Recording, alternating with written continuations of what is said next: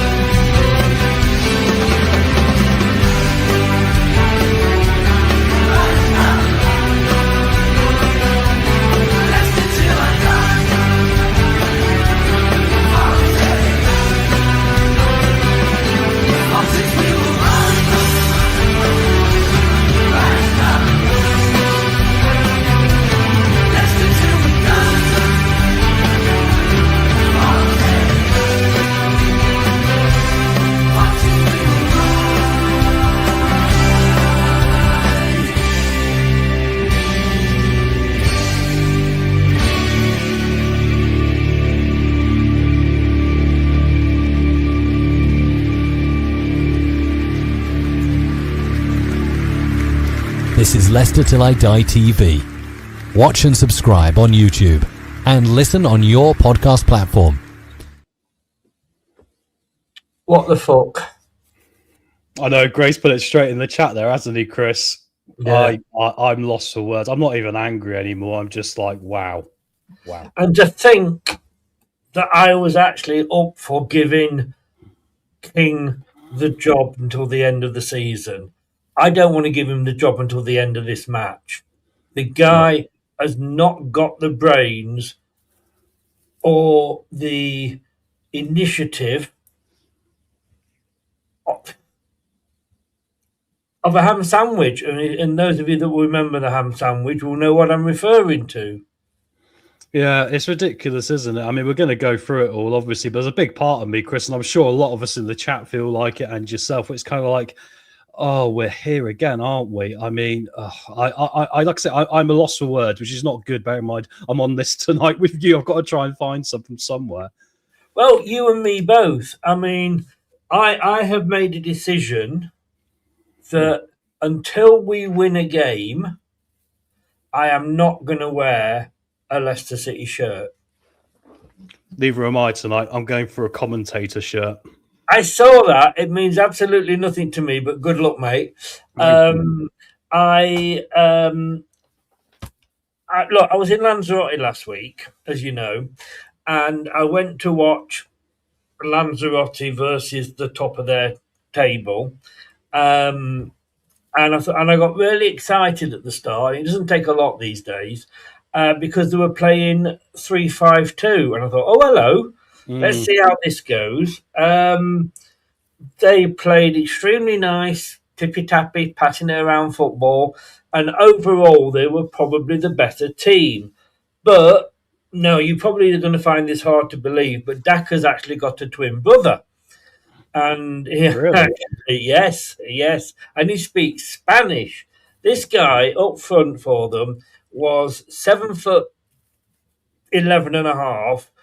He couldn't get his head on a cross. At every cross that came in, the goalkeeper just came out and said, "Thank you, I'll have that." But it went on for 90 minutes. I thought, hello, Andy King's over. He's on a scouting mission. He's giving their manager a bit of advice. You're doing the same thing over and over again for 90 minutes. And believe it or not, they lost 1-0. Who knew? And they lost 1-0 to a team of 10 men because the opposition had a player sent off. And, you know, even at the last, we left a few minutes early to get on the bus. And we thinking like, what is it with football? So it's not just Leicester. I'm going to be honest with you. It's not obviously just Leicester, but just what the fuck? Southampton are going to absolutely demolish us. We'll go through the stats, obviously, a little bit later on, but they are totally going to demolish us. Interestingly, there are some other games here tonight. The Norwich one is interesting because they are playing Oxford, and we could well do with them doing us a favour.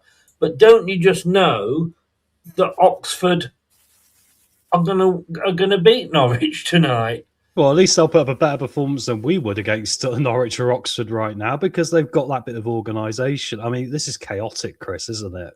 Yes, yes. And Birmingham could also do us a favour by beating West Bromwich Albion for us. This could be well. Let's have a look, because I've got to say I didn't have the table up, but let me just try and get that table up for us.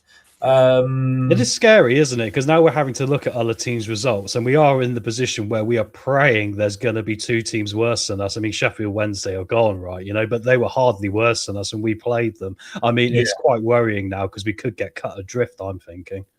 Well, if West Brom win tonight, that would put them on 35. That would still leave Portsmouth on 33, but they've got 2 games in hand. I actually might have the table coming up later. I have, so we'll come back to them. But let's hope for a Norwich and Birmingham win tonight.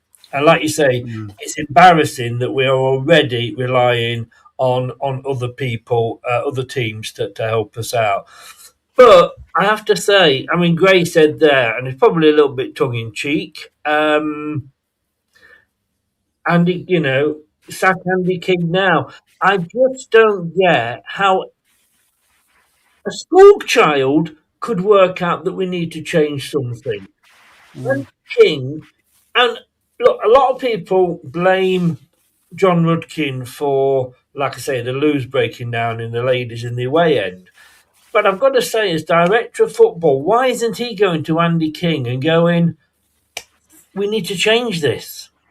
Well, he might very well have done, because there has been a couple of changes, but they're not the sort of changes that will be warmly received by the fan base. My heart completely sank when I saw this team. I said it in the chat with us boys earlier, didn't I? I said, to give up drinking? Absolutely, mate. I'm not, because I just can't take it. But I was just like, I said to you earlier, I bet you he's going to pick Ricardo tonight. Just because we've not got Hamzas, we haven't got a backup captain. So despite the fact his fitness is an issue and he's getting completely cut open all the time, and the fact that was confirmed to me, I hate to be right sometimes. That is a big mistake. Well, that's going to give them a goal straight away, isn't it? I mean, Southampton and their manager, Tonda Eckhart, great name, will be looking at that, and they'll be pissing themselves laughing in the they don't need any music or any he'll literally just go say, right guys, look at this is their team. They'd have done their research all week looking at our past few games as well, won't they? And they'll target Ricardo, they'll target Thomas, because they know as soon as you target them, after 2 or 3 goes, they'll fold in on themselves. The team will get frustrated. There'll be players diving in. There'll be all sorts going on. And this is exactly it Grace said there. Ricardo, unfortunately, hey, look, we love him for what he's done for the club, but it's not fair to him now to be playing him, similar to what happened to Luke Thomas earlier in the season. It's time for him to drop out for himself and for the football club, because I don't care if he's the captain, Chris. It's a bigger thing. It's not about one person. It is about the team. It's not about individuals. And it's really, really disappointing. I do also feel, though, and I think there's been a comment about it in the chat as well, I'm feeling a bit low about it, because I kind of think whoever comes in right now, I'm not sure a manager can fix this. I think it's actually unfixable. Do you? Because I think it's a car that needs to go to the scrap heap. This, I think it's that bad. I don't think you can fix the engine on it. No, I think it is fixable, because look what Chris Wilder has done at Sheffield United. But Chris Wilder's afforded control of Sheffield United. He's been allowed to bring in the players he wants. That doesn't happen at Leicester anymore. Well, there'll be the people that are making mistakes before. The manager that we get in has to have the balls to say that, look, you want to give me the job, you give me the job, Now, look, Paul said there, not blaming Kingy at all.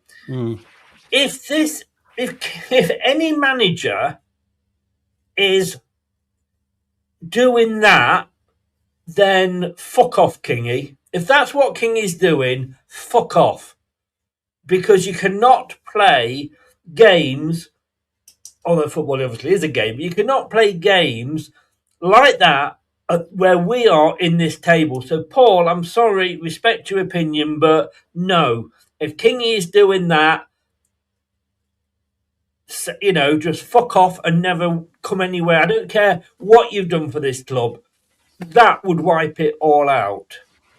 No, it's not a matter. We need somebody that will come in and say, right, This is what we're going to do. So this is savable simply by 3 at the back, 5 in the midfield, 2 up front. Sheffield United last night. Who did they play last night? Middlesbrough. And well done, Middlesbrough, at going top. Shame, isn't it, Coventry? They got Coventry next as well. That'll be interesting. Yeah. That team, and I was watching it, that team never gave up till the dying minutes. This team gives up after 5 minutes if we concede a goal. That's the difference. That's what we want to see. If we go down, we can blame it on the points deduction and say the players gave their all, but we cannot say that. At the moment, Kingy is as much use as a fart in a spacesuit. We've got into the habit of defeating ourselves, Chris, before we even get on the pitch as well. This is a defensive way we've played football matches. I thought about something quickly after the watch-along we did last time, and that was, I didn't mention it in the show, and I wish I had. It's amazing how much time we spend in our back four passing the ball around and then creating a problem for ourselves. And how many times this season, Chris, have we given out Man of the Match awards when we've lost 1 or 2-0 to a centre-back? Because they've had to do all the work in the game. It is staggering how hard we're making this for ourselves. Staggering. 100%. Can't disagree with that at all. And then you look and fuck off Luke Thomas at left back. We should have gone for a fullback in the window, shouldn't we? We should have brought Koulibaly back. And I mean, it is really worrying, isn't it? We went for a striker, and Andy King says he's in for competition for Fatawu. We've got 4. Yeah. We've got 4 loanees in, of which 1 is playing today. What was the point of getting 4 fucking loanees in, Andy King, and they're not playing them? You muppet!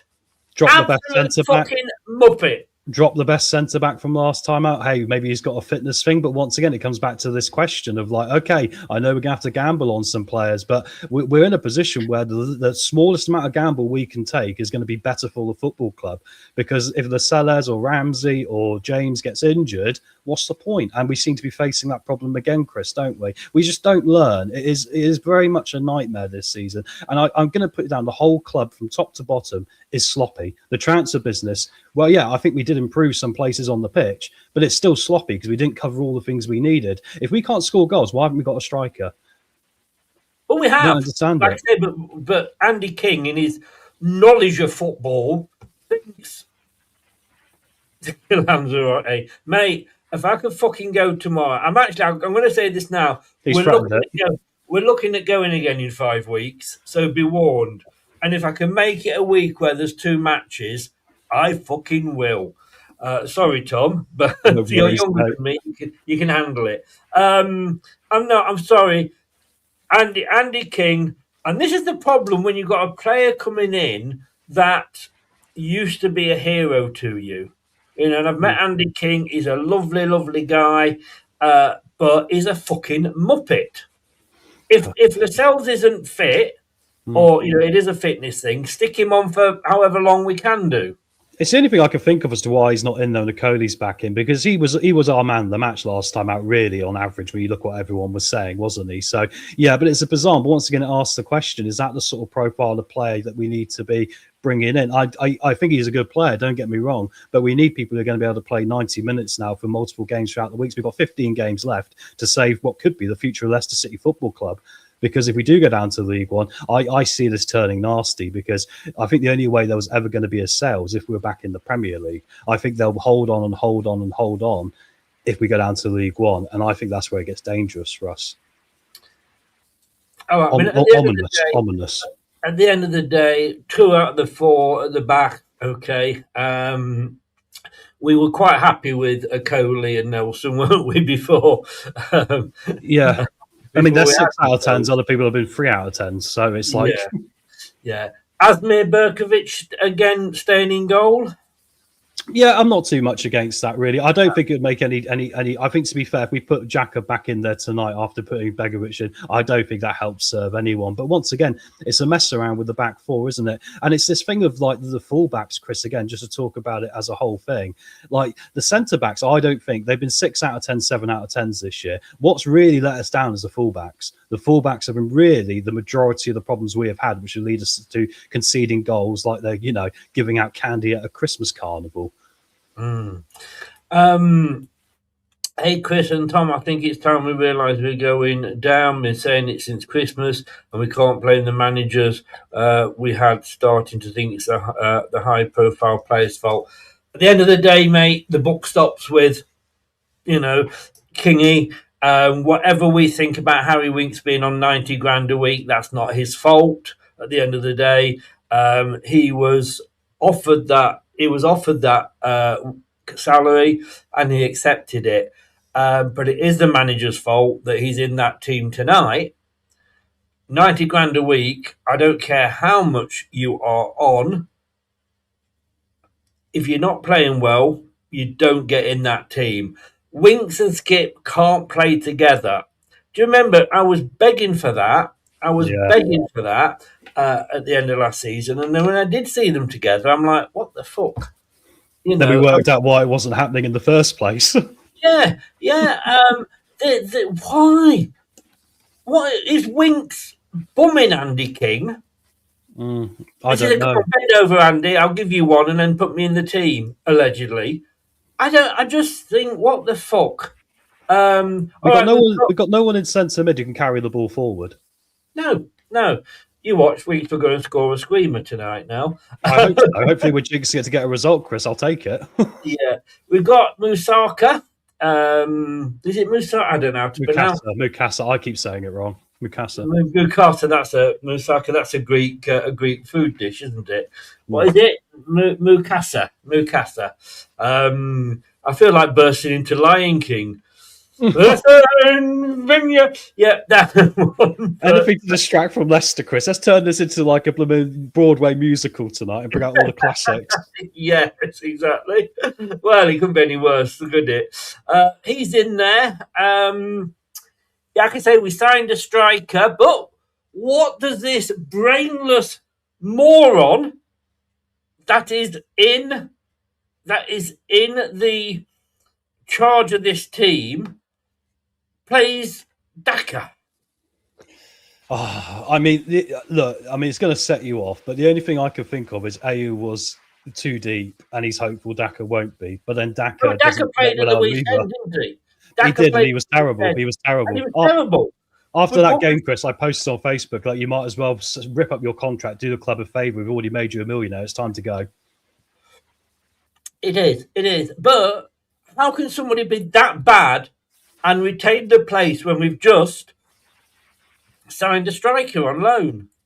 Yeah, it has to be that thing for me. I don't think Chelsea wanted to be played as a striker. I cannot think of any other reason. He can play as a striker. He has played as a striker, but we're at the complete whim of Chelsea Football Club in what position we play him. Otherwise, they just recall him, right? So you're kind of having to do it by their way. And, like I say, I mean, we don't know this, but it wouldn't surprise me if we thought we were getting a striker. Now he's here. They've gone, he's a right winger.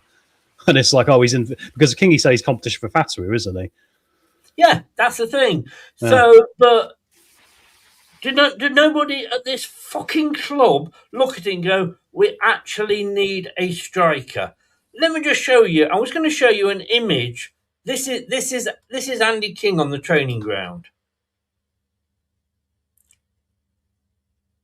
I have no words. I was muted. I have no words. Honestly. I mean, and you could apply that to a lot of the players. You could apply it to a lot of the assistant manager, Adam Sadler. What the fuck is he doing here? You could do that to the director of football. But at the end of the day, full stop, it is the manager, the caretaker manager, the coach, whatever the fuck you want to call him. His job to pick a winning team. And we know, even with Mukasa in there, Arsene Wenger, we know that we have to say that every time we say his name. We know that even with him in there, this is not a winning team.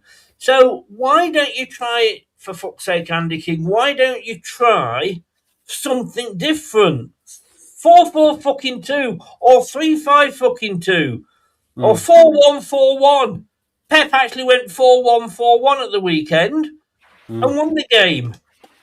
Yeah, I don't think he's got it in him, Chris. Unfortunately, and I there's been a few comments in the chat about this. There might be people interfering with team selection, all the rest of it, and unfortunately, that wouldn't surprise me either, because nothing surprises me with this football club. If you were to have a book saying how not to run a football club for dummies, we'd have been penned by our ownership, unfortunately, right now, and probably a spate of managers would be, in the forward of that book as well, because of how it's gone. Yeah, it's very difficult. I'm trying to find a thing to be positive about to try and lift the mood a little bit. Yeah, the thing I can think of is if Mukasa can make any sort of difference to that attacking mid position, that is a little nugget I can see tonight. But we're going to have to see Harry Winks grow a new brain that he's not had his entire football career for him to be able to bring the ball forward a bit more as well, because otherwise we're going to be so deep and we're going to be hemmed in. And it's not as if we can be tight at the back, because Ricardo will probably wander into midfield to try and support that, and the gaps will open up, and we're repeating the same cycle we have game on game. It is really just, I'm not even angry anymore, guys. Do you know what I mean? Other people say other channels are going angry about it. I just feel so apathetic now, like a lot of the fans do. And I bet you tonight, Chris, the attendance is going to be diabolical. No one will be there. I'm not angry. I'm not annoyed. I'm just very disappointed. Yeah, that's it. It's like your kid's been caught stealing a frigging lollipop from the shop. It's embarrassing, I don't know just where to go with this. Now we loaned in 4 players, didn't we? Yeah. So you would think, okay, we're starting 1. You think then we'd have 3 on the bench with the standard of this team. Well, Aribo can't be involved, don't forget, because it's against Southampton. In fairness, you're right. I forgot about that. Yeah. All right, that's stopped that rant.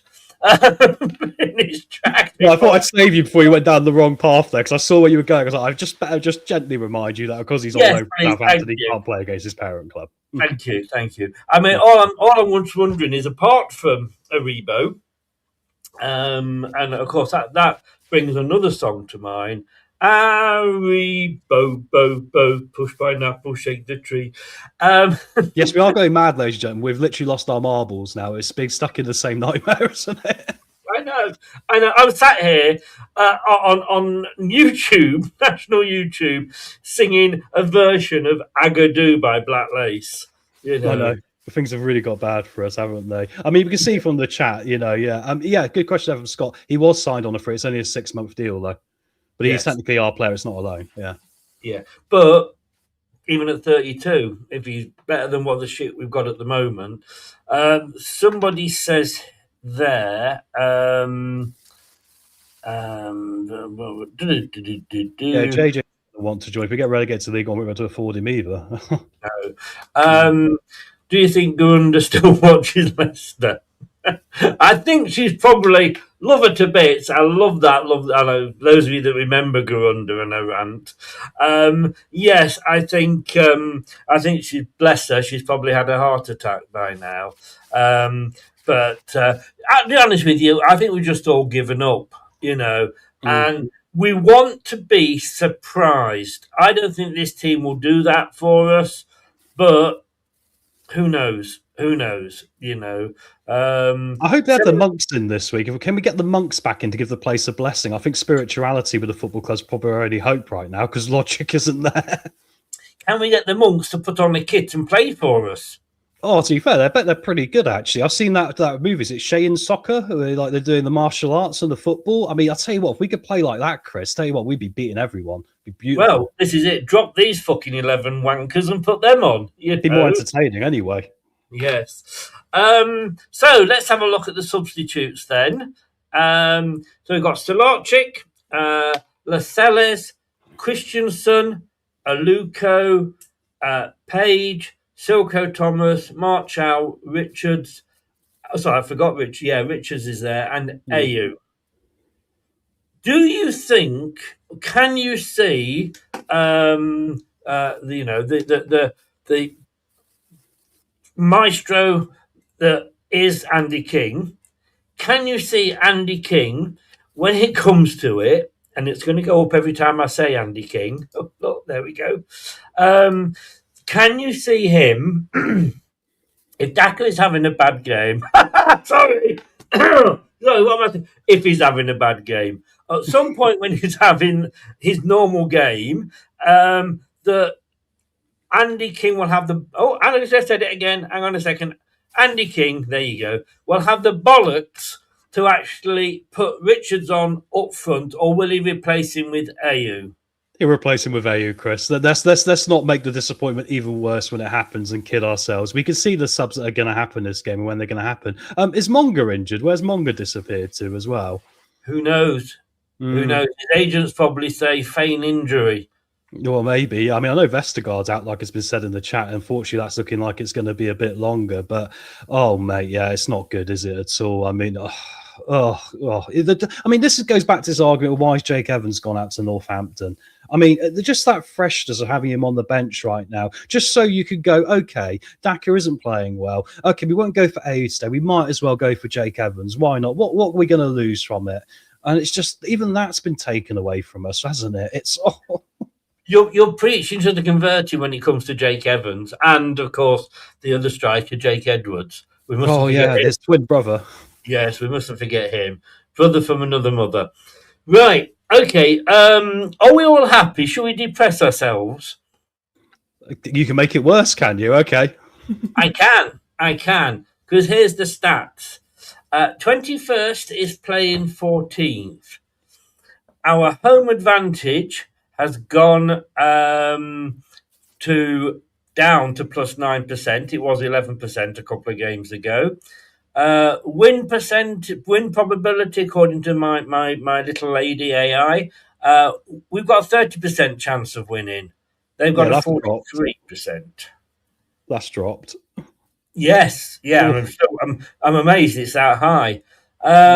Last 5 games at home, we've lost, won, lost. Again, sounds like a dance. Their last 5 away, won, drawn, lost. James, I mean, he's been out how long? He's been out how long, and he's still a fucking top goal scorer. Jesus. I'm shocked he's got 9 goals, Chris. I mean, fair play to the lad. I mean, but doesn't it show you, just how terrible we have been this year? The fact we've been a one-player team, and that's what we've been. Without Jordan James, we have offered zilch, zero, nothing. Just goals going in our net, and it's really horrific, isn't it? Yeah. There's his Armstrong, but he's only got 11, in fairness. He's gone to Wolves now. Well, yes, he has, hasn't he? Yeah. Well, he's still their top goal scorer, which says it all. Most goals scored and the time. Well, we know 76 to 90, we suddenly decide to start playing 3-0 down, we'll get a goal. When they score the most goals, it's between the 18th and 30th minute. That'll increase tonight to the 3rd minute, okay. Yeah. Well, the most conceded goals that we concede are 31 to 45, that last 15 minutes. But, and I didn't have the space to do it, it is so close to be in the first 15 minutes. Yeah. They concede, and this is possibly the only good news that I can derive from this, they concede most of their goals between the 76th and 90th minute, when we are down to score the most. So maybe Daka will get a hat-trick if he's still on the pitch at 76 minutes. Who knows? We're both around, look, 41 goals we've scored, 47 conceded. They're 44 scored, 41 conceded. So we could see a 5-5 tonight. Will we get in the box 5 times tonight? I mean, the good thing about what you were watching with Lanzarote was you saw players getting the ball into the box. We barely get it in the box most games, Chris, especially probably tonight. I have to say, all right, it was a nice day. It was in the sun, but we were sat in the shade. Can you believe a beer and a Coke, a pint and a Coke, £3.50? Unbelievable, isn't it? Sorry. £4.50. Sorry, £4.50 for a pint and a proper can of Coca-Cola. And then at half time, it went down to £3.50. That's incredible, isn't it? Unbelievable. Shows how much we get ripped off. And they got sunshine as well. I mean, we've had rain every day this month. No wonder I'm feeling pretty miserable. Sunshine on a rainy day.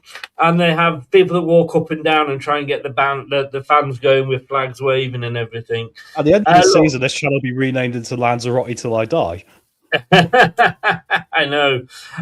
Somehow we've still got XG higher. Look, we've only kept 2 clean sheets at home, but they've only kept 1 clean sheet away.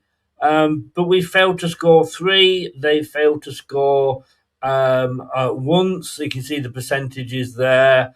Points per game at home, we got an average 1.47 points at home. They get an average 1.06 at home. I just don't know where to go with this anymore.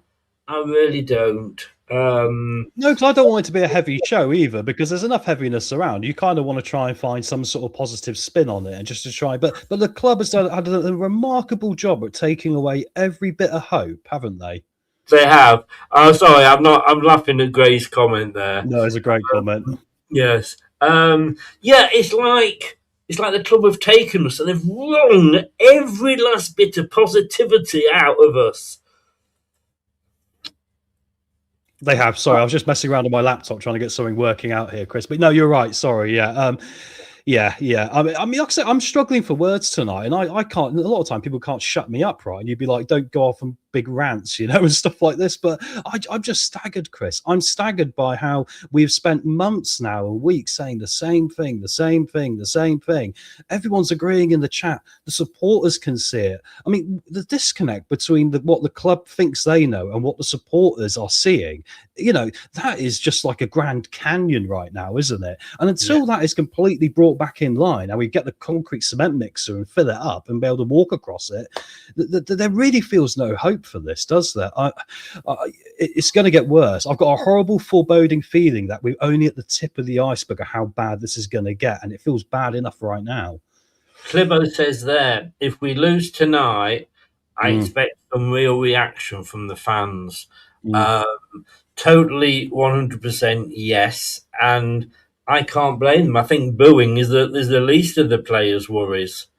Yeah, exactly. We've heard there's a lot of this recently, haven't we, about look, get behind the boys and all the rest of it. And I completely agree. Like, we want to try and get behind the boys as much as possible. But there comes a point where you go, the players have got to offer you something as well. The players have got to make you want to get on board.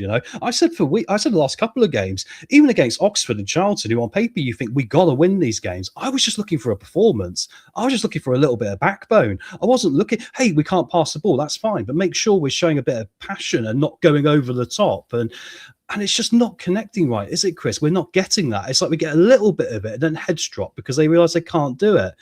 It's really distressing, Yeah, I know Reece, Clibbo's nephew, said he wasn't going tonight, because he's got better things to do, and I don't blame him. I like I say, I give up. I really do. If the players, if they want us to get behind them, give us something to get behind. That's it. Exactly. Get us something to get behind. Yeah. But all we're seeing is just everything we can't get behind, And I get it. The players must be like, well, the fans are on our back and it's really difficult and all the rest of it. But they don't seem to understand. Like, there seems to be this narrative from the club. It's because, the fans are upset because we're not in the Premier League. The fans are upset because of this. The fans are upset because we are seeing a Leicester City football club that we don't identify with. This is not the Leicester City we all knew and loved. Even throughout all the years when I was younger, when we weren't the best team in the world, we at least had something about us. I would honestly say throughout my lifetime, and I can't believe I'm saying this, there's been some bad Leicester teams, Chris. I think this is probably the worst it's been, honestly. And I include the League One year in that. I think in League One, there was at least optimism. Well, yes. Yeah. I mean, back in your day, was that when it was on black and white? Oh, yes, mate. Yeah, I'm definitely knocking on a bit now. Look, I'm actually in about 7 weeks' time, I shall be turning the ripe old age of 65. I know what you're thinking. Look, I don't look that. What's your health regime, Chris? Wish I could get some of that cream. But yeah, I'm turning 65. So I've seen a lot of Leicester teams. The only one that could possibly touch this one is the Frank McLintock one after Jimmy Bloomfield left. Yeah, a lot of people have said that, which obviously I sadly wasn't around here for. Luckily, you weren't around. But again, there the fans were. We had Jimmy Bloomfield. We were finishing mid-table. We were playing like a team. We have some great players in that team: Weller, Birchenall, Rofe, Worthington, and I could go on and on. Shilton, and then the fans wanted Bloomfield out because we weren't winning anything, and they got rid of him, and they brought in Frank McClintock, and we came bottom that year, and we got relegated to the second tier. I'll tell you what, Pete Steve Whitworth, indeed, the Ginger Minger. We still. Oh, what's I going to? It's gone. It's gone. My memory. They finally deleted my memory. I would sooner see Peter Taylor in that dugout than Andy King. I would sooner Junior Lewis be in that team. I would sooner Adi Akinbaye be up front. Because I tell you what, Junior Lewis and Adi Akinbaye, as shit as they were, they gave 100%. They did. That is true. Adi Akinbaye, my God, he's a big guy. I bumped into him when he was playing for Burnley after he left us. And I lifted my top up and I got a Leicester shirt on underneath. And he gave me that look. And I tell you what, I nearly filled my pants. I mean, I didn't want to. I had a similar experience once with Sol Bamberg, rest in peace. I was in a mall in Cardiff in the shopping centre. I turned the corner, walked straight into Sol Bamberg. I went, all right, Sol. Lovely chap. He didn't get a picture of him because he was in a rush, but for a nice chap, I literally walked into the bloke and he knocked myself out. Yes, I know. He ain't giving way. But, who can forget when Akinbaye scored, took his top off and that when it was allowed, and those muscles underneath. But they gave 100%. This lot don't give 100%. This is worse than Peter Taylor's team. Yeah. We're looking at players who look like they'd rather be anywhere else, and that's the majority of them in this first team right now, all for different reasons as well. Some of them like Ricard, it's because they know they're done. Some of them like Winks, they just don't want to be here. It's frightening. And you look at any other team in the Championship, and I think apart from Sheffield Wednesday, that isn't the case anywhere else. No. And I mean, look, Paul said there Fab McClintock was a complete flop. He's as old as I am. It was much a flop as my cock is these days, Paul. I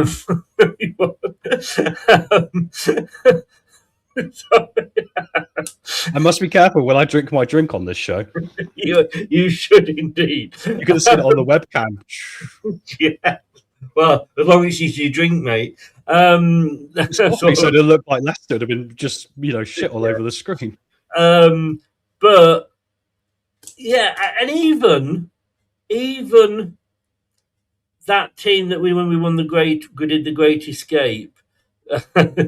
Oh, I do, mate. Even that team. Yes, I drove 8 hours or 7.5 hours there and back every weekend to watch them play with my son in in that season. We both had a season ticket. And what we enjoyed most about the day was listening to the late kickoff on the radio going home. Yeah. But that team gave 100%. Not once did I leave that ground thinking, God, we were shit. Well, that's interesting, isn't it? Because that's the point. We have had teams on paper that are worse than this, but we can't fault them because we knew they were bad teams, really, but they were trying. This is where it gets different with this team. There are players in this team, I would argue, somehow would probably go somewhere else after Leicester and probably have a half-decent career. And that's what gets me about it, Chris. It's just how we've ended up in this position, because that is the first time you could say there are players in this team that can go elsewhere and probably be okay. But some reason altogether here, it doesn't work. Interestingly, El Canouse he's getting a bit of criticism at the moment since Morocco lost the Africa Cup of Nations. He's been playing really bad, apparently. And in reply to your question from earlier, yes, I can see the match. Wonderful. Chris, we do a red card sweepstake. It was asked in the chat. Has anyone got a suggestion for who's going to get a red card tonight for Leicester? By all means, go for it. I reckon Ricardo, after 15 minutes, is going to lose his mind after getting skinned 5 times. He's probably going to punch someone tonight. So I'm going to go with Ricardo for the red card. Right. Well, you're going Ricardo. This is the red card. Yeah. Sweet Gray's gone stick. for a Coley. Get him in, guys. Get him in the chat there. Right. So, who have you gone? Sorry for you've I gone went for for Ricardo. Ricardo. Yeah, Gray's gone a Coley, Paul's gone for Winks, Armchair's gone for Thomas. And this is the point, isn't it? We could pick anyone. Could be Begovic. Who went for Thomas? Armchair. Armchair. Look, Kevin's gone a Coley. I tell you what, if Jim's still there, Jim, can you write these down and remember that and remember them? Yeah. I looking at the it's a good question actually, isn't it?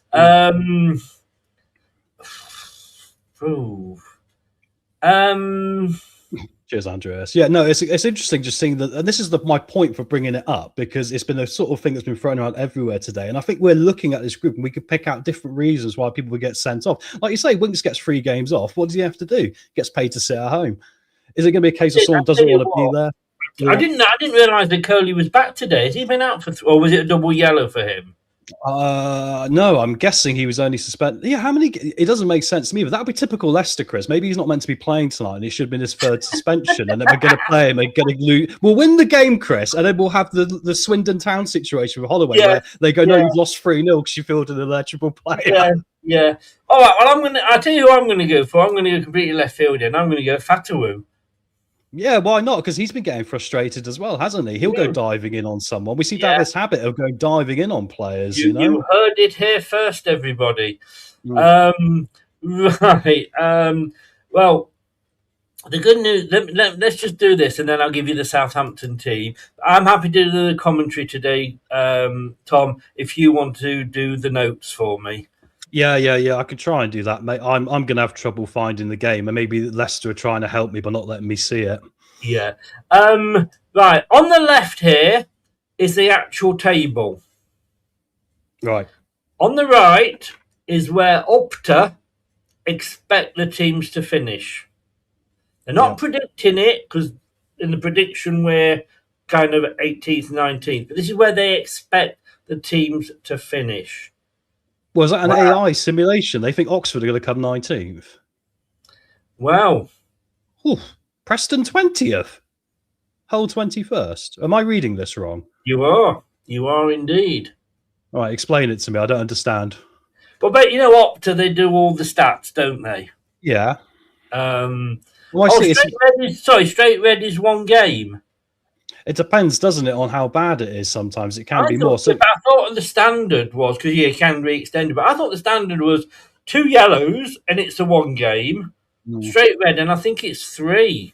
I would question you there, Derek. Somebody can double check it for me. Scott's usually good for this sort of thing. I think it depends on the severity of it, Chris. I think because it's a last man and it was cynical, I think it probably is a one game suspension. If he went in 2-footed on someone, it probably would be a 3 game. So probably extend it.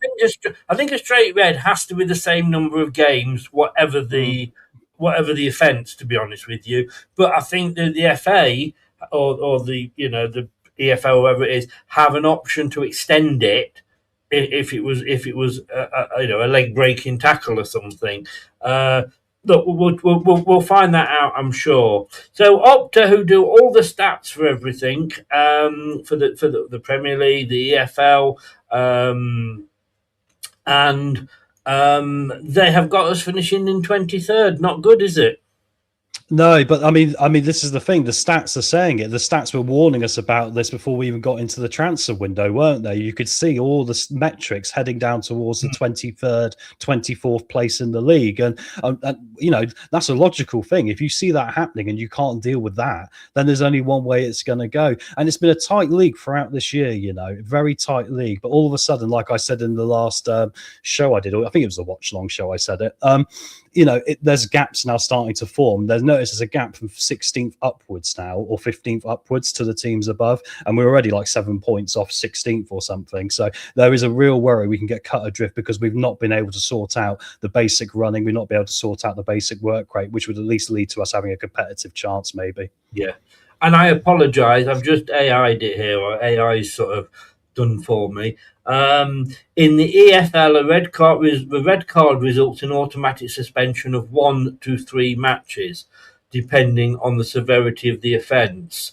Yeah, so it wasn't that severe. Yeah, a professional foul or second yellow usually warrants a 1-match ban, while violent conduct or dangerous tackles carry a 3-match ban. It covers all. 1 match is a dogso, denying an obvious goal-scoring opportunity. 2 matches is for dissent. 3 matches is for violent conduct, dangerous play, or serious foul play. 3+ matches spitting or violent conduct that is deemed extreme. I mean, for fuck's sake, even that's cocked up. Let's introduce this. What was it? An orange or a blue card, wasn't it? It was going to be a blue card. So we know that if it's a red card, it's 3 matches. If it's a blue card, it's still being sent off, but it's 1 match. It's a joke. But yeah, Opta have given up on us. Just like the rest of us, really. I'm going to go and set up, ready to do the watch along, plug myself in because I haven't got my headphones and everything in. Whilst I'm doing that, Tom will talk you through the Southampton team. I will indeed, guys. I'm not sure we want to hear it, but we might as well have a quick talk about it in a minute. So, yeah, Southampton, they're going to be 4-2-3-1 tonight, like we are. So, but of course, they're in a good run of form at the moment. They've, I think, won 3 out of the last 4 games now, kept a few clean sheets as well. So in goal for them tonight is going to be Peretz, who's on loan from Bayern Munich. I also want to sign it. This is a team that apparently, according to Transfermarkt, spent £50 million this summer. And they've obviously brought in loans in January because they must have spent a lot. But my word, Southampton, are you pushing your PSR? That's a lot. Right back today, they got Brie. They got centre backs of Harwood, Bellis, and Jack Stevens. Left back, they got Wellington, a Brazilian. And then they've got Downs in midfield alongside Janda. The front 3 is going to be Fellows, Azaz, and Cienza, who has come in and been a very good player. I think Southampton fans have been most impressed with their number 13.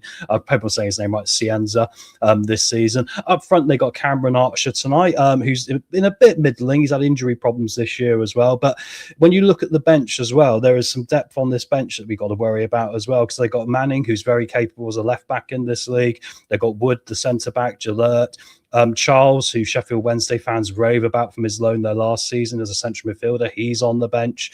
Masuki, and they've also got Aduzi, who's come back off his loan, so he's a Southampton graduate as well. And they've signed Cyril Larine from Mallorca on loan, who is fighting for a place in the team as a striker because he wants to play in the World Cup for Canada. So it's going to be a very difficult game for us this tonight with the players they got. I mean, I look at this team, and I don't know much about the goalkeeper personally, but I mean, that back 4 for a starting point is a very experienced championship level back 4. I mean, they've kept some clean sheets recently against Stoke with these players in. So that's a bit of a concern for us. How do we break that down? And I just look up at the top end as well, and I just think, while Fellows hasn't so far pulled up any trees for them, there's a player there, obviously. And like I say, the ones that worry me are Zaz and Cienza, because if they're on fire tonight, unfortunately, it does make me worry if they're going to tear us apart a little bit. So, yeah, they're a very good team. I mean, the thing about Southampton, the way they play as well, they generate a lot of chances. They've had a problem putting the ball in the back of the net. So the positive spin on it for us is we need to hope they have a night where they can't get the ball in the back of the net. But it doesn't fill me with a lot of hope when we seem to be helping teams out with that recently, especially the last game with the Ricardo mistake after 3 minutes, right? So, yes, very difficult one for us here, guys. I see some predictions come in the chat. Get your predictions in while Chris sorts himself out here as well. It might be a difficult night for some people to watch the game because it was a game that was scheduled for a Saturday originally, and it's now been moved till tonight. And there's no TV coverage of it per se because it wasn't scheduled to be on this date when they set up the televised games before. So we all might have trouble tonight with this one. But in some ways, it might be a blessing in disguise because I agree with a lot of you out there when I look at this team. I do have a foreboding feeling, especially of our history with Southampton, that it could be a very difficult night for us. And it sounds awful in some ways. If we only come out of it with a 2-1 loss or something, it doesn't feel that bad, but it is that bad, isn't it? Because we need to start getting points. So going to be very interesting. Let's see what we got going on in the chat here a minute while I wait for Chris to come back. So we got some predictions like Saints 3-0, 2-0 to Saints. Has anyone gone for Leicester tonight? Let's have a look. Thank you, Gray. Get the likes in, guys. At least that will cheer us up a bit on the channel if we get some likes in. So that'll be really good for us. Decordova's on a free. Yeah, that wouldn't surprise me. This is what we were talking about. And it's, about the different variations of red card. I mean, he came lunging in from distance. I was saying to the boys earlier, just a quick one about this, because it's a side note I forgot from the last watch along. I think what happened there is, I think Bobby was seeing how Osman was completely tearing Ricky to shreds, his teammate. And I think he went in to try and leave one on him to try and scare him off. But the problem is you can't do it like that. Ramsey did it against Oxford, and exactly the same thing happened. If you come charging in from distance, they're going to see it and you're going to go for you. If you want to be doing things like it, you've got to be masters of the dark arts. You've got to be nice and close to them and leave one on them nice and close so they're not going to see it. But it's that just anger of like your teammates getting done. So he's gone in there, made a right mess of it, right? So, yeah, interesting point about Bobby there. Got some more predictions coming in. So Derek's gone 2-0 Southampton. Paul's gone 2-0. Keith's gone 3-1 to City. Well done, Keith. You're the optimistic one tonight. Well done to you, bud. Kevin's gone for 2-0 to Saints. Matt Jason 0-0. Hey, that probably wouldn't be a bad thing for us right now, but it is worrying how that trapdoor's getting closer up behind us, and we probably need 3 points, right? And Andreas, you're a good man, my friend. 1-0 to Leicester. I wish I could share that optimism, but I think my prediction for tonight. Oh, how bad do I go with this prediction, Chris? Because it's not an it's not an emotional. Somebody had gone 0-0 since we're going to keep a clean sheet. Matt Jason's gone 0-0. Andreas has gone 1-0, and we keep gone 3-1 to Leicester. So I do say well done to the people in the chat who have gone for the Leicester win, because that is a lot of blind hope, isn't it? I appreciate it. Yeah, I mean, if we could get a point and West Brom lose. Who are West Brom playing again? I can't remember. Away at Birmingham, we've obviously got quite lofty ambitions. So, yeah there should be a tough and it's a derby, but that's the thing. Because it is, if they could do that and we can get a point, we go above them on goal difference. Woo! That's as exciting as I can get, folks. I'm sorry. No, right. true, isn't it? Thank you very much, Tom. No worries, guys. I'll let you go because you need to go and play with your knobs and sort yourself out and enjoy it. It'll probably be better than the game. Thank you very much. Buddy. Sorry, I stitched you up, don't I? No, it's fine. You know I can take it. That's why. It's all good. Good luck, everyone, eh? Cheers, mate. See you later. Cheers, bud. Bye-bye. Cheers. Subscribe to our YouTube channel now and make sure you never miss another upload. Leave a like now. Ring the bell and never miss another video. Indeed. Oh, let me do that. There we go. That is where we're going to be.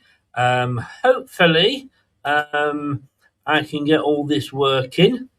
Well, more than Leicester can. So sorry again, guys. You've got me tonight. I'm able to see the match, but just don't ask where. That's why I can't find it, because I haven't uploaded it yet. So 62 of you in. Please press the likes buttons, guys. And the teams are coming out onto the pitch and lining up. So let's get ready to rumble.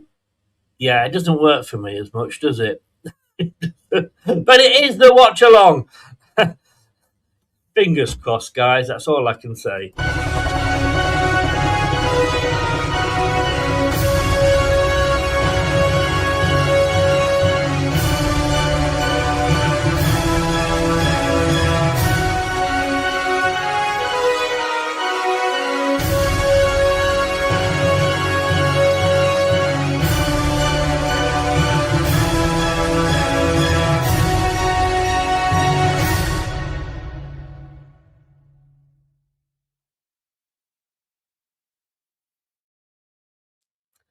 And, well, just going to do the lineup at the moment.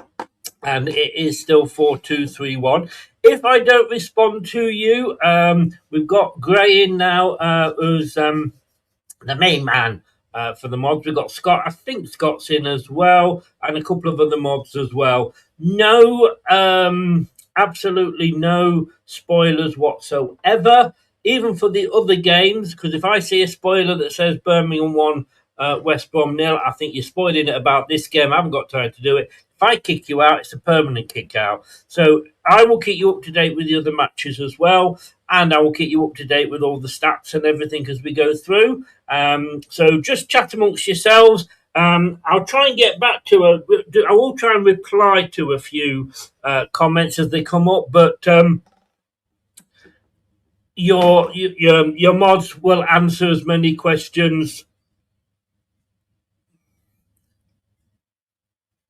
So again, because the question you could ask yourself is, what the hell are we doing loaning a player from a club that we're going to be playing twice in the next couple of weeks? Keith, that's a very nice shirt, Chris. Like Vardy's new shirt, good and colourful. It is. The white one, I've got the white one as well, and all that's in colour there as well. Lanzarote, mate, it's got to be.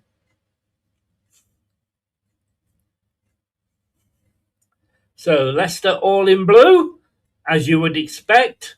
And I'm sure Southampton are going to be in red and white stripes once they strip off.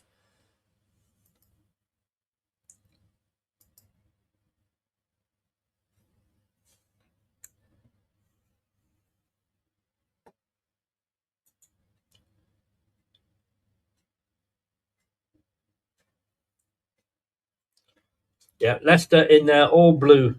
I like the all blue. I always have done, more so than the blue and white. Yeah, but it's the red and white stripes variety for Southampton, with black shorts with red stripes down the sides and white socks.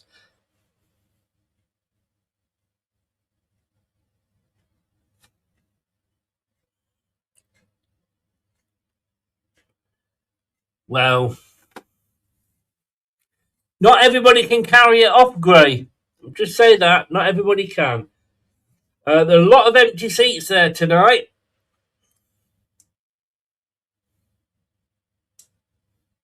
Hopefully, says Matt Elliott, we get the fans on the side. I somehow don't think so. Southampton are going to... the referee that sent off Aaron Ramsey earlier in the season. Southampton will be kicking off in a second, and we're away. Now remember, we're all going to be different, though. We're not. We're going to have to start again, everybody.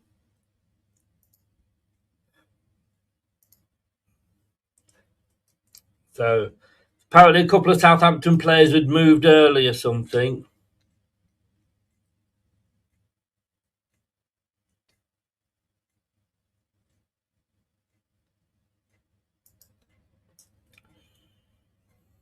Please don't put any links or anything for shows in the window. And it's... Oh! Nearly from word go there. Archer completely alone in the box. Cross comes over, all the way over, goes... the ball comes over from one side to the other. It's headed away, but not very clear. Belted back in. And what was Nelson doing? What was Nelson doing there?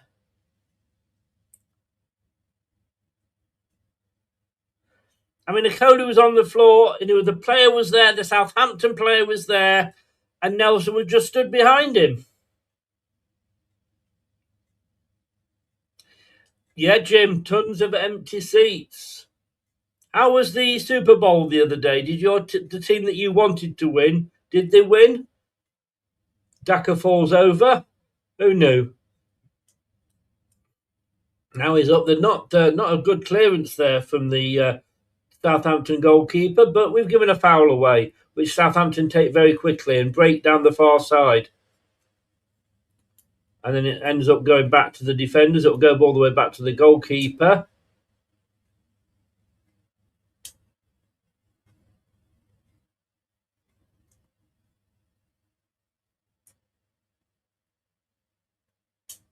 Norwich 1-0 up against Oxford. Oxford 0, suffering a bit of the old Leicester jabs there. Oxford 0, Norwich 1. Well done, Norwich. Guys, have you all seen the new look to the YouTube channel, Facebook and X? Let me know if you like it or if you don't like it. But I've had a bit of a change around, trying to get a bit of. Oh, here comes Fataru down the far side. He took it down well, in fairness to him. He plays it, slide foots it into the box, but no Leicester player on the same page as him. Mukasa tried to a bit late, but couldn't. The moment Southampton can't get away, Skip plays it back to Nelson in our own half, just inside.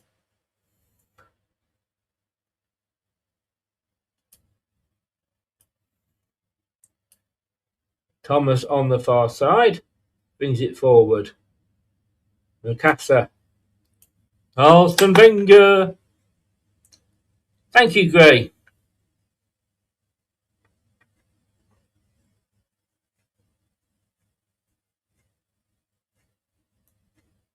So it's back with the Leicester defender. Coley will go back to... Ricardo will go back to Bekovic. Yeah, it is wet there, but there's a lot of empty seats, as you say. Daka showing a bit of neat footwork there, but he's back in the midfield. He's not up front where you'd want him to.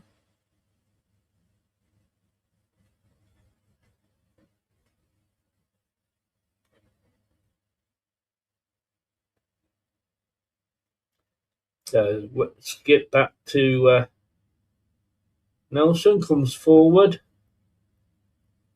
Winks has got a lot to prove tonight. Fataru now down this right-hand side. Oh, he tried to go around the player. It's a corner, the first corner of the game going to Leicester City after 4 minutes. Fataru tried to get down the side there, was bustled out, but as the other player came in, it was put out for a corner. Mukasa on there is going to take the corner on this near side in front of the Southampton fans.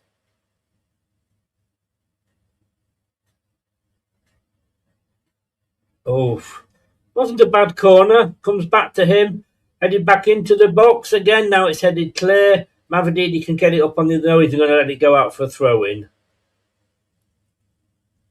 He takes the throw-in, not leaving it to Luke Thomas. But Winks...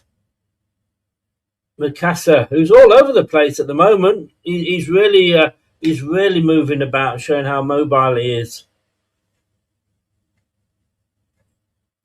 76 in. Please do smash that likes button. If you're new, please subscribe. But the likes, it doesn't cost anything, nor does subscribing for that matter. Daka tried to close down the back pass, but it's all the way upfield. Ricardo.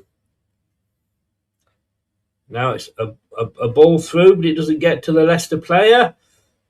Mavididi, who didn't... Oh, has he won it?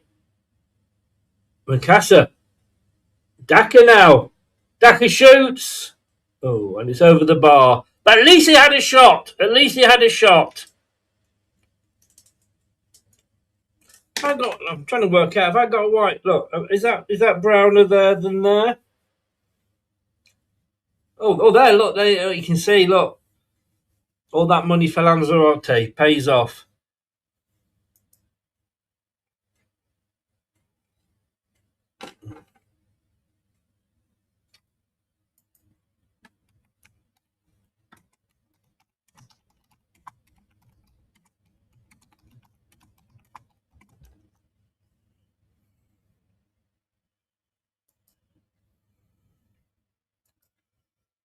So Southampton have it at the back, chipped forward down to this near side, played back in. A bit of confidence there by Southampton, but it's back again with the back three, which this 4 tends to be when you're attacking. But Leicester now. Mukasa is getting involved. He's got 3 players on him. He manages to get it back. Skip then passes it back to a Coley. Let's hope he doesn't try and bring anybody down. I'm sorry, I don't get that. I don't get that. Prashan, I know what you mean, Prashan. small victories.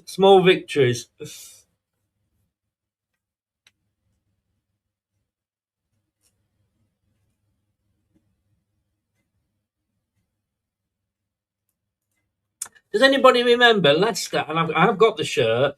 We had, because Lanzarotte's away kit is white.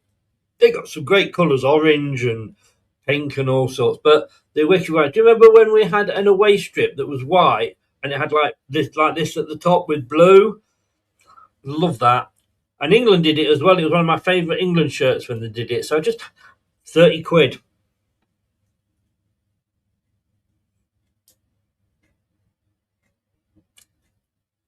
Also, though, Gray, ELO, yeah, don't bring me down, but also confusion. Confusion? Oh, Southampton. One player at Southampton not talking to the other player there. Yeah, I did. But my favourite, I do love these. I do love these sort of things. And that was a great away shirt. Leicester make a mess of the throwing, but we've come away with it. Mukasa here.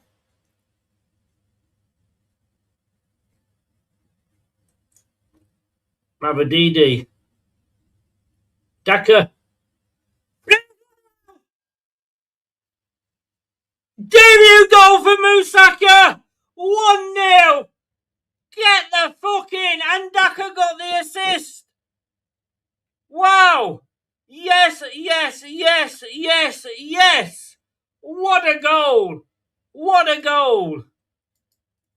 He's been the best player on the pitch so far. There's no doubt about that.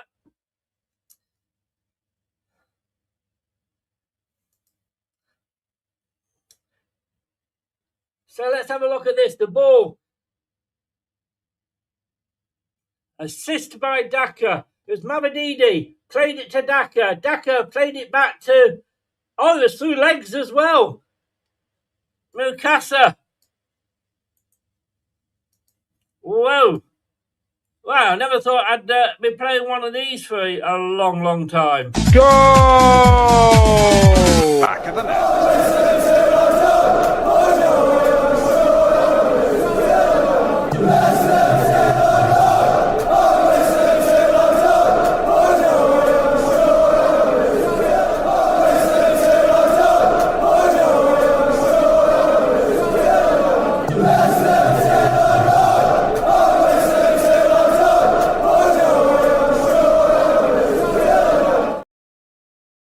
Yeah, apparently the goalkeeper got a hand on it, the Southampton goalkeeper, but it was hit with some power. So 1-0 to Southampton, to Leicester. And I just realised I got it the wrong way around. I had to do all my graphics again twice because I've got this as a home game for Southampton. That, of course, is on Saturday in the FA Cup. But 1-0. 1-0. Will I be playing the orgasm at the end? It's because you can see, it's because Vout's looking after us here. He's ahead.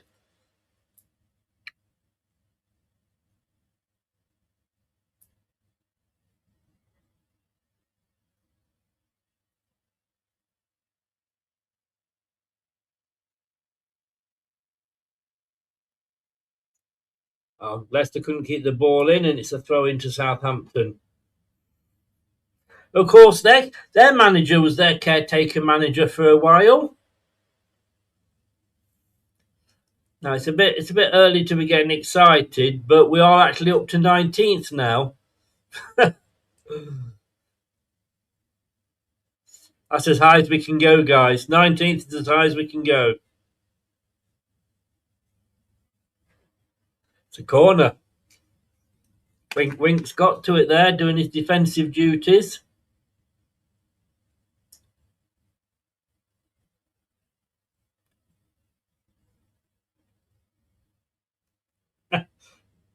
Yeah, keep that one, Gray. We might need it. LG. Oh, so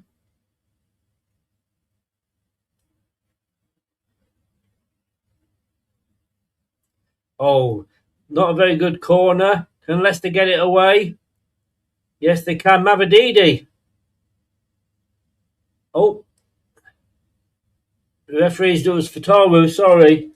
Daka's running through now. Can Daka get it? The goalkeeper's come out. Daka, he's got the open goal, but it's 2-0. It's 2-0. Patson Daka. That's what Patson Daka does. Daka do. Daka did. Yes. 2-0. And I tell you what a goal. Fatu had the ball. He was fouled. The referee said play on. Mavididi got it. It broke. Daka got it, went round the keeper. The keeper was well out of his goal. Well out of his goal. Daka went round it.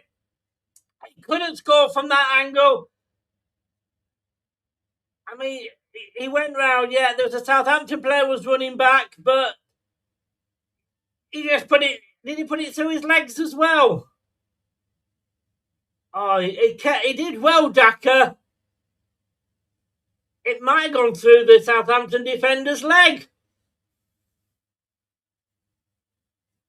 But it's 2-0. He did well because he brought it inside. Yeah, it went through the defender's legs. Patson Daka. Daka did. Whoa. Well, I'm having to play this twice, aren't I? Good God. Go! Back of the net.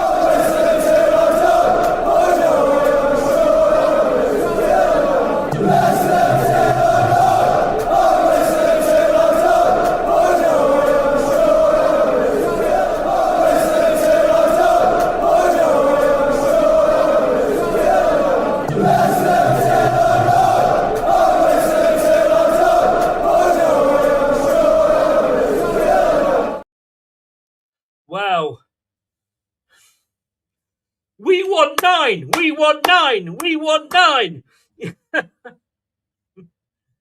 Am I being a bit optimistic there? Oh my goodness gracious me. Mukasa. Mavididi can't quite get through. Southampton heading it away. But Leicester now. It's like a blue tide coming forward. Whoa.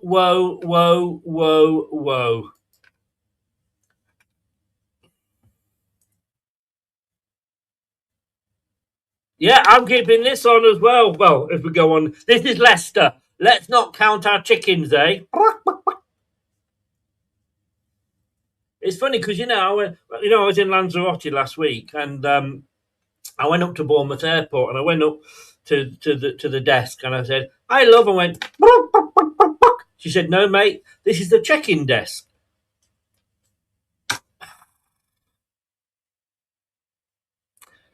I'm trying.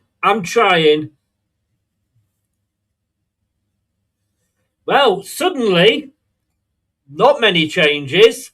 Let's be honest. A double throw in for Leicester. 16 minutes gone, just coming up, and it is don't switch over. You've not suddenly found an old video from 5 years ago. You're not drunk. Nothing is wrong with your set. It is Leicester City 2, Southampton 0. I'm going to enjoy half time at this rate with Wayne. It's another corner to Leicester.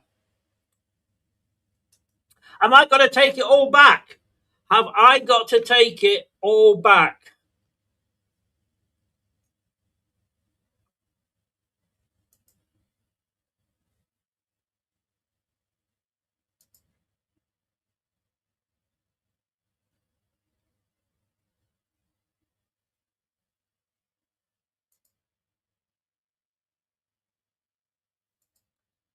Winks.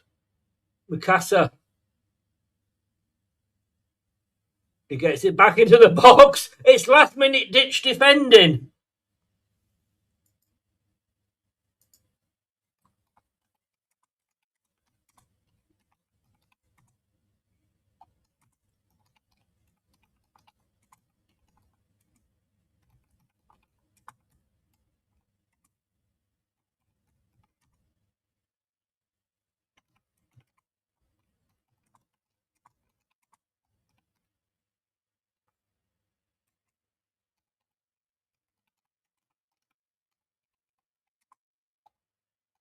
Leicester free kick.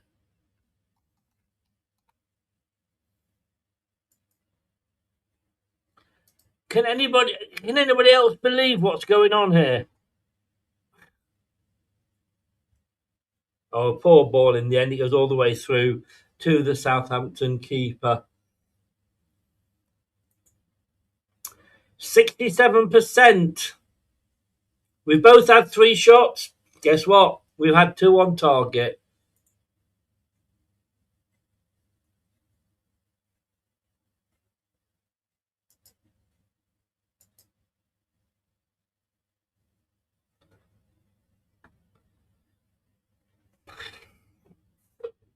Cheers.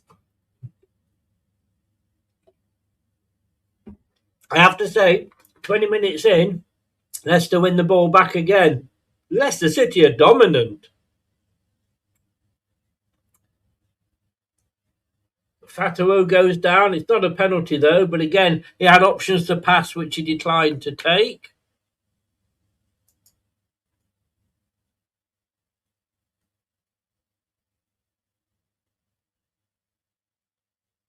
No, we've given away a foul in by Coley in a very dangerous area on Archer. Not Archer's dangerous area.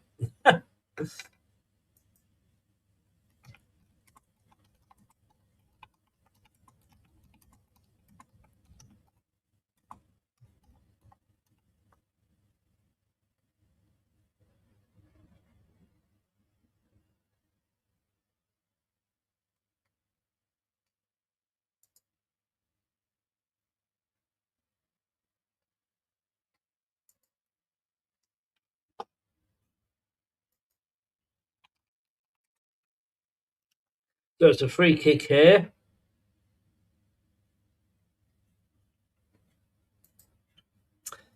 Cienza right foot. Organising his wall, Berkovic. About 26 yards out.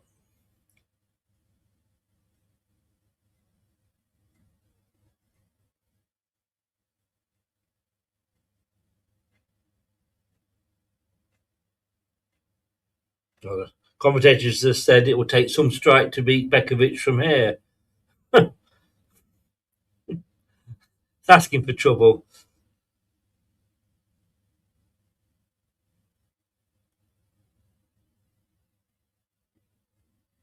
Oh! Great save by Bekovic. It was a free kick to the far side of the goal. Chipped in, that came in to do a header, and it was saved by Bekovic at his near post. Went down for the save. It's good free kick. In fairness, Bekovic did well.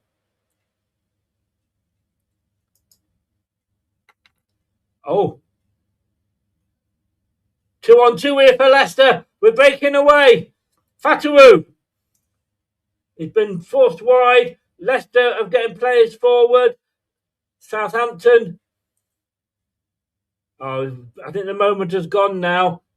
But Leicester broke away with speed there.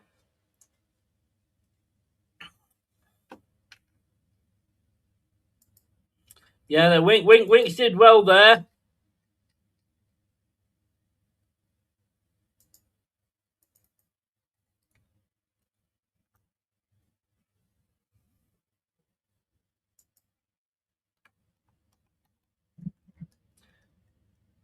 Thomas, he's way up in the... I don't know what he's doing up there, but... Oh, Ricardo. I've got to say, everybody that we have criticised is actually having a good game.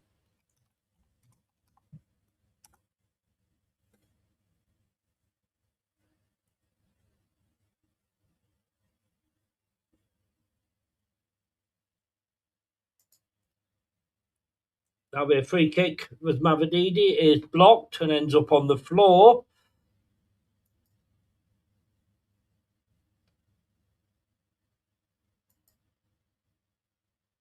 What a save from Bekovic. What a save.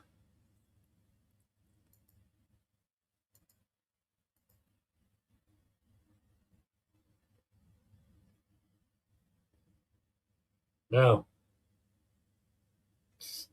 Skip don't know if he was expecting the ball there. He's lost it, but it's gone out for a throw in off Luke Thomas.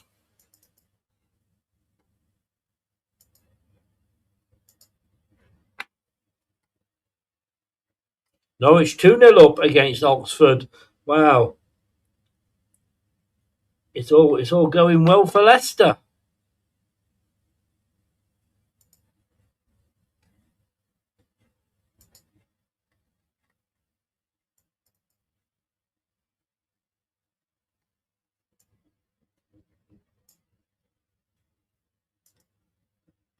So now it's all again, it's a goal kick, but Daka didn't give it up there, and I thought at one point he'd actually got it.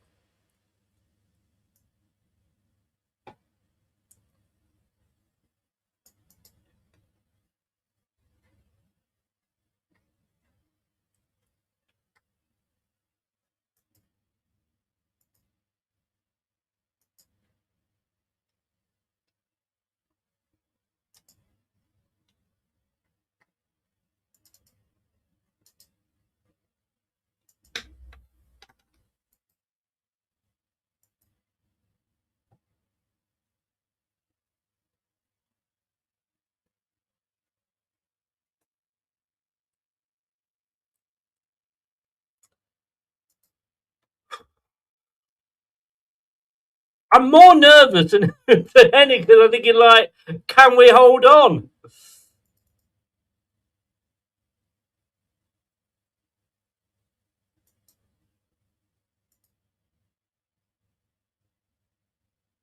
Oh, Southampton almost got a breakaway there, but it actually hit the heel of the Southampton player moving forward. Offside it was anyway. Free kick quickly taken.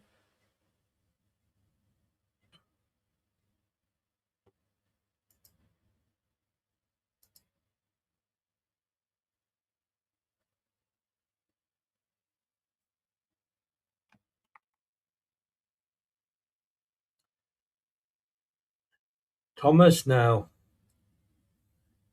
lays it off to Mavididi.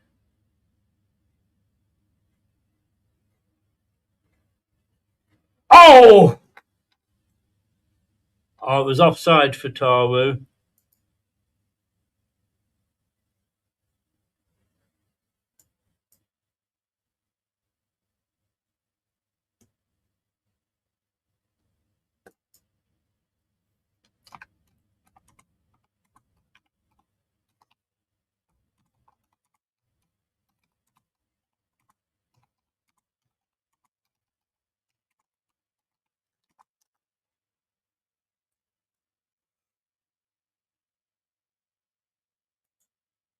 So 60% possession. Believe it or not, we both had 4 shots. Southampton, I don't know how this works out. Southampton's XG is 0.84. Leicester's is 0.39. I don't understand it.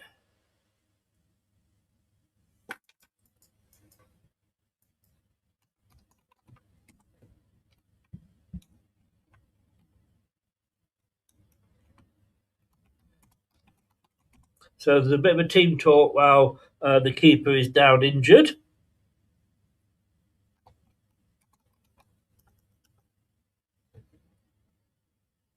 Yeah, the old King is having a word with Skip.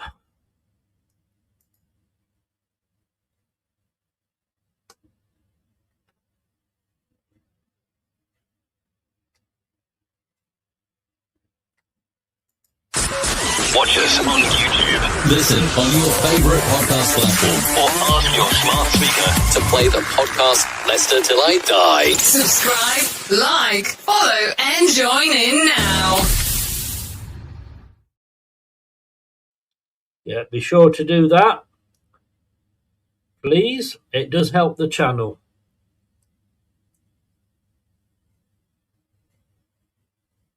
Oh, I'm just showing Daka's goal again. Where has that Daka been? Where has that Daka been?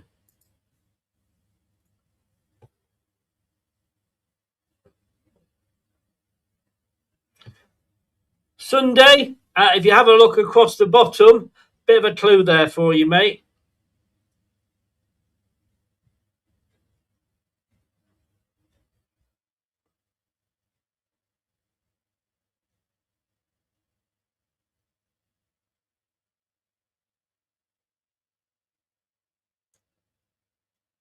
So we're back underway.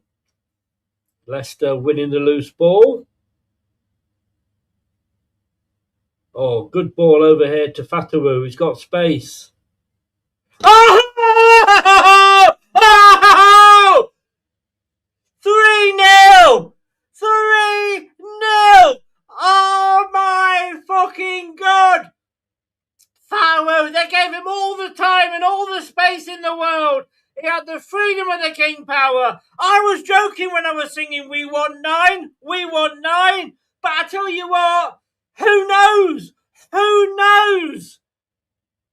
What a goal. Fatawu. Yeah, I was watching it again here. It was played over to him on the right-hand side. The player just didn't go in for the tackle. He was backing off from him. It left him the space and wham! Top the bins. Fatawu, you take a bow, my son. You take a fucking bow. Go! Back of the net.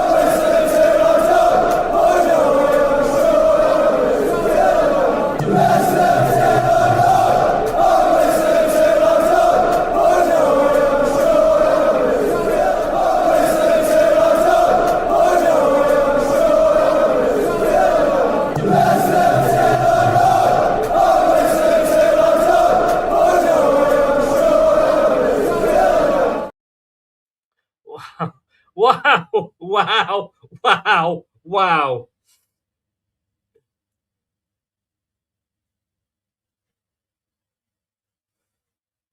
Do you remember Ant? Do you remember him? You weren't expecting that, were you? No, you weren't.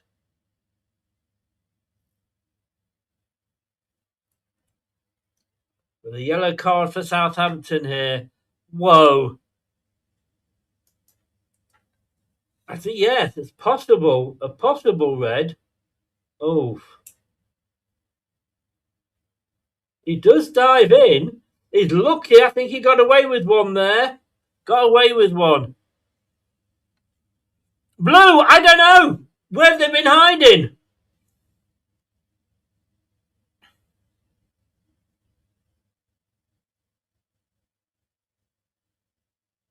Oh no, I don't know. Matt Elliott saying that was worse than Dakova Reed's. I don't think it was, because Dakova Reed ran into it. Hey Yvonne! 3-0, 3-0, 3-0, 3-0, 3-0. Oh my goodness gracious me. Yeah, we lost to Southampton 3-0. Now we're winning against Southampton 3-0.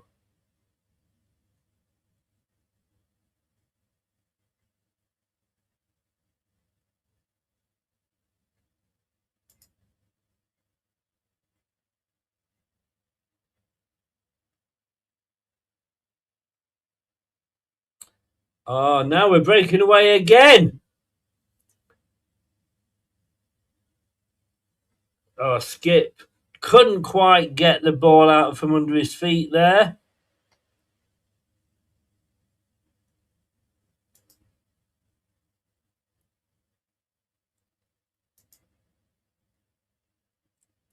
So it's a Southampton free kick on the halfway line.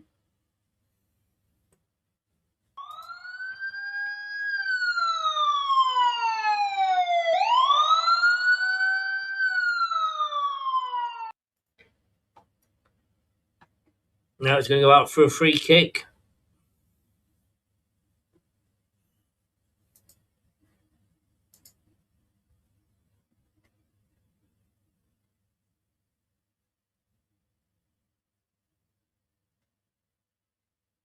This is just another. Our XG is still only 0.45.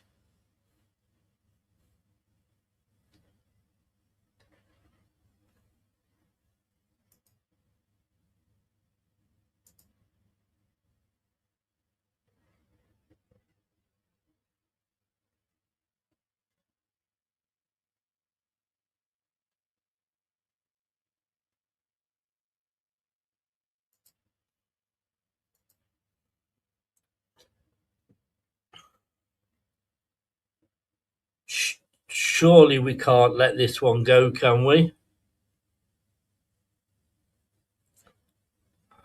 100 in, 101 in, 103 a second ago. Please do just give us a like, please. If nothing else, because Leicester are winning, but it does help us.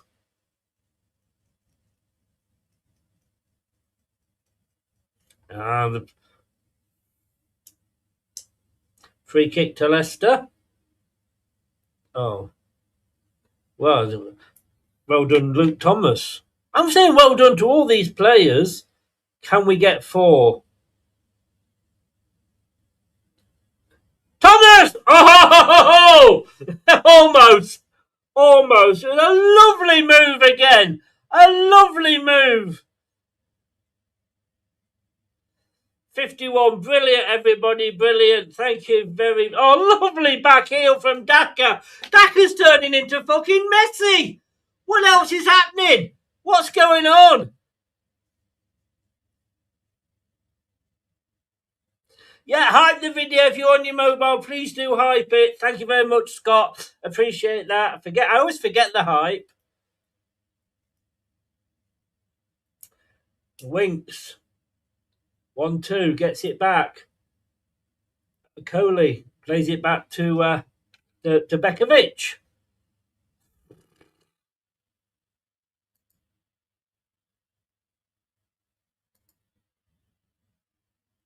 Now, Lukata. Oh, he's really running his socks off. Oh, Skip. The player went down, but he ran into Skip.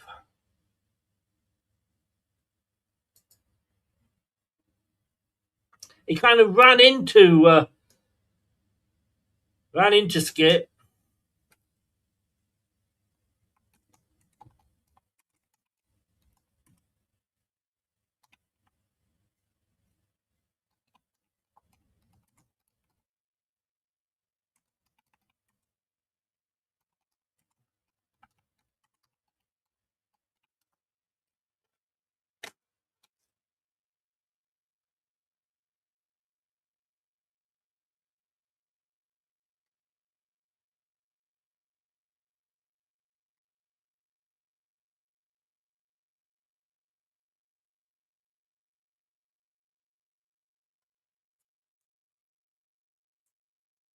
Ten minutes of this first half left.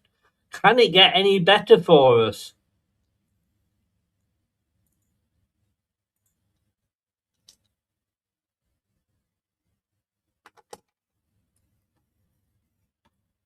We've gone past the 18 to 30 minutes that when Southampton score the most goals.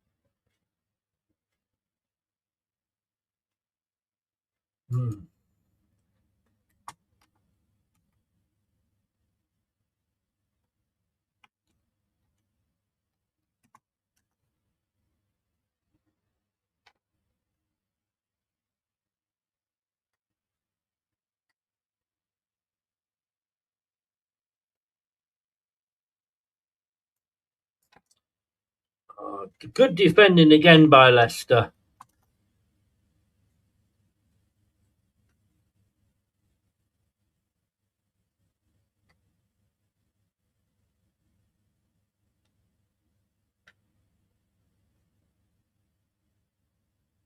Oh, Daka he got 2 on him, Daka, but he was still trying to get through.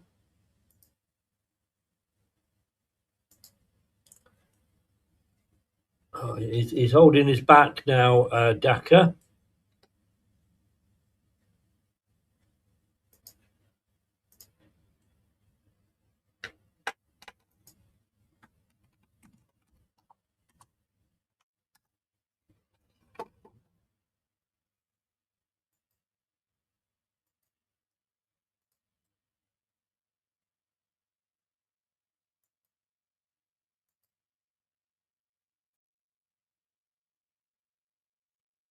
I know. I mean, where is this Leicester side?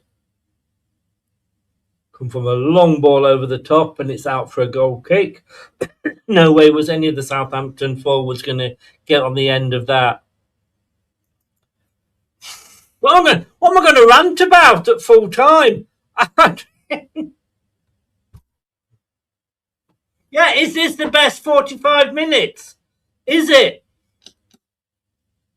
I would say yes, this is the best 45 minutes. Leicester doing the best to give it away, but we keep hold of it, and then we give it away. Tell you what, on this performance, you say that, Dworski, but on this performance, so, Winks. Oh, lovely. Mavadidi from Mukasa. Oh!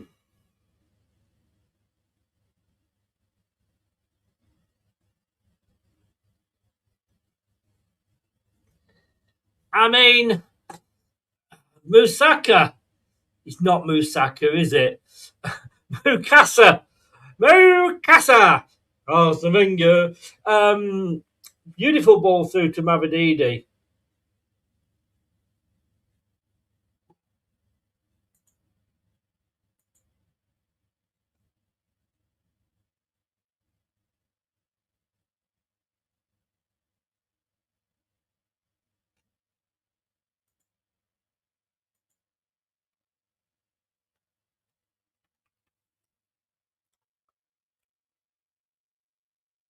I'll tell you what, talk about divine intervention. That's what we've got tonight.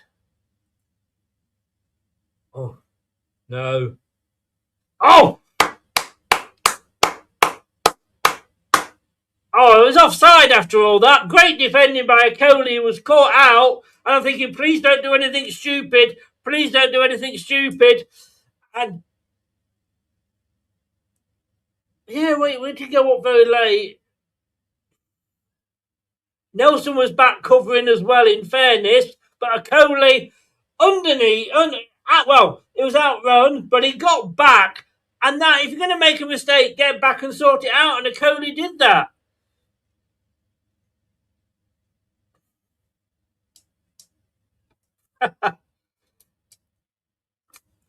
I don't understand why these flags go up so late. I really don't.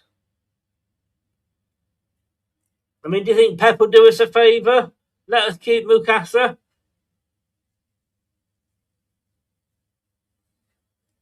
I remember that I was, like I said, when I was in Lanzarote watching the Leicester game, the Derby game was on before the Leicester game. And, that's a free kick. Yeah, he pushed him over. Pushed Skip over. And there's a Derby fan there on his own, of course, watching the Derby game, which they lost to Ipswich. And he was going, and he wasn't being horrible, but he said, Leicester are having a really bad time of it, aren't they? And I did say to him, I said, well, what does that say about Derby? But this is just like, what? Football has an amazing knack of making you feel good, but also making you happy as well. Oh, try to get Mukasa through again there. Oh, don't freeze on me.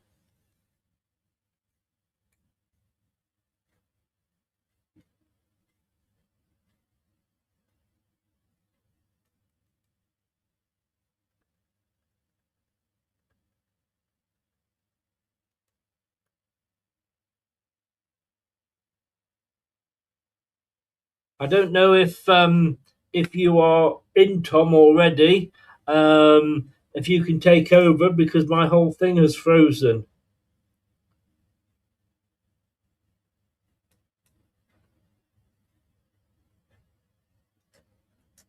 So at the moment, I don't know what's going on, and I can't tell you guys because my whole thing has gone down. So, Tom, if you've got one, if you can pop on and just take us through the closing minutes, that would be fantastic.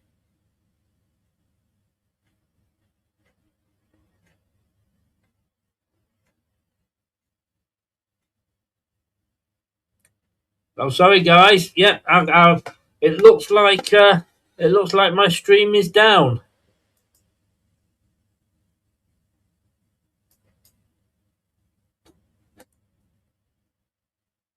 Is anybody out there?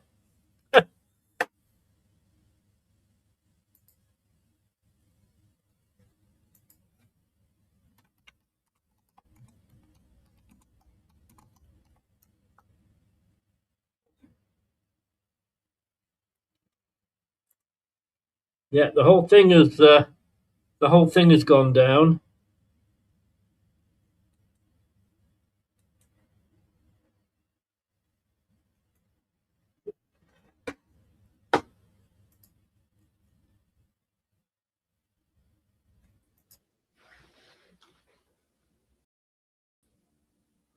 Hey guys, I'm a little bit of a swatch around here. What's going on? But my word, isn't it staggering? We just had a free kick taken in from Luke Thomas, 44 minutes on the clock, comes in, bounces, deflects so close to making it 4-0. What is this? Let's hope the switch we're making here isn't going to throw us into bad luck, because I was thinking we've got to get Chris doing it all the time right now if this is the way it's going to be. But my corner comes in now. It's going to be an outswinger. It comes in towards the 6-yard box and it's cleared away. Leicester still got them penned in. How are you, Chris? Are you all right? I don't know what's going on, mate. I don't know what's going on. I'll leave you. Oh, are we on half time? We're nearly at half time. We're nearly there. We're about to see how much added time. The ball's just gone out of play on the far side for a Leicester throw-in, but near their penalty area. My whole system, my whole thing has gone down. Well, we knew it was going to be chaos today, guys, which is why Chris was swapping in the first place, because I was having difficulty, and we did wonder if this would be the case. It's normally a lot more smoother than this, as we know, guys, on this channel, you know, but unbelievable. We don't mind, though, the chaos, Chris, because what's happening? I feel like I'm dreaming. I don't understand what's going on. Me neither. As I say, it's Luke Thomas is about to take a long throw. We've got 4 minutes of added time, Chris. We're on the 45th and a half minute. 4 minutes. 4 minutes we've got. Long ball into the box now. It's going to come into the far 6-yard box. It's been headed clear by Southampton. The ball's bouncing around. It's gone out of play at its near side, and it's going to be another throwing here. Unbelievable. I'm literally stunned. Jeff. Unbelievable. I'm literally stunned. I mean, like I said to the boys, I think I'm dreaming. What is this? It's unbelievable. I've never played. I might have to play the orgasm clip at the end. Oh, I can't. Do you know what? Like, I forgot we even had that on the channel, Chris. Ball forward now, and it's going to be a run down the left-hand side. Southampton shield it, but we've still got the ball coming inside here. Just everything we're doing is looking like we're trying to get towards the goal. There's an opportunity maybe here. Oh, we lost the ball, but once again, we're winning the second ball back, and on halfway, we got it with our back too, and Southampton can't get forward. Incredible. I think what I'm using, everybody that's using it appears to have gone down. No worries, Chris. Well, maybe we can always swap it for the second half. I have no problems at all. I managed to have a leak break and miss Fatou's goal. I saw it on a replay. Oh, I mean, all three goals. Daka. I mean, what's wrong with this team? Winks is playing well. Ricardo is playing well. They are, all of them. I mean, Daka looks like a completely new player, doesn't he? You must have seen my Facebook post when I was calling him out for it. We got a throw into Leicester now, down on the near side of the pitch, just about halfway into their half. We got 3 minutes of the 4 still to play, guys. Ricardo's going to throw it back over halfway, and we're going to get it back to Okoli. And I'm not moaning about that today, because I'm thinking, let's get this clean sheet now as well for the full house. Well, wouldn't that be good? And fair play, Bekovic. What a save. Yeah, that was crucial, wasn't it? Because you think momentum can shift in a moment like that, and all the worries we had before can come flooding back. But we did very well, and it was a great instinctive save from him, wasn't it? Here comes Southampton now, though, saying that down the left-hand side. It's going to be Cienza who cuts inside. His pace is lethal. That is the dangerous thing we've got to watch out for, especially against Ricardo. Southampton got a bit of possession here outside our penalty area. Wellington down the left just dinks it in towards the penalty area. It's shielded out by Okoli, and now Ricardo is going to have the ball at his feet, and he kicks it off a Southampton player. He's going to go out for a Leicester throwing here just outside our penalty area. I mean, I'm looking here, 59.7% possession, but our XG is 0.49 compared to theirs of 0.84. I don't understand XG. Oh, neither do I. I kind of think it's one of these false stats nowadays. We get ourselves lost in a little bit, don't we? The ball's back in play now. It's going to come inside here with Southampton. Good little foot there again from Mukasa, who's done really well. He's looked a really good player for us today. Like you say, everyone's looked really good. The organisation, the discipline. Skip's been tackling really heavy. Winks has been reading the game really well. But here comes Southampton again, Chris, outside the penalty area. We've got all the bodies back, though. We're making it hard work for them.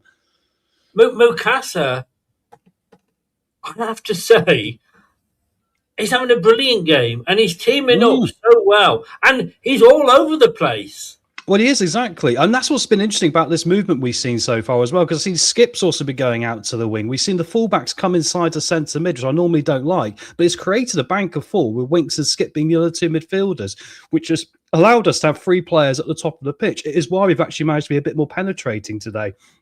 And there goes the half-time whistle. The half-time whistle. So it's 3-0. As soon as we get Wayne in, then I will leave. Not a problem, mate. Go have a break. I've got to say, look, everybody that says, oh, you can't play this player because he's only 17, 18. Mukasa, 18 years old. Put that on your fucking jumper and stuff it. For anybody that says you can't play youngsters. No. It's not the right division for youngsters. Mukasa is looking... he's looking brilliant. He is. He's got that experience of playing a few games for the Man City first team as well. And also, to be fair, Pep Guardiola doesn't put people in the Man City first team he thinks are going to be terrible. So I think he's played 8 first team games for Man City. And you could just see there's a football intelligence in him, which is really, really good. But do you know what I'm saying? Everybody's saying, like, oh, you can't play this player. He's too young and it's not the right team for him. We're losing, blah, blah, blah, blah, blah. And then this happens. Will you just tell me, who is Leicester's caretaker manager at the moment? I believe that will be the amazing, the wonderful, the excellent Andy King, who we were saying pre-match is brilliant. Yeah, that was the image I was using all pre-match, wasn't I? You were indeed, mate. Yeah, we were all saying the same thing, guys. Honestly, we can always go back and edit it later. But yeah, it's wonderful, isn't it? I mean, credit because he talked about the non-negotiables, Chris, didn't he? And today it looks like they're hitting those non-negotiables. We've run more today than we have the entire season, and we look a team today. I can't even stress how I've not seen Leicester look a team all season. Honestly, I know. I'm Is not Wayne in sure. yet? No, I'm not sure what he's doing. He's probably fainted. More than likely. Mate, go have your pee. I could talk to the chat while I wait for him if you like. Just see if he's coming in. Wayne, where are you? He might have had the same problem as you, Chris, because obviously there's been a few people who had that problem, haven't they? So, yeah, but well, no. I'm happy to stay and talk, and then what we can do is if you can maybe start the second half, because I don't think it's been reported. Oh, hang on, sir. Oh. I do believe I can fly. Yeah, because I'm a little bit superstitious. If we change it now, we end up losing this game. I'm gonna feel like the biggest arsehole in the world, right? I know what you mean, but let's not count chickens here. No, we can't. What a first half performance, though. I mean, easily the best performance. I'm back up. Brilliant. Look, I'll come back and have a chat with you, but I'm off to have a wee. So please go forward, and if you don't mind talking on your own for a bit. No, I can chat to myself and I'll talk to the chat as well. Guys, get your thoughts in the chat as Chris goes off and sorts himself out. Unbelievable. I was going to say Chris is going to do it. Make me bigger, Chris. Not like that. There we go. That's the sort of bigger we wanted. Unbelievable, guys. So what do you make of that? This is what a first half. It just feels like that was a completely different team than what we have seen. And just the organisation was there. The discipline was there. The desire to win the ball. We've won more second balls today than we have the entirety of this season. We've got into a shape which has allowed the forwards to actually be in the box, actually get to the box. And you think, how can that change in such a short space of time from the Birmingham game? And it does make you wonder, these red cards we talked about that put the team in trouble. they weren't helpful, were they? But credit to everyone tonight. Guys, get your thoughts in. Nate, you said it there. This has to be the turning point this season. Unbelievable. I'm just going to see if Wayne's around. No, he's not at the moment. Unbelievable. We've bossed the midfield. That is it. What position is Mukasa playing? He's playing as the attacking mid-centre in the 10 role today, Andreas. But to be honest, they're all flowing and moving so well. The nice thing is they've got an option. I mean, I've seen Skip up there as a second option for him. I've seen Winks up there. This is honestly staggering. I really am completely stunned. I was stunned before when we saw the team selection, right? But we've bossed this game completely. I mean, it's a big fall from here if anything happens in the second half. But I just think what a job that was. And also, I'm going to say credit to every single player out there, because I've written them off. We've written them off. And hey, Rome, isn't built in a day. It's only 45 minutes. We still need to get ourselves through the second half, right, and get the 3 points. But great word there for Matthew there. Fatawu and Mavidini look rejuvenated. I think there's been rejuvenation throughout the entire team, and maybe they've all had a come to Jesus meeting, or maybe they've all just, got together and just got gone and had that just discussion of what do we want to bring to this team? What do we want to do? I know Dorco's raised a very good point there. And I did write this down as well. Dorco says probably because Southampton are terrible. They're coming off 3 wins in 4 games, and they've kept a couple of clean sheets in there as well. But they have looked like lacking confidence. It's almost like the Leicester players were wearing the Southampton kit or vice versa. A complete switch across there from the two teams. And like Michael said, where has this Leicester been? Where does that performance come from? It's definitely divine intervention, Gray. I think you're right, but we'll take it right now. We need all the help we can get. And I mean, all of a sudden, a cloud feels like it's been lifted. It really does. And I've got to credit Kingy, because actually they do look like they've got a new level of organisation to them. It looks like he is holding the standard of what we've been looking for in winning those second balls, in making sure they're running. I've seen players run tonight twice as hard as they normally will.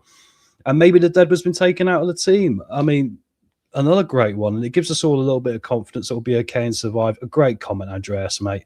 Honestly, it's great to have you all here tonight, guys, and thank you for all the likes we got so far. If we can keep pushing that up, that'll be unbelievable. Obviously, the more likes, hopefully, the more it will translate to Leicester getting the 3 points here that we so very desperately need. My phone is going off. I wonder if that's Wayne. Oh no, Wayne's are coming. I think Chris is talking to him now. But yeah, we're normally free down. Derek. Okoli had a moment where he could have pulled their attacker back, should have been a red card. He didn't. He's learned his lesson. Interestingly enough, I've noticed something tonight. When someone's got into trouble individually on their own, there's been someone else immediately there to help them out.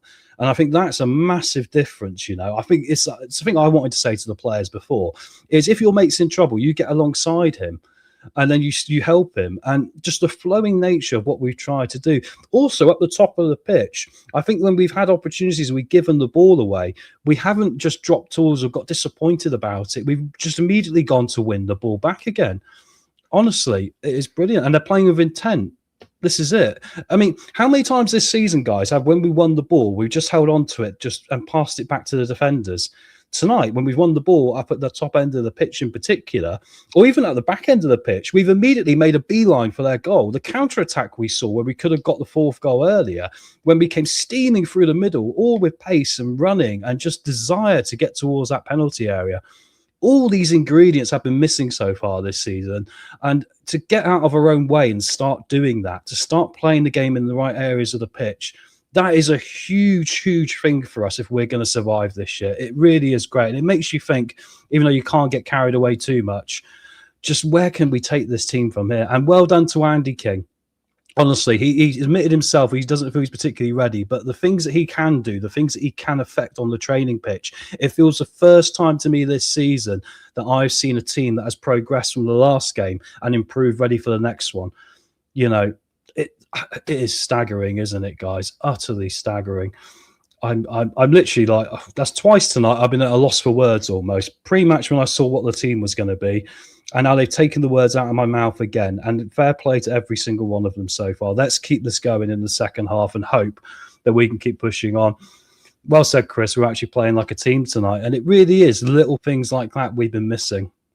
Oh, and talking of the devil, Wayne is here. I think Chris is going to sort this out for me. A minute, I'll take a sip of my drink.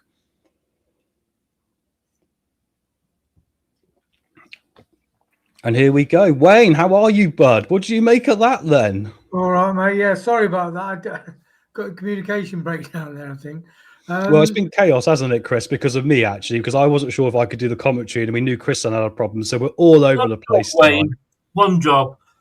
Honestly, Chris, read back the discussion. You'll see it was a bit confusing, mate. That's all. Yeah. It's nearly second off now. You're easily confused. Hey? Yeah, no, I've got to start. Can I just ask a question? What do I do now? Because I said I would not wear the Leicester top until we win again. I know, and I've got this one on. But now we're winning, Wayne. Do I keep this one on? I think you need to ask Andy King what he wants you to do, Chris. It shows you how much we tie this into superstition. It's like, this can't be real. There must be something we have done which has completely upset the matrix. It feels like we've fallen into a twilight zone, another dimension where Leicester are probably top of the league and running away with the championship right now, looking at that performance. Yeah. Chris has probably got his lucky pants on. He's not washed for a week. No, that's it. Good question for Wayne a minute, because Wayne, welcome back, mate. Wayne, question for you. What do you think has changed? Not giving away a stupid goal, although Ricky Pearce a couple of times has tried very hard to do that. He's marking, he leaves the guy loose at the back post, but not getting a guy sent off is actually quite handy, and not giving a stupid goal away within a couple of minutes, although we nearly gave a goal away within the first minute, actually. We did. We survived it, though, didn't we, guys? But, like, just incredible. I mean, I'm literally stunned, guys. Chris, do you want to say something? I'm stunned. I'm trying to find words, I want honestly. to go back, and I've already made this point, but I'll make this point to Wayne as well now, is all the people that have been saying, don't put the youngsters in, because the youngsters are, no, it's an awful side, we're losing. So, you know, you can't put 17, 18, 19, 20-year-olds into this team. Yes, you fucking can. Mukasa, 18, he has controlled that game for me tonight. He's brilliant, and none of us wanted, you know, even Reece says, don't want Winks anywhere near the club. But, you know, when I looked at the lineup, I thought, Lascelles, what the hell? Why isn't he playing? Why is Daka up front? And it just shows you, Chris, what do I know? Well, what do any of us know? I mean, you know, somebody said, oh, Daka's playing for a new contract, quite possibly. But on this form, I'd give him a contract before anybody says anything. I mean, everything, this is, I mean, I'm a bit like you, Tom. What can I say? This has been the best 45 minutes of football I have seen this team produce in 2 years. Yeah, literally. I think we're find the half spaces really well. I think we're really getting into the half spaces like intelligent footballers. We're winning every second ball. We're losing it. But we're winning it back. I mean, we don't produce a 90-minute game, so God knows where we're going on. It is exactly on you, look. Let's just calm that down just for the time being. But look, I've got to say, Coley, and you mentioned it, Wayne. I think it was earlier. He was run out for in that challenge. He was the slower of the two players. The other players sort of went past him. He didn't pull him down, and he still got the blocking. Not only that, Nelson was covering him. Yeah, both made it back. Yeah, lost the ball, and we in the past that would result in a goal, basically. Yeah. So it shows a mind, and I think that's a lift to someone like McCarthy can say, can make in the team. He's connecting a lot of different people on the pitch. Yes, yeah. I mean, Jeff, we all know absolutely nothing. never a truer word said, mate. Tom, back to you, mate. Yeah, I mean, I just wanted to bring up, like, the weird thing about this is that, is there maybe a small part of this where you just go, Southampton must be, like, we're their bogey team? because I do not understand how they've come into this game looking so unconfident. They were in a pretty good run of form, but their manager after the second goal just looked like the whole world was against him. It's just, it's just bizarre, like how that momentum has seemed to be dripped away from them from last time out. I mean, let me ask a difficult question, the devil's advocate here a bit. Is it just a circumstance where because they're ex-Premier League like us, like Ipswich were, where we beat Ipswich, hey, well, the performance wasn't as good against Ipswich? But Wayne, do you think like maybe this is just because obviously it's a sort of team they are that it really helps us in how we play, or do you think the performance is beyond that for us so far?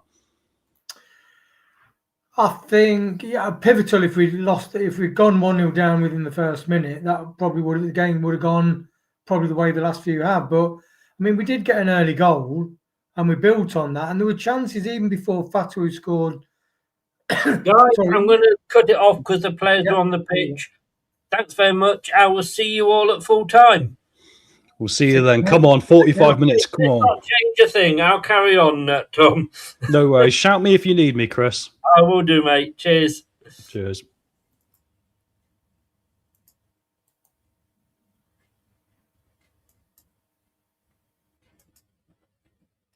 Right, here we go. We're off. I've just got to work out now which one I'm playing. Which is that one? There we go. Second half. Surprisingly, no changes, I don't think. I mean, earlier on in the season, they beat us 3-0 back on the 25th of November. Last season, we did the double over them. 2-0 win at the King Power, 3-2 away win at St Mary's. So Leicester now all in blue, kicking from right to left towards the Kop.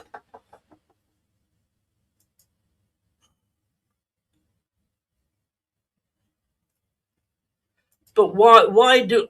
I'm going to drop that XG. I don't understand XG at all. We want 9, Gray. Let's be honest with you. The changes have all come from Southampton.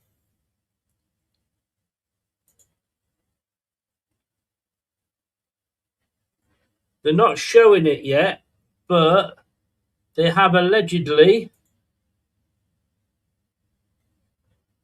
Yeah, Southampton, Matsuski replaces Cameron Archer. So that's the one substitution.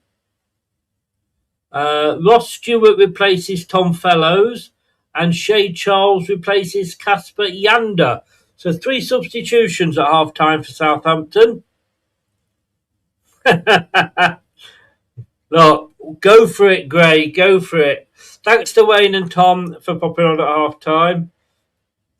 I'll tell you what's going to be interesting. I think that we're going to have a bit of problem with Jim after the match. How's he only going to pick 3 things? How can he only pick 3 things from that half? And we've got the second half to come. Oh, Leicester. I mean, it's like watching Brazil. Skip is breaking away here. He's finally got it to Mavididi. He should have released it earlier. And then Mavididi didn't release it either, and he loses out.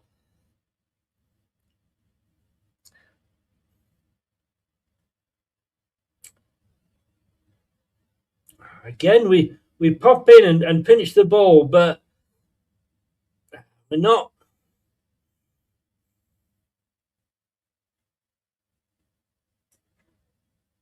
Southampton now. Oh, with a shot that goes high and wide.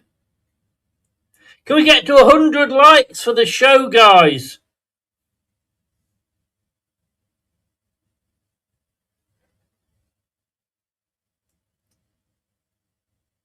Yeah. I know, they're just saying, which Leicester player didn't put in a performance there?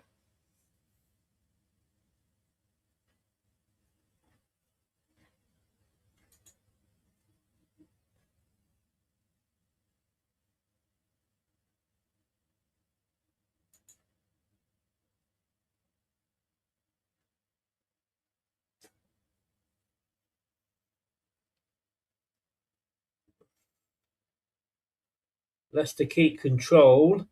The one thing that will work against us is if we sit back now.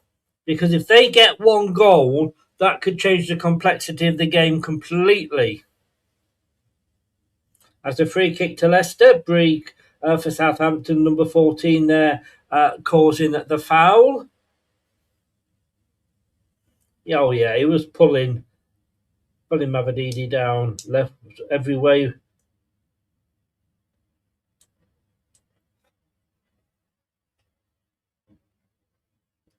I mean, I don't know if Leicester could keep that up for 90 minutes. They must be knackered.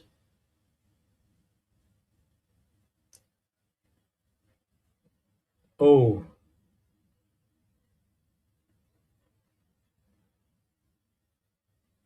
Yeah, I don't know if he went down for the penalty there, then the Southampton player, but he certainly wasn't getting one.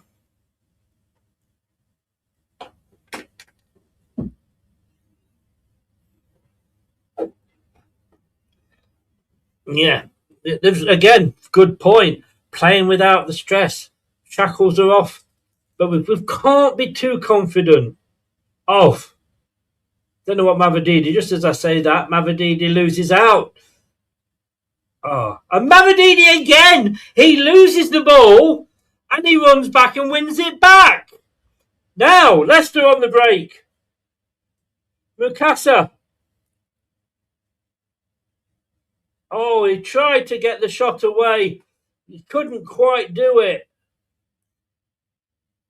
But again, Mavadidi, like I say, tried to do too much, lost the ball, ran back and won it back. Hi, Anthony. How you doing? Your team's not doing very well at the moment. Anything in red for Anthony?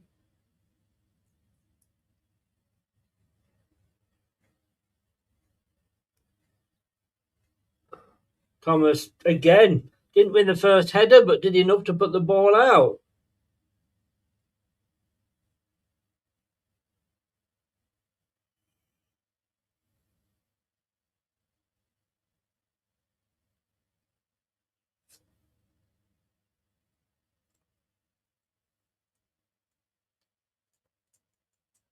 Mukata possibly should have made it 4 then.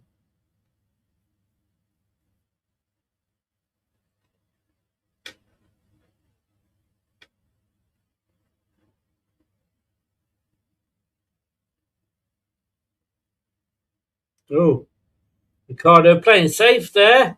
Had the space, but he put it out. Just to be sure. To be sure. Not sure what you mean there, Jeff.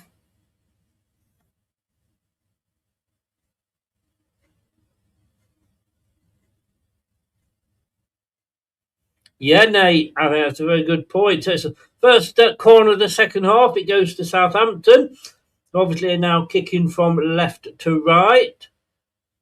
There's a corner kick on the far side. It comes in, headed clear, but it's only as far as the Southampton player. They get it back into the box.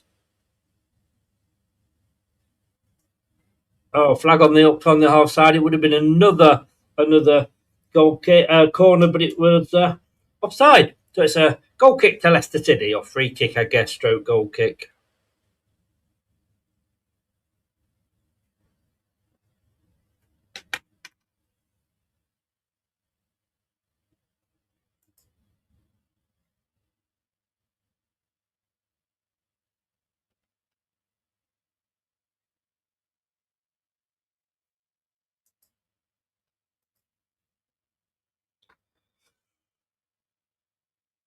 Now down the right. Oh, Winks again. He pushed the player, and I thought, oh my God, don't do that, Winks. It's in the box. But he didn't go down, but he literally. Oh, the look on his face, yeah. I mean, he literally did his job well there, Winks. It's corner number 2, almost in quick succession.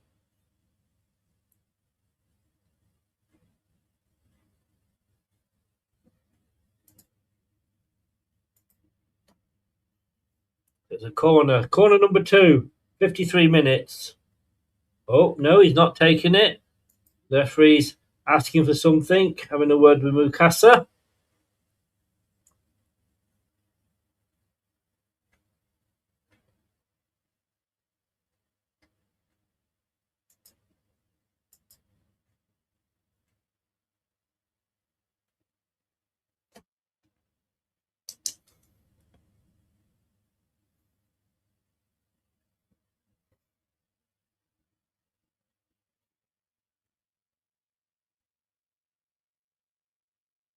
So it's a throw-in for Leicester.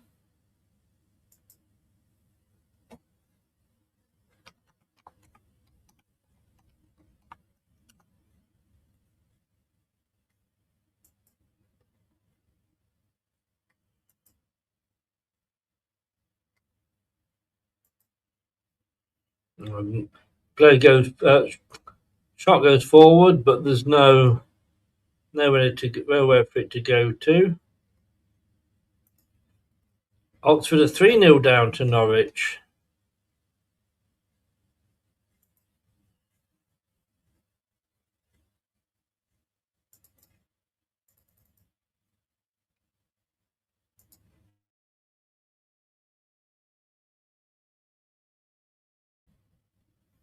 Yeah, still Birmingham 0, West Bromwich 0. Apparently it is 3-0 to Norwich, but it's still showing me 2-0 here.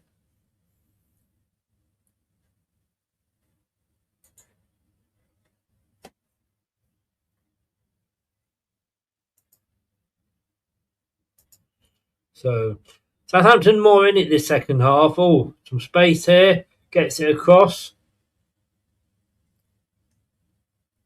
Winks gets the ball out there. Ben Fatter will probably, Mavididi probably not particularly doing his defensive duties very well.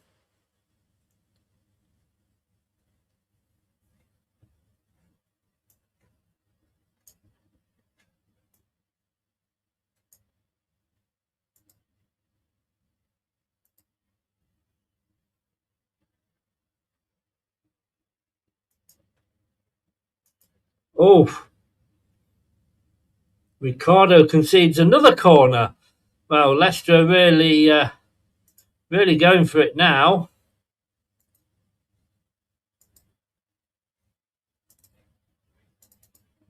Everything that Leicester were doing in the first half, they're not doing as much in the second.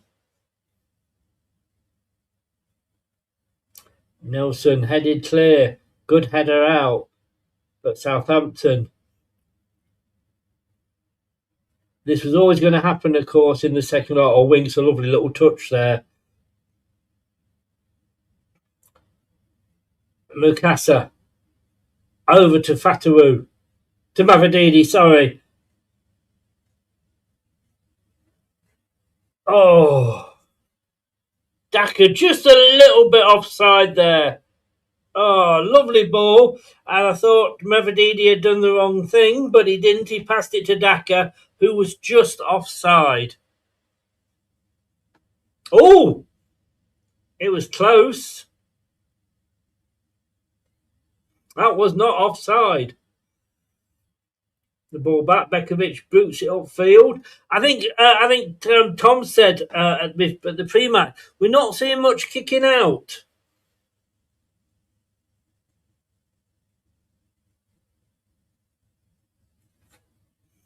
Yeah, if Leicester can attack on the breakaway here.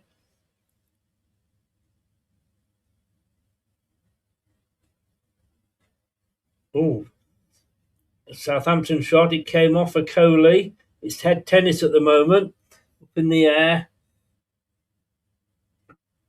Oh, we've not got it clear. Oh, Skip, who gets a free kick. Well done, Skip. He got caught there, but we'll take that, won't we?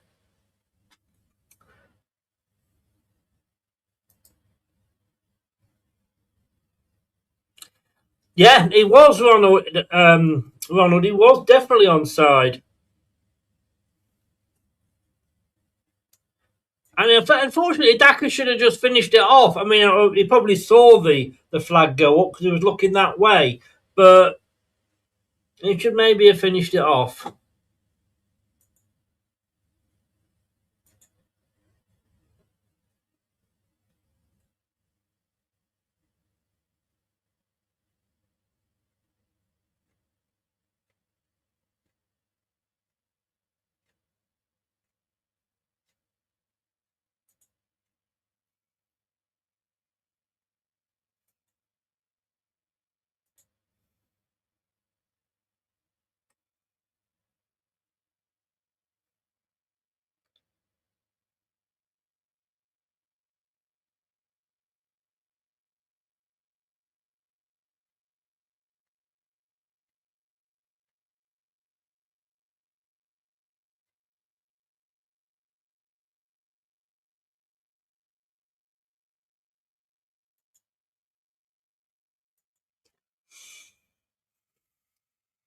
Coming up to the hour mark.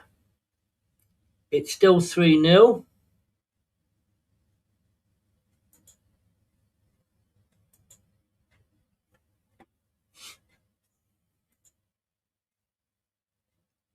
Oh, Mukasa's blocked.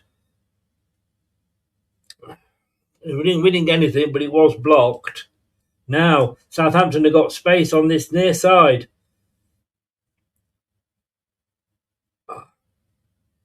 We need to close these players down.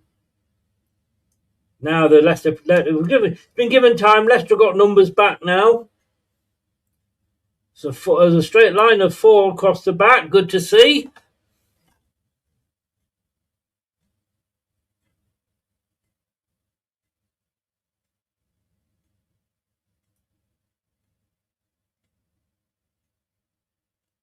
There we go. Southampton have one back. The clean sheet is not to be.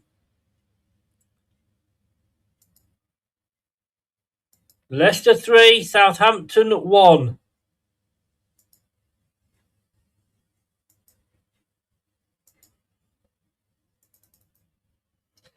I've got to say, it was coming.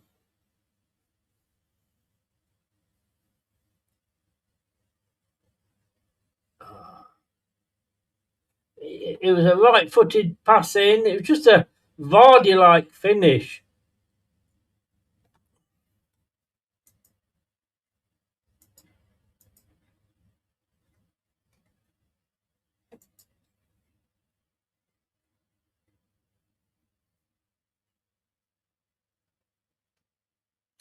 So, interesting now.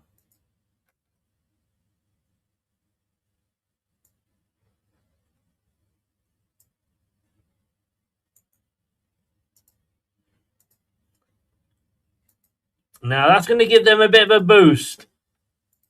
I mean, they have been on top, in fairness. And they, you could see it was coming.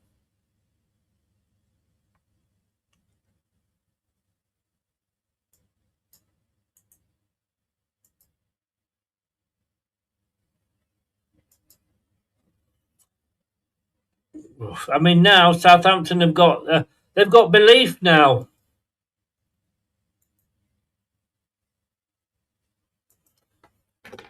Now Leicester have got to ride the storm out here.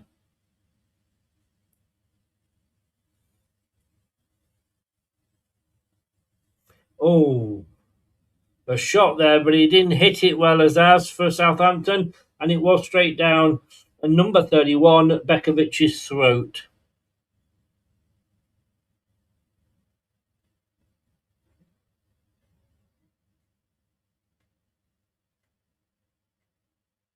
Oh, Daka there. I couldn't see it because we were showing a replay of that chance, but Daka could have made it 4 there. So it's a long ball up from Bekovic. The Southampton defenders missed it. Daka, he could have, honestly. Daka, it was like Matlish just said it was begging to be put in. And substitution now.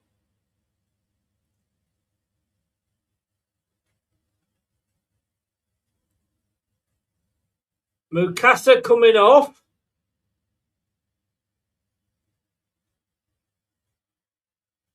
Louis Page coming on for Mukasa, who I think has been the best player on the pitch.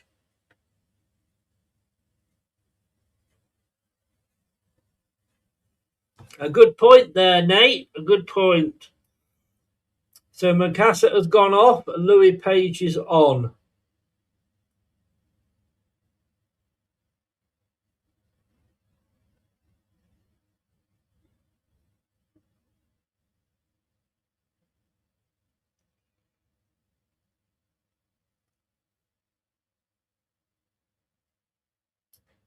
So, not sure that is the change I would have made.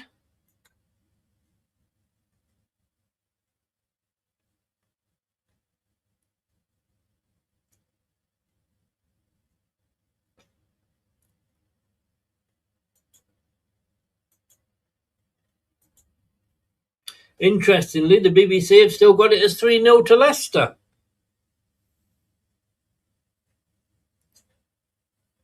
Coley comes forward. He's given a lot of space, but Fatawu has won the throw-in.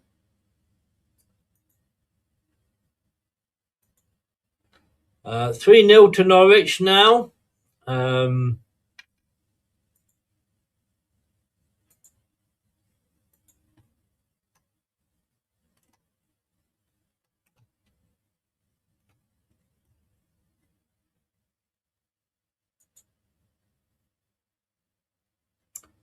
Page, he can't get the ball through.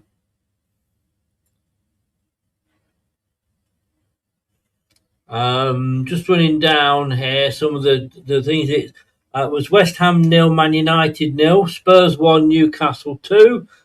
Oh! No, that's got to be a penalty.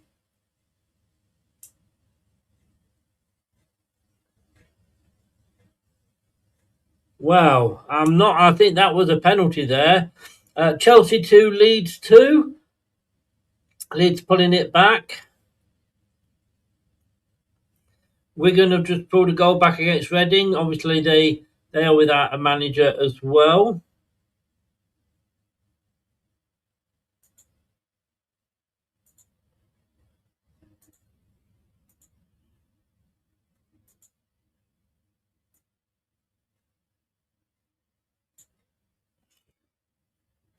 Oh, Ricardo was well beaten then down the side.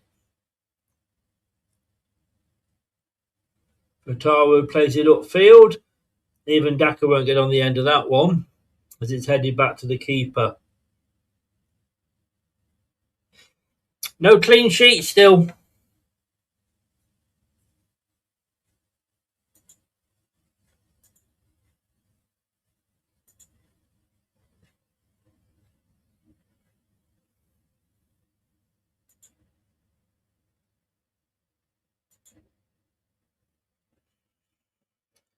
Yeah, so it's Spurs 1, Newcastle 2, Chelsea 2, Leeds 2, Everton 1, and they've had a player sent off, Bournemouth 2, West Ham 0, Man United 0, and those are the games that are on tonight on the Premier League.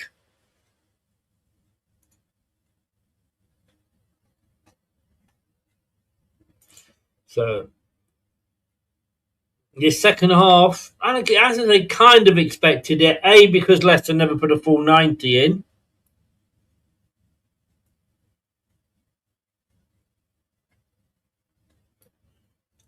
Oh, Fatawu doing his defensive duties there, just got in the way of that ball.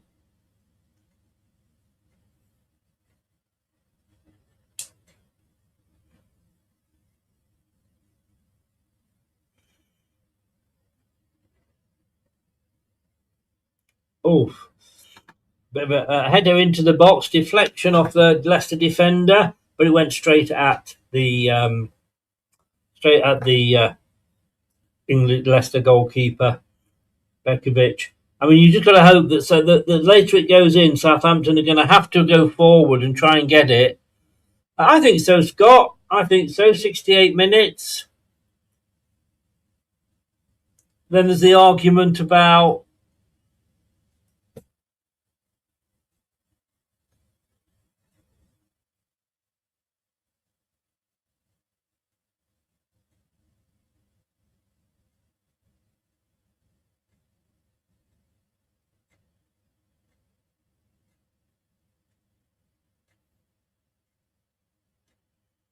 the Coley got a hamstring problem. He was rubbing it a minute ago.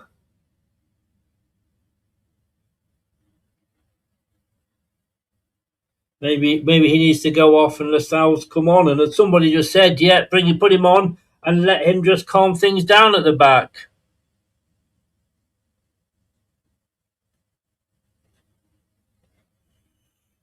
I'd bring oh, hang on, Southampton. Oh, good defending. Nelson got his foot in the way there. I'd bring Richards on, to be honest with you. Yeah, Jim, and possibly for me, Richards as well. Still Birmingham 0, West Brom 0. According to the BBC, it's 45 minutes plus 31 minutes. So according to the BBC, they've played in the first half 76 minutes. Definitely Lascelles. Yes, I agree.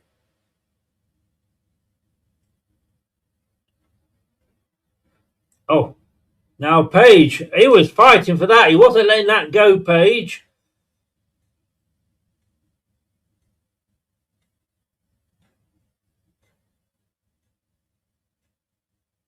But Southampton got numbers back now.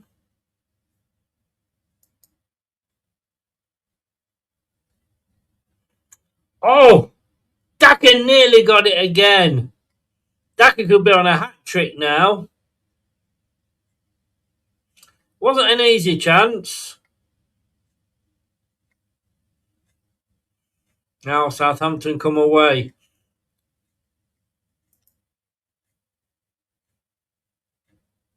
Oh, Ricardo, beautiful. Ricardo, it came a couple of players down here. Came across, Ricardo just tested it back to...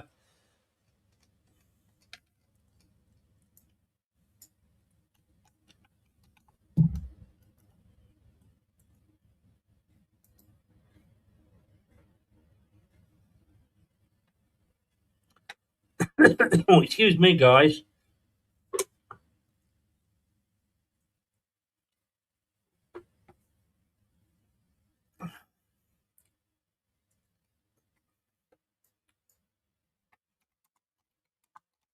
Oh.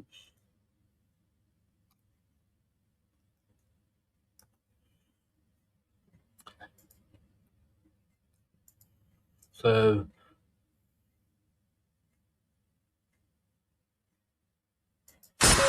Watch us on YouTube. Listen on your favourite podcast platform. Or ask your smart speaker To play the podcast Leicester Till I Die. Subscribe, like, follow, and join in now.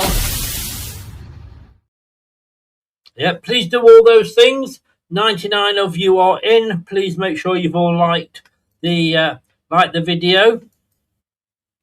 It does mean an awful lot to us.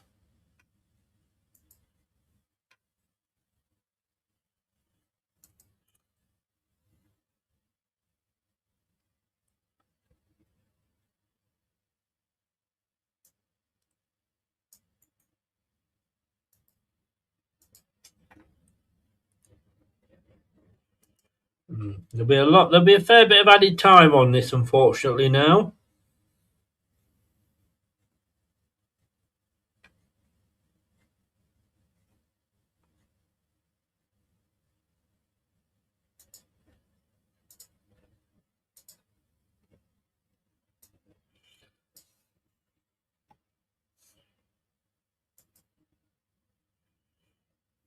I don't know what's going on with the BBC website. It was showing there that the Southampton goal was after 29 minutes.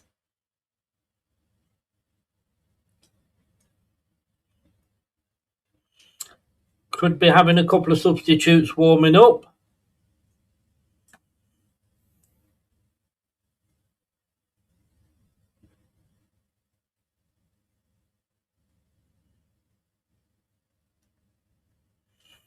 I agree, Jeff. A fourth goal, yes.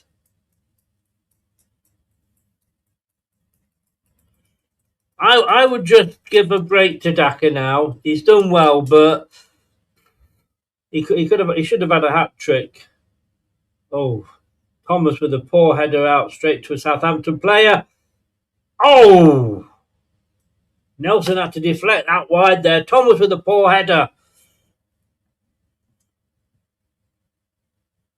But Nelson got in. Changes are coming now.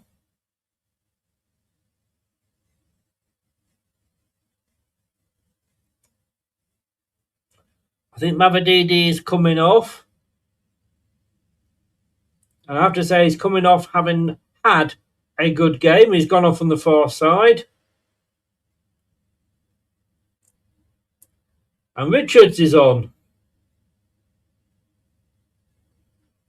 Oh no, Lascelles, sorry. It's Lascelles is on. So Mavadid is off. Lascelles is on. We asked for him. We said we need another defender on just to calm things down at the back.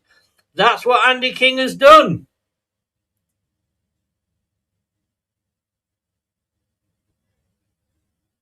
Daka with a good defensive header there. Bekovic, yeah, easily taken there. I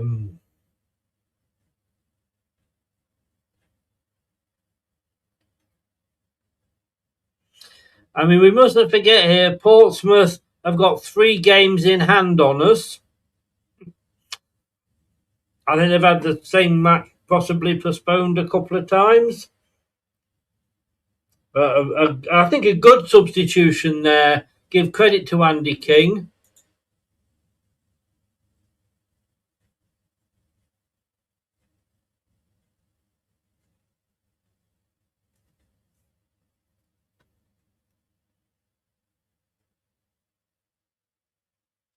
So,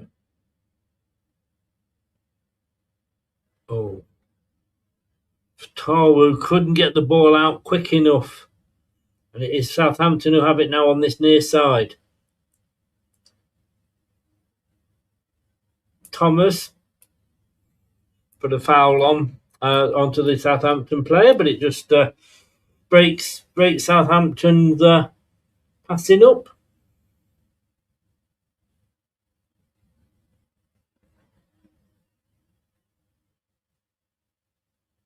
Oh, Southampton doing a Leicester. Should have been a pass and put the ball out. Fashan, you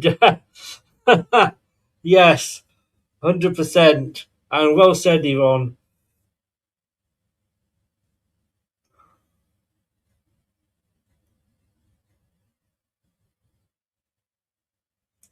Southampton are going to make the 4th sub possibly in a minute as they have control.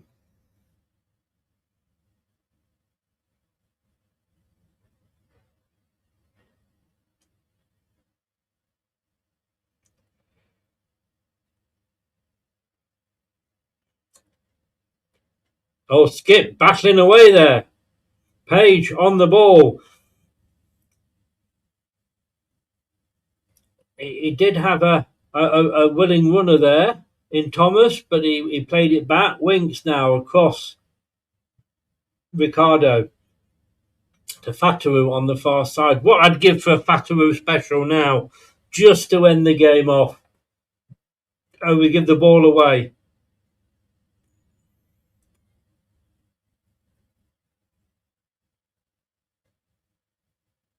Offside, Daka.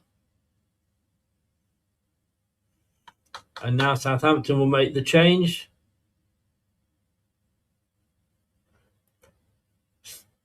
Right back off, Bree for Southampton, and a striker coming on. So number 14, James Bree, the right back. I'm assuming they're going 3 at the back now. And Larin, Kyle Larin, coming on as a striker for Southampton. 78 minutes.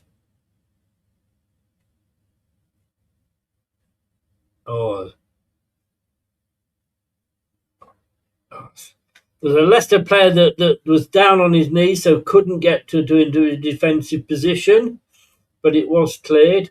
And now Manning goes down, but it's a throw in to Southampton, I think. 11 minutes plus stoppage, and there will be a bit of stoppage time.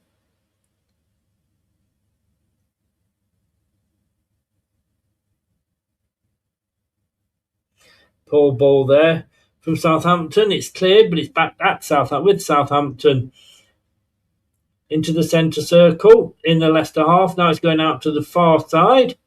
Remember, Southampton going from left to right. The Foxes kicking towards the Kop. Southampton playing some one-touch passing football here, but it won't do them any good. Leicester will be quite happy to let them do that on the halfway line. But now they're trying to break down the left. Will they keep it in? Yeah. Oh. Thomas fouled his man there. Thomas, fuck's sake, what were you doing?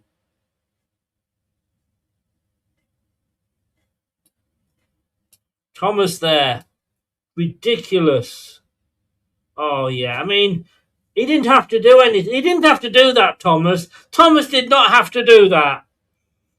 He was in the corner near the corner flag. And he's given them a free kick. Virtually near, well, it's virtually a corner.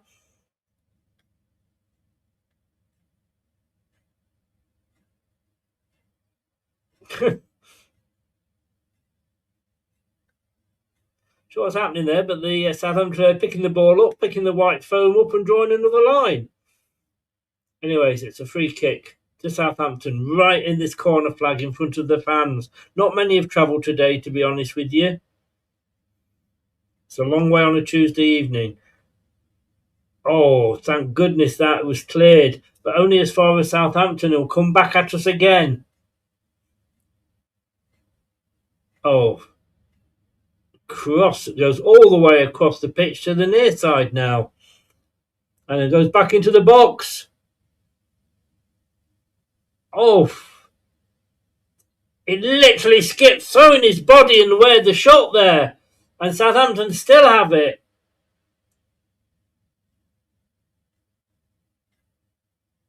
Oh, 2-0, 3-2. Jack Stevens scored.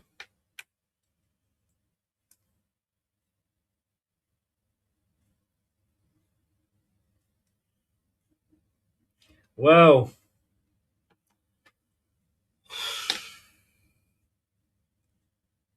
I mean, the ball went over. He headed it back in. I mean, what was Bekovic doing? He said, oh no, he was defending it from one Southampton player.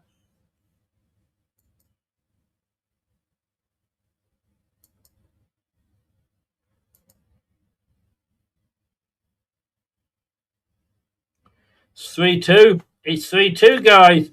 And suddenly, from being very comfortable, we are holding on.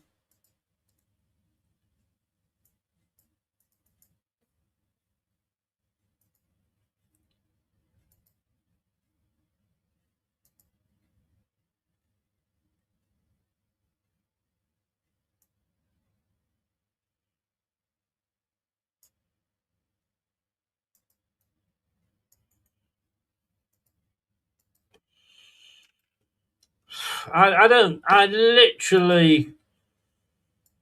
mean, we've not played that badly in this half. Would you say that all came from Thomas's free kick? Oh, don't tell me Ayu's coming on, please. And we've conceded another free kick. That was Thomas again.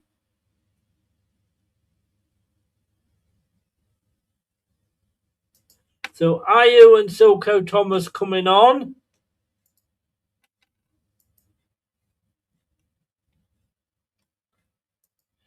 Ayew on for Daka.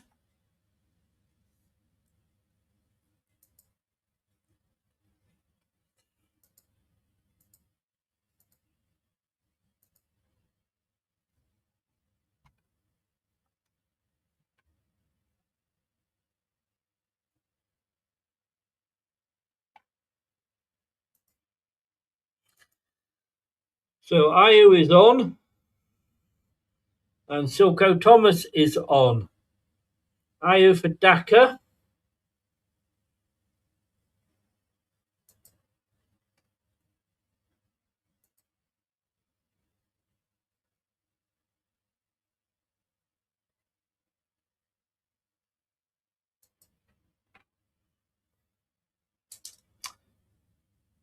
Five and a half minutes plus any stoppage time.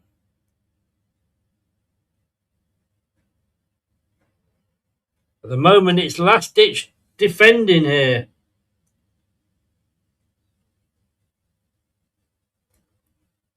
Oh, that could have been 3-3 there. It was literally just wide. Fatawu is off for Silko Thomas. Has anybody got a dog I can take for a walk?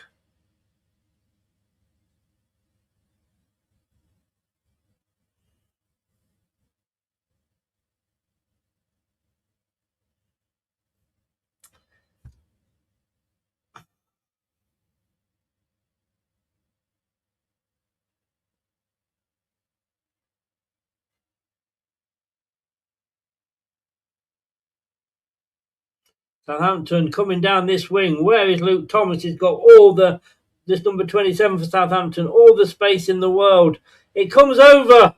Oh, Ricardo had to head it out for a corner, but it's another corner for Southampton.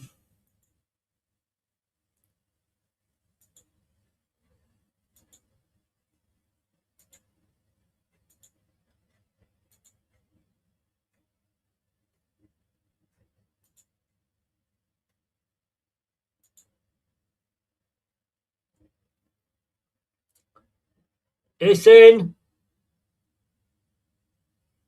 It's in. 3-3.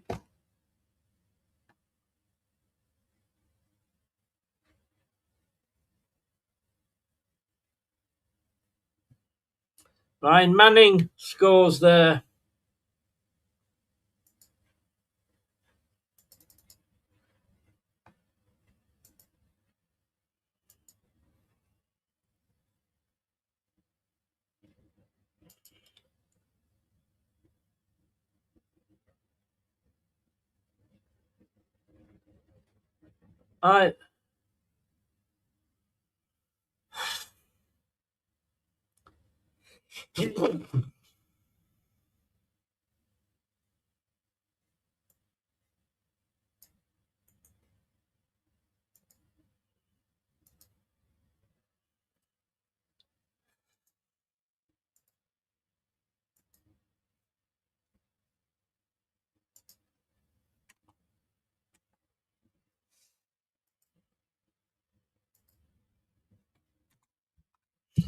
I don't.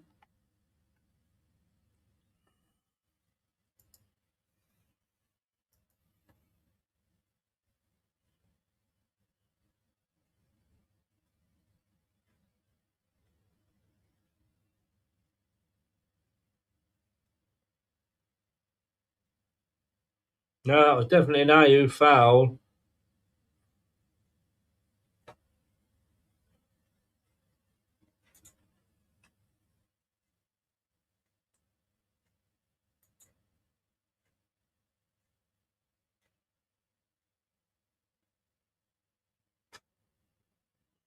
I mean, if anybody's going to get the winner, it's probably going to be Southampton, to be honest with you.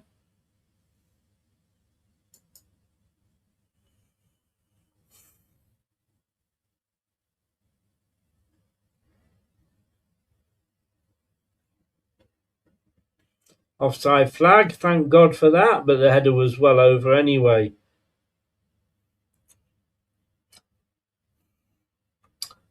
3-0.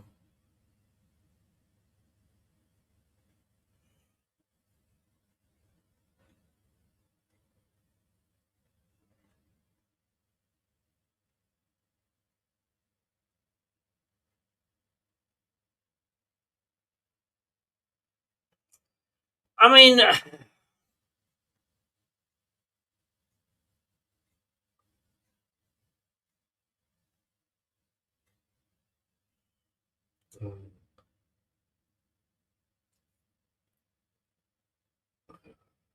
goal kick. Southampton are up for this now.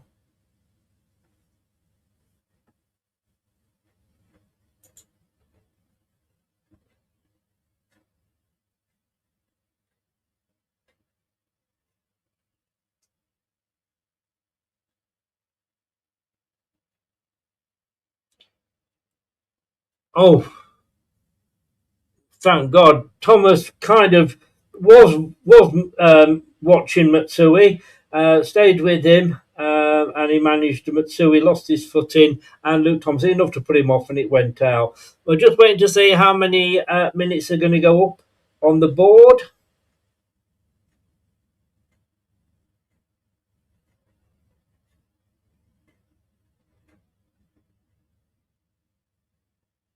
Six minutes. Where?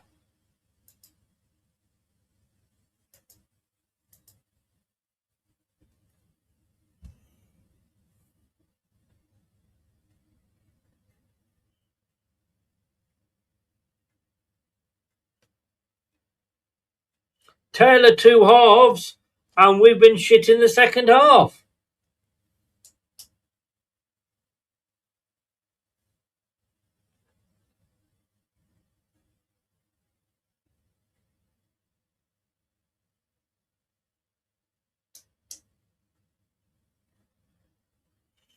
Sadler gets a yellow card. Shame it's not a red one.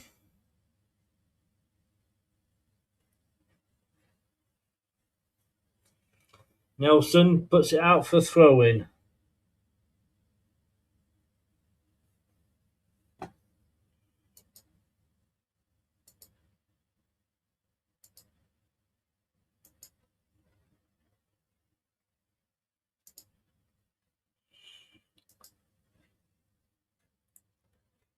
Foul by Skip.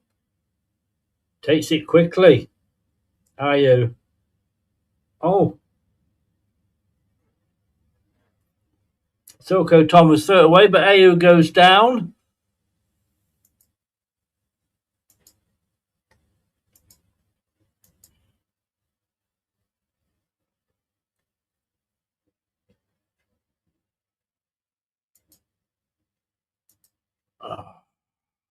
What are we? Just what are we doing?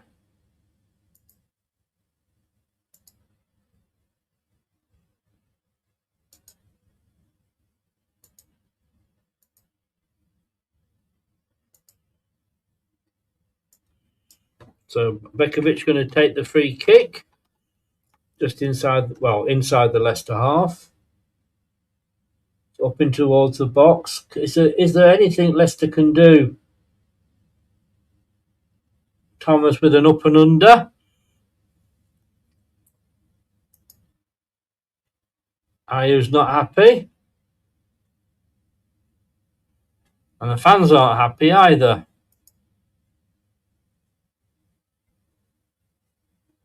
No, he slipped over.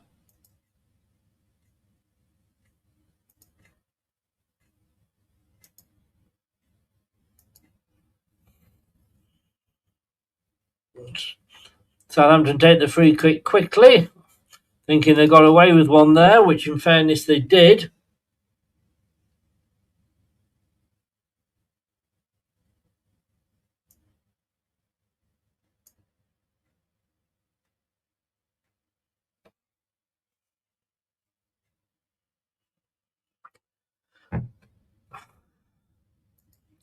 Who would have thought at half time it was going to end up like this?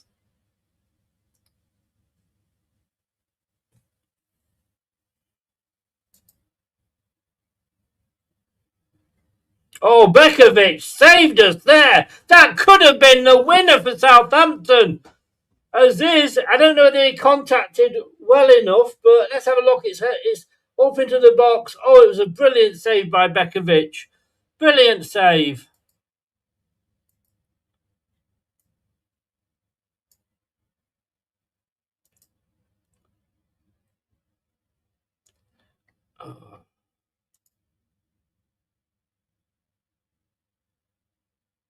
We need to get it out. Ayew heads it out.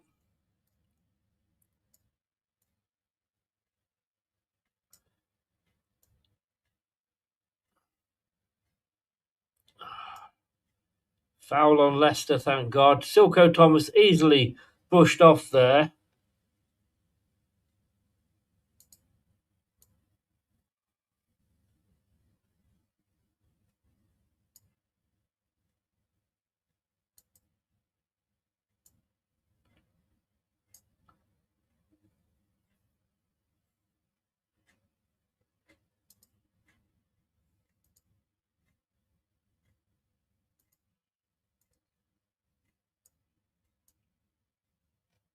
I was giving away the free kicks, not bloody earning them.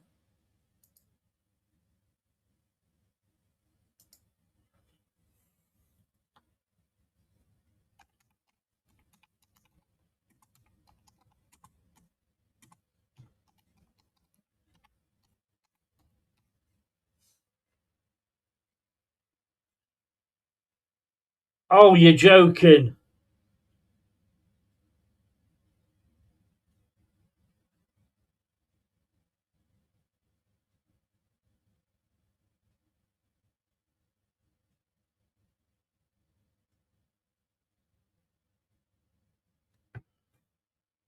You are kidding me.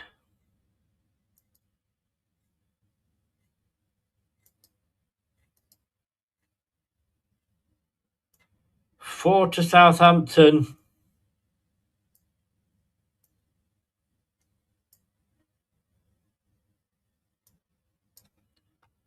I do not believe it. Leicester fans are leaving. Who can blame them? I mean, it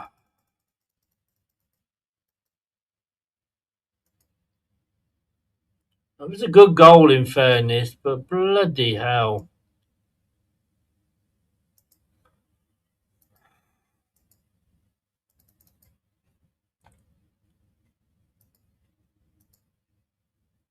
I literally, words fail me.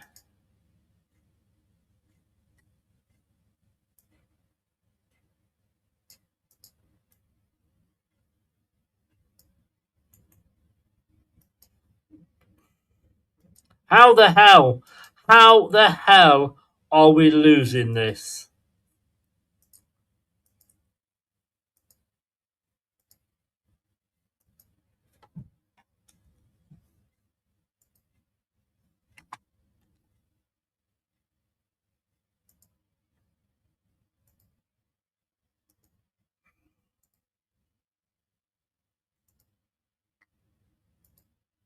I'm lost.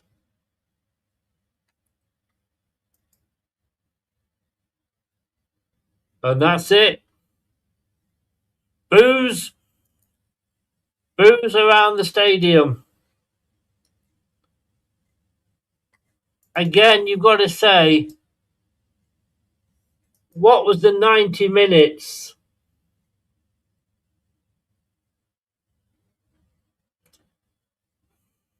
Did Andy King go too defensive? You know, he took off all the strikers.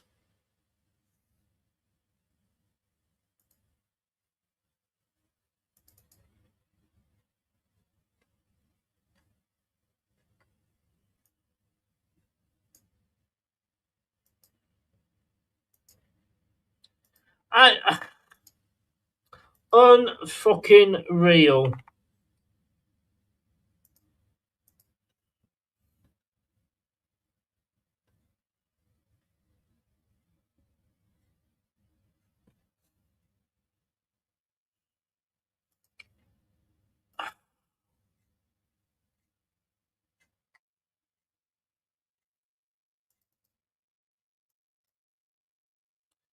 Can anybody tell me what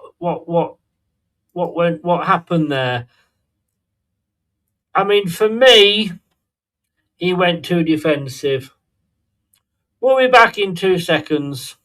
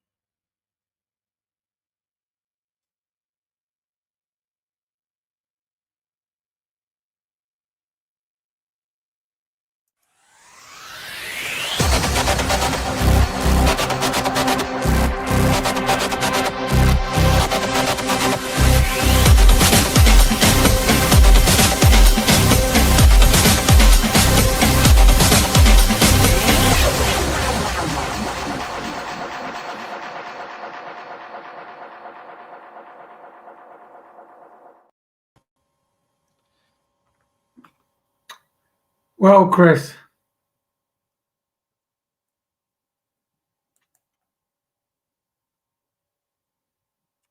I'm speechless. I am absolutely, totally speechless. I mean, there's been I mean, so Jim's not quite ready there, but welcome along, Jim. I'm going to put this up again. I'm sorry, Andy King. You're a ham sandwich. Do you know Jim, what? If you're coming back from 3-0 down and you get 3 each, you're loving it. But when it's the other way around, it's a sickener, isn't it? I just don't know what to say. Jim, you're Mr. Positive. Oh, words are failing, aren't they? Words are failing. Look, let me get rid of that. Look, I thought Andy King at half time, I thought, well, whatever he's done, keep it up because whatever it was working. But then it all just did he go too defensive? I think he took off. I always say, which one you pointing at? Jim's big thing is don't sit back and be too defensive, isn't it? No. That's it. They were too. He went too defensive. I Yeah. mean, they weren't on the front foot. It's just you cannot lay back and be too defensive. You just can't. We were on the front foot the whole damn game. Again, Wayne Taylor two halves. I mean, the first half, I said at half time, was probably the best 45 minutes I've seen Leicester play in 2 seasons, and somebody said like since Enzo. But then that second half, they were going to always come out at us, and I thought we'd kind of weather the storm. But when they got that 1 goal back, you just could see it coming, couldn't you? You could. There was a lot of space. We were watching the ball, weren't reacting quick enough, dropping further and further back. All the classic telltale elements of losing a game. And that is that you can do it on the pitch, but the manager can shout from the sidelines, get out, get up. We lost the midfield. We controlled the midfield in the first half, and in the second half we lost it. And we played the whole second half on their end of their offensive end of the field. I'm looking at this, and I'm going to put you just in the corner, Jim, because you're sitting higher than the other guy, so the thing will disappear and not cover your face. Jim, we had 4 forwards, if you like. Mavididi, Mukasa, Fatawu, and Daka. Musaka was replaced after 64 minutes. Mavididi after 75. Silko Thomas came on for Fatawu after 84. Ayew came on for Daka after 84. We literally took off all our attacking potential there. And as I will always say, the best form of defence is attack. And I agree fundamentally, but something was happening after they scored that first goal. I mean, we just weren't attacking. We had all those players you mentioned that were still on the pitch, but something changed. Their mentality, though, they weren't getting to every ball. The first half they were first to every ball. Second half, they weren't. I think it was Matt Elliott said something about our tails were up and we were flying in the first half. And in the second half, our tails were down. And I think that by the time he made the substitutions, the game was turning the other direction quickly. So I think in an effort of managing a game, he thought he was going to hold them off from scoring by putting those substitutes in. But it had already turned. It was the way the players, for whatever reason, were playing. Wayne, I'll continue a second on Wayne. I mean, the best we could look, we knew it was obvious Southampton 3-0 down. They're not exactly clear of any trouble at the moment. We're back into it up to our fucking necks. You would keep your strikers on. You would keep Daka on because he wasn't having that bad a game. All right, maybe he could have, should have, would have had a hat trick. But the thing was, you could hit them on the break. When we take those 4 players off, Mavididi, Mukasa, Fatu, and Daka, the attacking threat had gone. Yeah. Yeah, definitely. It's interesting. I watch a lot of Premier football, and basically Arsenal scored so many goals from corners and set pieces. So one of the pundits on Matchday says, well, basically what I would do, I would leave 3 people up front. So all the people that crowd the box and cause troubles for people will leave 3 people up front. So they've got 4 people marking them. And it was really effective so it's like saying you don't be defensive and reactive. You have to be proactive. And to not have people up the top of the pitch disrupting their defence was able to set the ball, come out with the ball, develop the ball through the middle of the field, develop attacks. And in the first half, we were getting into the arse spaces. In the second half, we looked absolutely like a lot of players like Winks and Skip looked like they got lead boots on. Yep. They were very, very static. And it was that staticness, and that's when you need a manager to do his job from the sidelines, and you do need energy, and you need people to stick to the plan. So either the plan was completely to sit back and defend, or what happens with a lot of teams, they just sit further and further back because it's human nature. But it doesn't. It's proven it doesn't work. That does not work, that tactic, and that's why Jim hates it with a passion. I mean, Jim's face, that is the face that sums the game up. If anybody's coming in late and wants to know what the game was like, just look at Jim in that bottom right corner, because that sums it up. I mean, look, I'd normally be ranting. I mean, I said at half time, just for a second off, what am I going to rant about at full time? Where do I start? I mean, Tom, I forgot. To me, Mukasa was the man. He was man of the match for me. I'm going to say that. He's my man of the match, and he took him off. Is he got a book? Is he sat there? Is he sat there, Andy King? Is he sat there with a little book at the side? Go, the Marty Cifuentes way to manage for idiots. Take your best player. Here it is, page 133. Take your best player off. Yeah, I didn't know it was possible to feel so many emotions in such a short space of time. Honestly, yeah. I mean, it's something which goes beyond Andy King, because it's something we've had a problem with all season. Tonight, what we saw was a pretty good opening plan to things. Hey, let me finish. We saw a great opening plan to things tonight, and that's something we've failed to see sometimes as well. The problem is, once again, as soon as the team comes up and changes something up against us, we have no answer. And that has been a problem throughout this season. So other teams in this league have got levels, they've got gears, they've got things they can shift. We have been struggling all season to have a base plan that has, to create anything. And tonight we actually saw 45 minutes of real encouragement of what this team can do when they turn up, and they were running more, they were making more direct plays, they were passing forwards.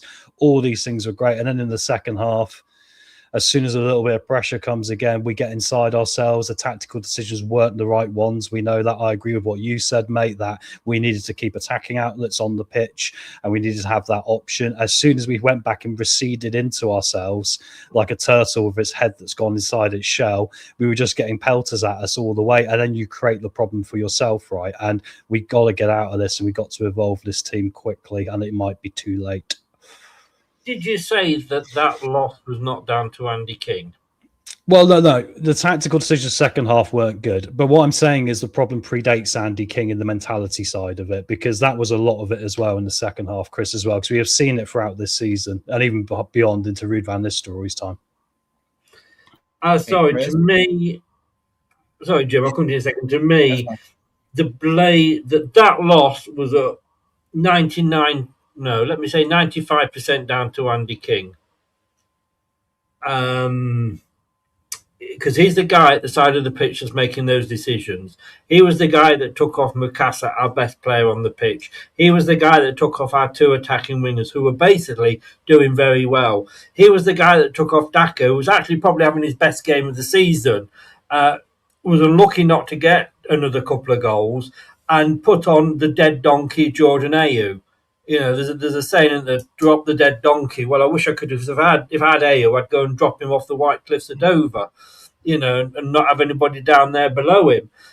So I'm afraid, you know, this and the other 5% is down to Luke Thomas, who gave that stupid free kick away, which was not needed. I mean, how idiotic and brain dead, Jim, can anybody be? I mean, I have to say that I do believe that Andy King should be in the Guinness Book of Records as the world's first living brain donor. Couple things. Okay. First half, we messaged back and forth, the four of us. Do we keep Kingy in? It was yes, yes, yes, and yes. Okay. Because we were rolling. We were rolling at 3-0, rolling. Okay. We were already enjoying everything. You were worried about what we're going to do. How are you going to enjoy yourself at post-match? The problem was when they came out in the second half, they did get defensive. Kingy made some substitutions he shouldn't have made. The foul by Thomas at the end was absolute stupidity. I don't think it cost us the game. The game was lost when the tide turned, and he didn't keep the tide back. I'm going to go on record as saying I think there's a fix-in. I think because we are sponsored by bookies, I think the bet game people had some money on it, and I think that's what turned the tide. Don't blame it on Kingy. I think it has to do with being sponsored by a betting company. So there you go. You heard it here first. Can I just add on to the end of that? Allegedly. Allegedly. Thank you. Allegedly. What's the last time this happened? 23 years ago against Wolves at Molineux, where we were 3-0 up at half time. We lost 4-3. We got relegated from the Premier League that year, didn't we, under Mickey Adams? Was that the last time this happened? Because it has happened to Leicester before. Yes, probably. Well, I'm sure we've probably lost from winning positions before this as well. But I get what you're saying, Tom. I do get what you're saying. Wayne, you wanted to say something? Thing about, I mean, we followed the Jaguars this year, and the only time they lost a game that the way ahead was, and they learned straight away from that mistake.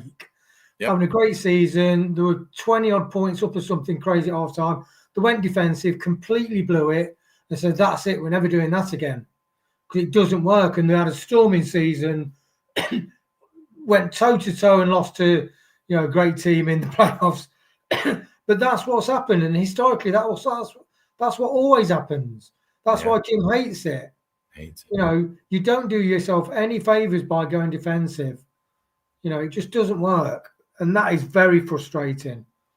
It's any of you guys know, and I'm sure everybody watching knows, that is the managerial or the coaching thing to do. Drop back, park the bus. We're just going to play. We'll let them come to us. Well, that's ridiculous. Don't let them come to you. All you're doing is inviting them into your house. You're opening your doors. You're opening your windows. Come on in. Come on in. We'll stop you once you get in there. Before you get to our crown jewels, we'll stop you. No, that is not the way to play. Attack. So you give up a goal on when you're attacking and maybe they counter. But it's so frustrating.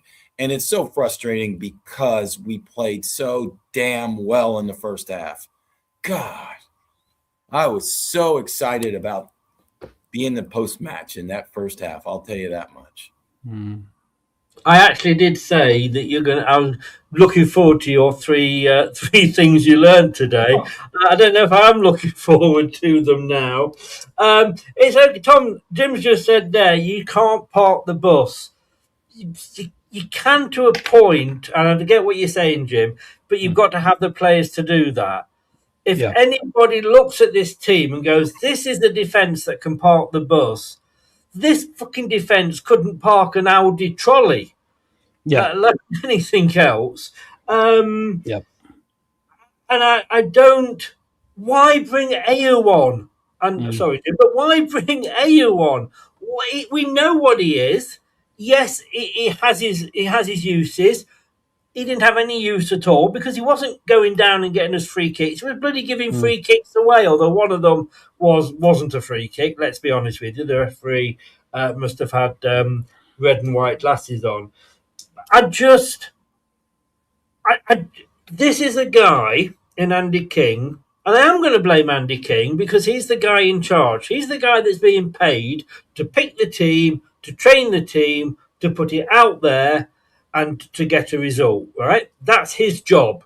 Whether he wanted it or not, he accepted it when it was given to him. This is his chance when he can go, I'm ready. No, he might not say I'm ready for the job, but I can be involved in the next managers. If the next manager comes in, like Maresca, and says, I want to bring my own team in, I don't want Andy King here, I wouldn't say he's got to stay. And I was doing earlier in the season because of that continuity. But, it's the same mistakes over and over again. And that's what's getting me, not just Andy King, but the 3 or 4 predecessors before him as well. You learn from your mistakes. We don't seem to have anybody that's got half a brain enough to do that, Tom. It doesn't seem wise, bearing in mind we've had a problem this season with creating chances and we've held onto the ball too defensively and it's got us in trouble and got in our heads and made us a worse team than what we are. I don't think it's wise to then set up in a way which encourages the thing which has got us in the mess in the first place. I think when you've seen a little ray of light and you've seen the way we played in the first half, you want to find a way to keep that part of the game in the second half, or at least we need to be at the point where we do have a decent plan B, and Kingy's got to get on it quick, or whoever's going to come in. We needed to at least be able to get a long ball out there and get a counter attack and be able to get like we got with the second goal with Daka. And you get in, you're 1-on-1 with the keeper. They were so highly pushed up. There were options there to do that. Once again, we got into our own heads. It's almost like this trauma of what we've been doing for a long time, and it's once again crept up over our shoulder, jumped out and got us today. So yeah, I would say that's something I would say is like a psychological beyond a tactical fixes. Don't put yourself in the position where you're hand holding the players into a position where they've messed up time and time again so far this season. I think that was a bit naive. Wayne, I had this written down.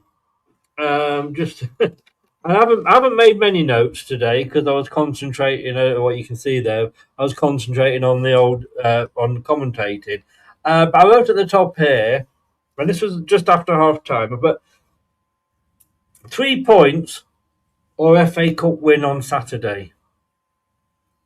And the idea behind that was I was going to say if we went on and lost this game but won the FA Cup on at the weekend, would that kind of make up for it? Almost tongue in cheek, not thinking that we would be in that fucking position. It's your fault, Chris. Yeah. Blame me. Do you know what's funny? Send me back to Lanzarote.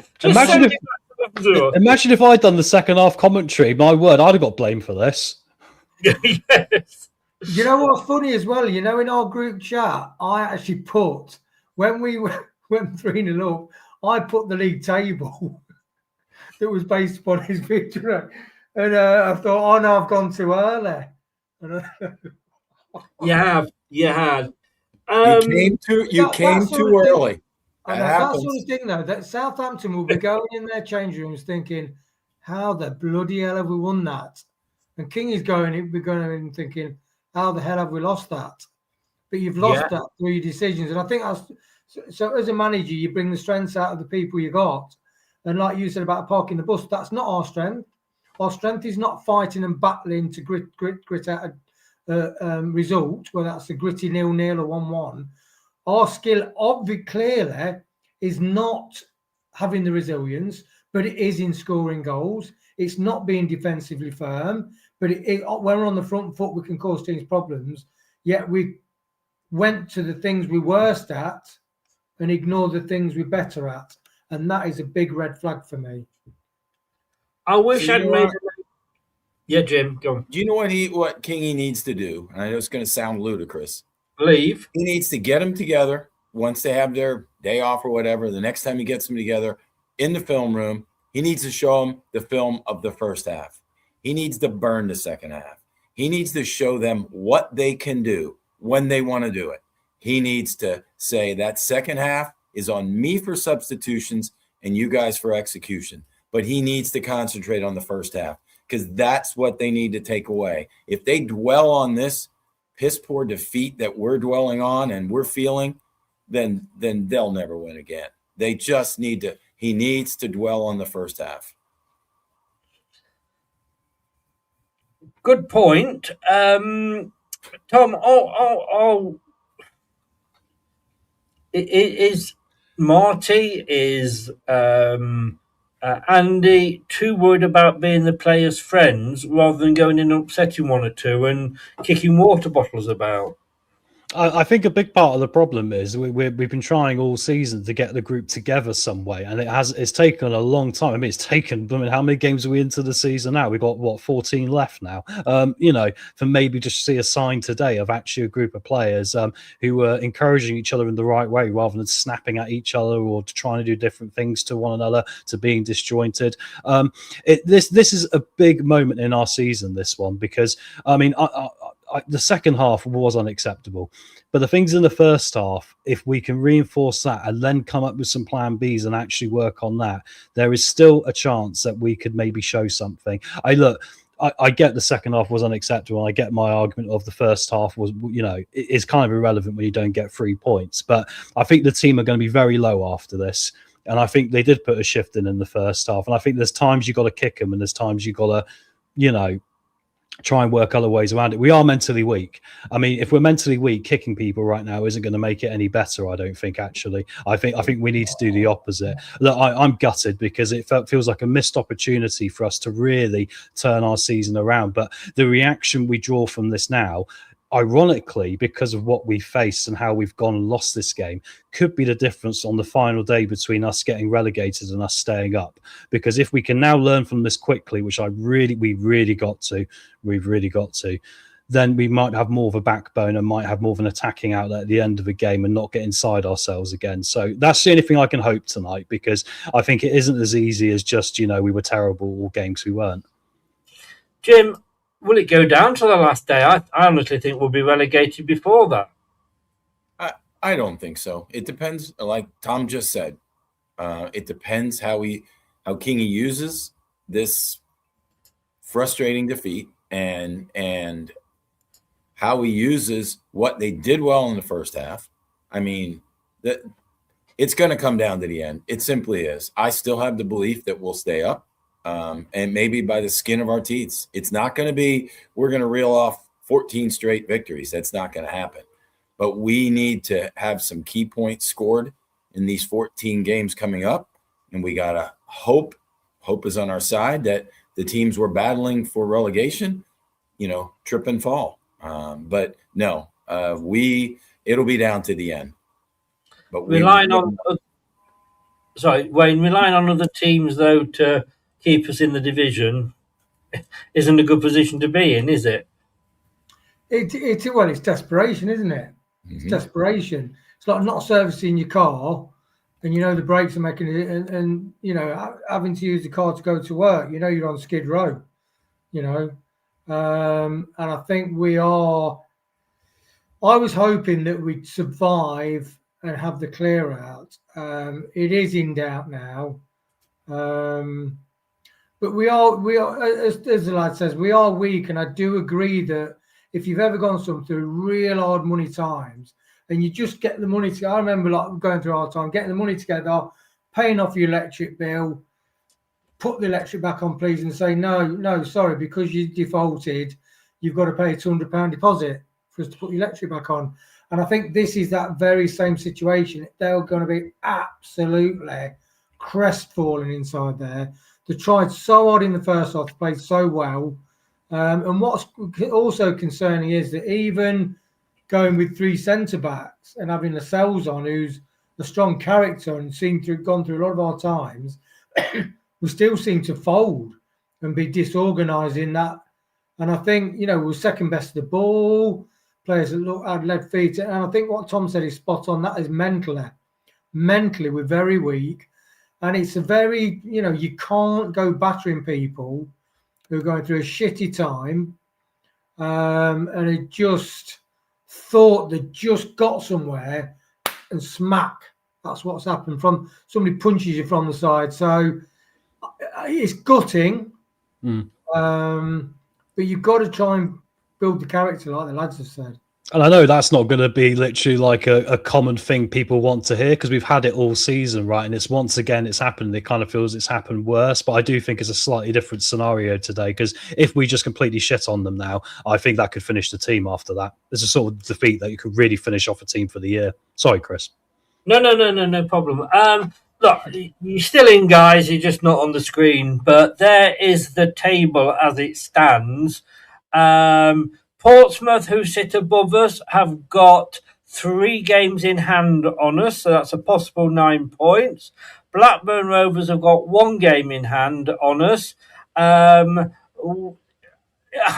can't see any hope in that whatsoever. We're on -7 goal difference. That's possibly the only good point. Sheffield Wednesday, unbelievably, -44, but they could be down this weekend if they lose. Oxford United lost, but, they're still only 4 points behind us. 1 win, 1 draw. I see, with the setup that we've got at the moment, as in the manager, the formation, the owners, the higher management, there is no way that this team will not be playing in League One next season. We have a potential striker. Richards, we brought him in as we thought a striker, but no, yeah. King said he sees him as a replacement for Fatawu. What did he do when he took Fatawu off? Put fucking Silko Thomas on. This is the guy that at the moment, he needs help.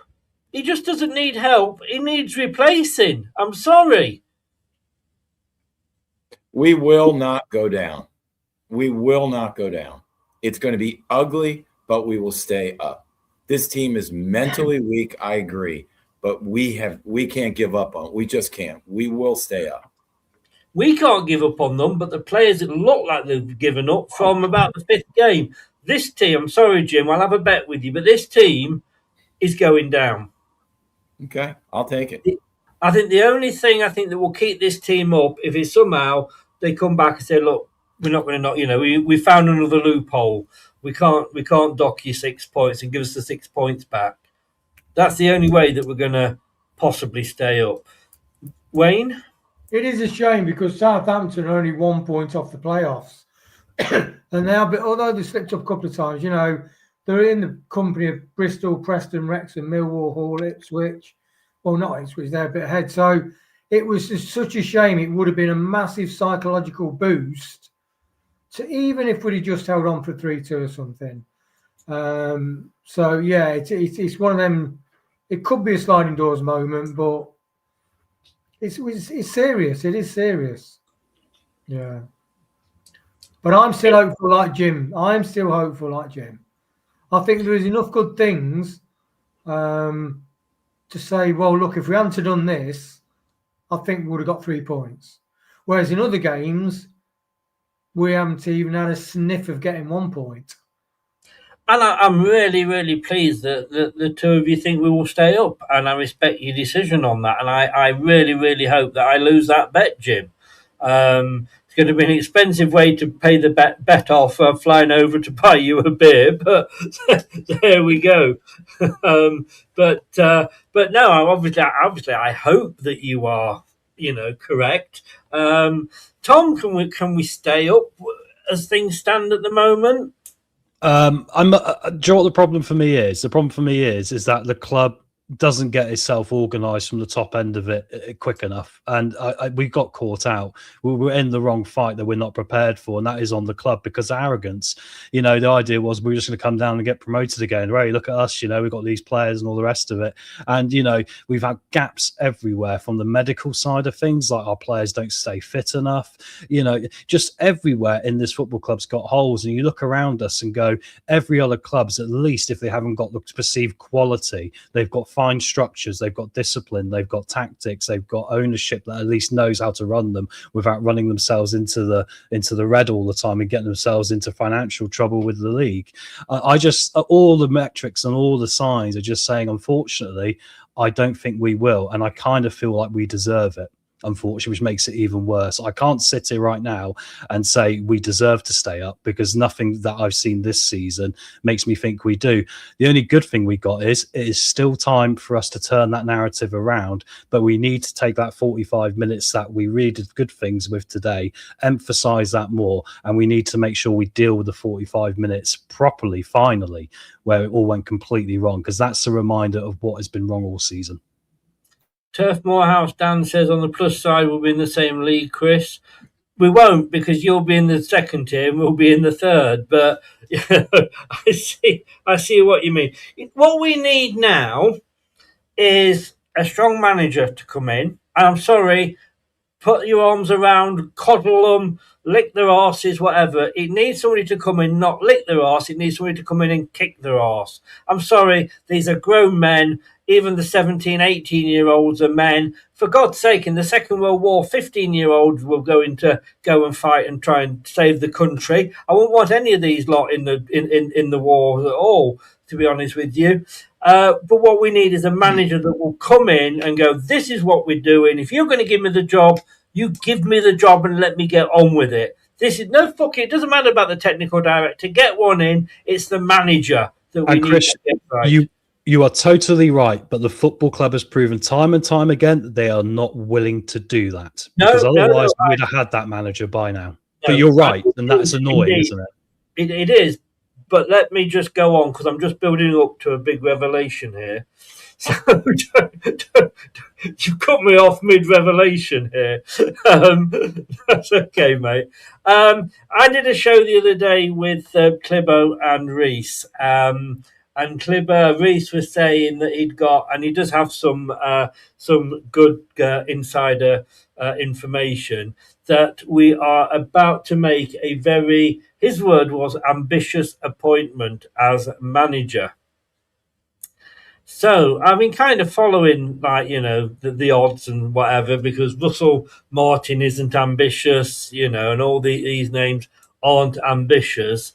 And then I read on the Football Fancast site, Leicester battling Crystal Palace for unbelievable new manager. And I thought, wow, this could be the one. Is it going to be Edin Terzic? You know, is it going to be, you know, one of those? And this, guys, look, if you want to know why I also think we're going to be playing in the third tier next season, the manager is that this person could be an unbelievable appointment for Leicester, Gareth Southgate.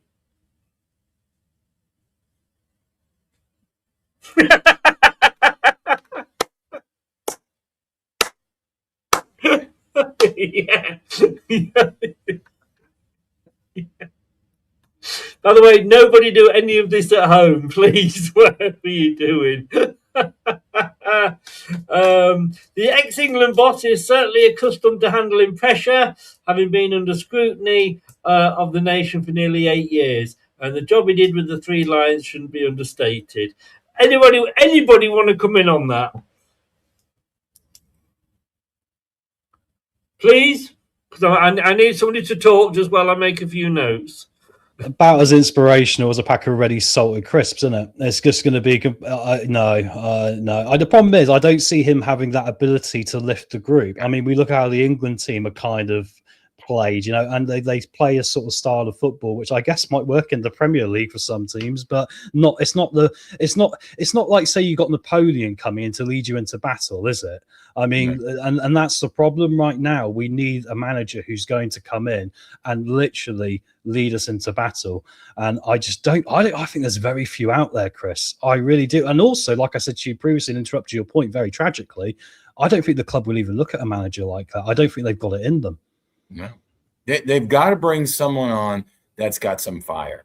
They've got to bring someone. I can't be someone who can rest on his laurels and listen, I was the manager at for the England national team. No, they've got to bring someone on that's got some fire, that's going to put the players down. Tom, unfortunately, Pearson's not coming back, but that's the manager they need. They need something like that just to give them that fight, that dog fight that they're going to need all the way through. Listen, I'll take a minute to go on a soapbox, Chris. For all the people in the chat that think that I'm the eternal optimist or I'm a blind American, not to the way that it works in English football, I am just passionate about positivity. I'm going to be up for us staying up until the fat lady sings. Simple as that. What disgusts me is the negativity for fans turning on their team, turning on their club. And it doesn't do them any good. It doesn't do us any good. If I was running this channel, I wouldn't want all the negativity in it. Why are people going to tune in? That's not what we need as fans of a team. We need to be behind our team. Yeah, was it disgusting to see us give up a 3-goal lead? Absolutely. You know what? But credit to everybody who sat in those seats and watched it. And I'll talk to you more when it comes time for my 3 things about the people who didn't sit in those seats today. But for those people that think that I'm naive to this, that's bullshit. I've been a fan of American football. I've sat through many, many losing seasons, 43 years of college football, watching teams lose when they should have won when they should have lost. The Jaguars in their years, not always great games, not great years, but you're a fan of a team, you stick by it. And for what I've seen in the chat, and I've seen from a lot of Leicester fans on every single podcast and every single website I look at, it's all negativity. Okay, we know the board's fucked up. We know that the whole club is fucked up, but don't give up on your team. So that's my 2 cents. So for those people who think I'm just naive, it's not there. I'm just an optimist, and I'm not going to give up until they give up. And that is very well said, Jim. The problem I would say with that is there are currently 114 people watching this. If we'd have won this 3-0, that would probably have been around 40. You don't know. Let us win it and find out. Okay. Well, I do know because I've been doing this channel for 6 years now, and I know that when we win, we get less views than when we lose, and that's a fact. It is very true. Even Arsenal Fan TV, they were on Talk Sport, and Talk Sport had to go with them. Fans, if we'd have won that 3-0, and at half time we would have deserved to have done, everybody would have gone, oh yeah, everything's fine, everything's good. But they don't, they wouldn't have come on, and what would that, you're not going to come on to go, didn't the team do well? No, they're going to go home or go to bed or put, something on the telly. Unfortunately, when you get performances like this and results like this, that's when you get the high views. Now, Jim, again, I don't think you're naive. I've never called you naive. I also think that it's great to be positive, but we've got to have something to be positive. There is nothing positive about this team at the moment. And look, from what you've said, you could basically put me into that bracket of what you've just said about being negative and being horrible. I love this team. I've spent, all that money on. That was 300 quid for a copy of the Premier League trophy. There's probably a couple of grand minimum worth of stuff there. I've even got Wout Faze's hair on display. That does not mean that I don't love this club and I do not support this club. What it means is that it hurts me when they lose. It hurts me to see how shit and awful they are, and they are shit and awful at the moment. anything that we positively that we could have brought from this game tonight in that first half was totally lost in the second half. So to my mind, it was a wasted 45 minutes. Yes, it gave us some positives, but there's no point having those positives when you've got 45 minutes of negatives afterwards. Well, first of all, I never put you in that list. No, let me just finish. Sorry, Jim. No, that's fine. The other thing as well is, and I will say this to anybody that's been negative, you're allowed to be negative about your team. It shows you care, but it also means that why shouldn't you criticise them if they're awful? When we got relegated at the end of last season, would we have stood there and said, you know what, we played well. Yeah, we went down, but didn't we have a great season? It's not. That's not real. We're awful. We are shit. And when we are shit on channels like this, we will say we're shit. And we have to. We have to. And there is a negativity, but that negativity is because we've got an owner that doesn't seem to have a fucking clue what he's doing. We've got a football director of football that also has no fucking clue what he's doing because he should be in there kicking Andy King's arse. We've got a manager in charge at the moment who didn't want the job. Fair play to him. He said he wasn't ready. He didn't want it. And we can see why. But a guy who's come in and gone, do you know what? That's so awful, but I'm going to, under if entered, but I'm going to carry on 100% doing the same. We'll get 4 players in on loan. But you know what? I'm not going to play them all. No, because the team we've got is absolutely doing fine. And then you've got players who couldn't give a shit. Not all of them. I'm going to say not all of them. There are some players there, and unfortunately, mainly it's the youngsters. But at that half time, I couldn't fault anybody. Winks, Ricardo, Thomas, any of them. I couldn't. If I had to say pick a donkey at half time, I couldn't have done. But all that hard work and effort and positivity that my team exuded in that first 45 minutes was completely wiped away with that second 45 minutes. You wanted to come back, Jim, before? No, that's fine. I said it was never directed at you at all. Yeah. Certainly you have been realistic. And for those who said I'm not realistic, they're wrong. But secondly, I've never directed it towards you because you try to play devil's advocate with questions, with what people put on the chat and the questions you ask us. And I appreciate that. If it wasn't for you, we wouldn't be here. So never. Look, Jim, I absolutely, for everybody that's negative, I wouldn't want to be sat here with 4, it was all sat here going, oh, we're all going to go down. It's great to have, well, Tom's kind of on the fence, I think, but Wayne and Jim. I am even what's going on with this because I kind of feel like there's times this season we were right to call out the players playing badly. I feel after that first half, I can get behind what happened in the first half. For me, it's a case of now, look, it really stings today and it's really terrible. Obviously, we've got a Southampton fan give us a bit of jet. Mate, enjoy your moment. Honestly, it's not, well done on your win. You deserve to win. What else can we say? That's why we're not doing anything about you, mate, because you deserve to win. We're in a mess right now. We got what we deserve. But I can get behind the first half performance. All I would say to him though is, we thought exactly the same about you when we put 9 past you. Well, exactly. It's two-way streets, isn't it, guys? But no, my point of this is, look, oddly enough, I know it really stings worse because of how it happened today.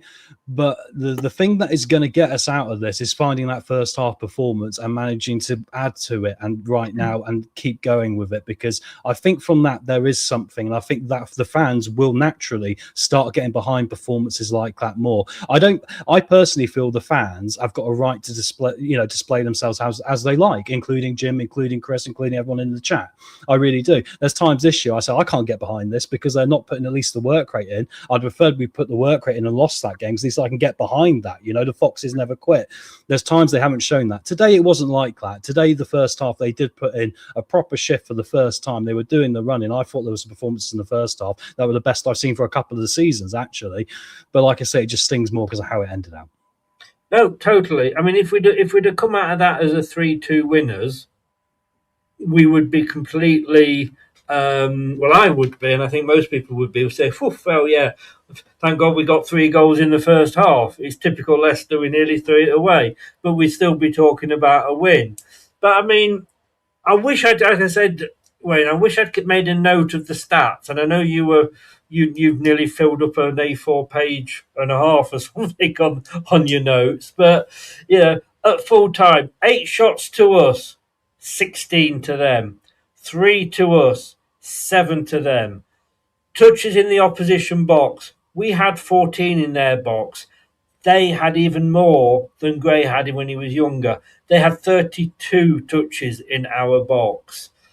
Our goalkeeper made 3 saves. Their goalkeeper did not have to make a save at all. Actually, we had 3 shots on target. They had 7. I'm not even going to go XG. I don't understand XG. I'm dropping. This is going to be an XG free channel from now on. Is the team playing like? Does the team that's playing look like they're going to score a goal? Basically, yeah. Well, but even at half time we were behind Southampton. I really, really don't understand it. Norwich beat Oxford 3-0. Birmingham and West Brom drew 0-0. Now, do you mind me? One thing I do like about this season is that it's exposed. It's given us a brutal reality about. So, Winks had a brilliant first half, always ticking everything. He's purring like a Rolls Royce. But then whenever he's come up against a battle and a real test of his character, he fails. And that's the same with his attitude towards the team.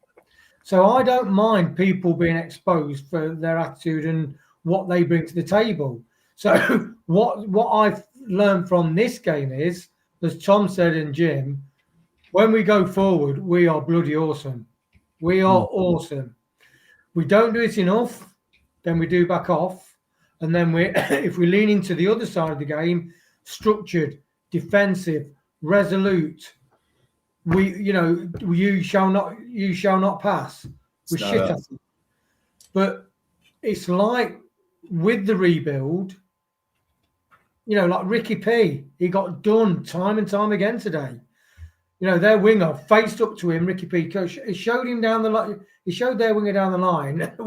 Winger just ran past him. Ricky P in the first minute, Southampton had scored because he looked behind at their winger, saw him, watched the ball coming over, went to head the ball where Nelson was, or Okoli was, where the Southampton player was. The ball came over and the Southampton man was unmarked on the back post because Ricky P left the back post, got sucked in the middle. So it's showing that these people are not good enough to play. So that's what I do like about this season. It's like a rebuild kind of thing. You want the weaknesses exposed so you can do something about it. Wayne, I think you need to go off and have a fag, mate. That cough is... He's right. He's totally right. The problem is, like you say, people are being found out now for what their character is. And the worrying thing is that no one has found the next level they need. They're looking in the mirror but not taking themselves seriously and going, I need to do extra. And that's the problem. We're just staring into the abyss. Okay, let me put this to you, Tom. Because we were talking, until the end of the season, and I'm sorry, I think if Andy King is in charge, then again that's another reason why I think we'll go down. But we know he's not ready. He said himself he's not ready, and we're talking about bringing somebody in to assist him, and that happened to be Adam Sadler, who got booked. By the way, interestingly, as I said in the watch-along, why the hell couldn't they give him a red card and send him off and send him back to whichever hole he came out of? Do you think we need to get Mike Stoll back in for the goalkeeping coach, or maybe Berkovic, if we keep him at the end of this season? Do we need to get Steve Walsh in as a defensive coach, because he's doing coaching now at the moment? Do we need maybe a Muzzy Izzet or a Neil Lennon? Look, Neil Lennon, he's done the manager. Can he come in and give us defensive inspiration? And up front, let's get, I don't know, let's get whether Emil Hesse could do it, I don't know, but maybe get an ex-striker in. Could we not have those 4 people come in and they concentrate on their own area of expertise? We could, but it's a closed-up shop at the top of the club, isn't it? It's the way of them or the highway. We're well on the highway of our wheels having fallen off the wagon. That's the biggest thing I have the littlest hope for, ironically. It's not even the on-pitch stuff now, because the on-pitch stuff is completely led by what's above it, and I just don't see us making those decisions. I agree with you. I mean, I think even Steve Walsh should be an ideal guy to bring in as a director of football. I just think, the principles he had that he built with Nigel Pearson and Greg Shakespeare, that would be a great starting point for us to rebuild the football club again, for him to bring in people around that basic principle, right? And like you say, it again goes to the medical staff. Get Dave Rennie back. When we had Dave Rennie here, we had smaller squads and they were fit all the time. Jurgen Klopp used to marvel at our fitness. He used to look at us and go, how are you playing so intense? And then he copied it basically and took it to Liverpool. Look what happened with them.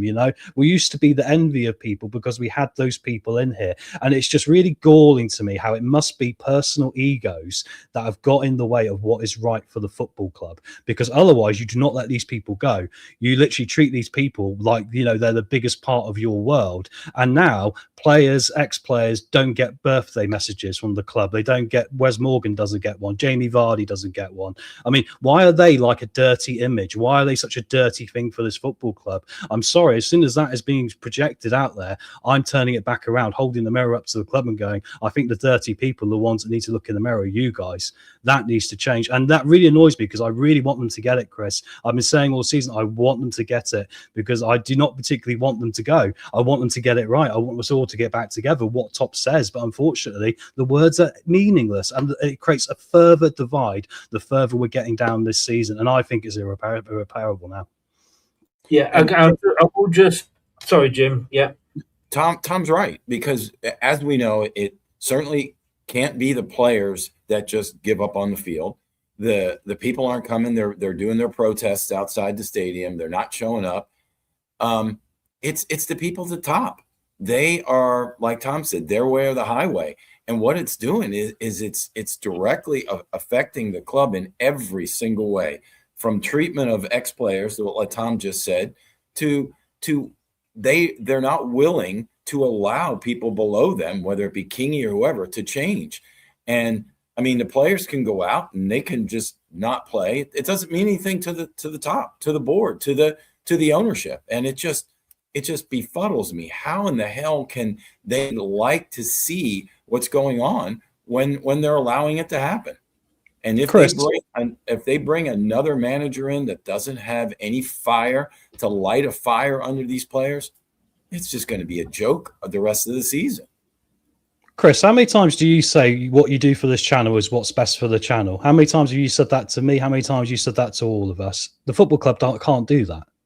And that's a big, big fundamental problem at the bottom of it. They've got to do what's right for the football club, and it's bigger than them.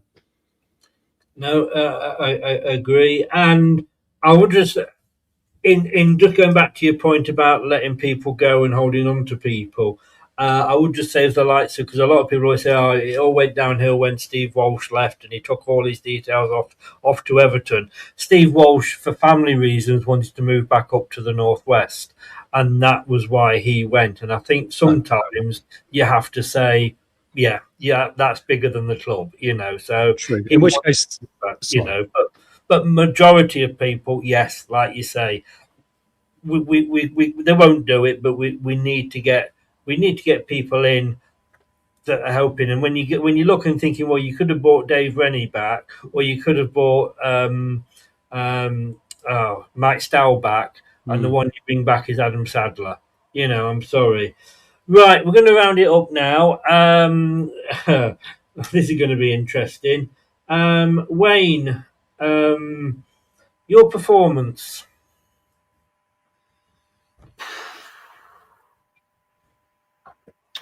I'd say, blimey. Can we split it first half and second half and cheat? No. I'd like to kind of split it between the younger and older players, actually. No. And before anybody asks, can't give halves either. Let's just put that to bed. Well, Leicester can't do two of them, so that's about right. Yeah. I'd say it's a 5, because I think that was the first half was absolutely exceptional, and the second half was woeful. but I don't particularly blame the young lads for that.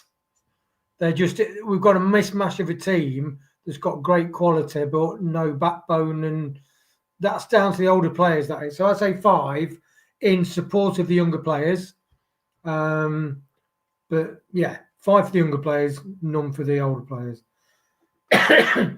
Well, but as a whole, for the whole team, 5, right.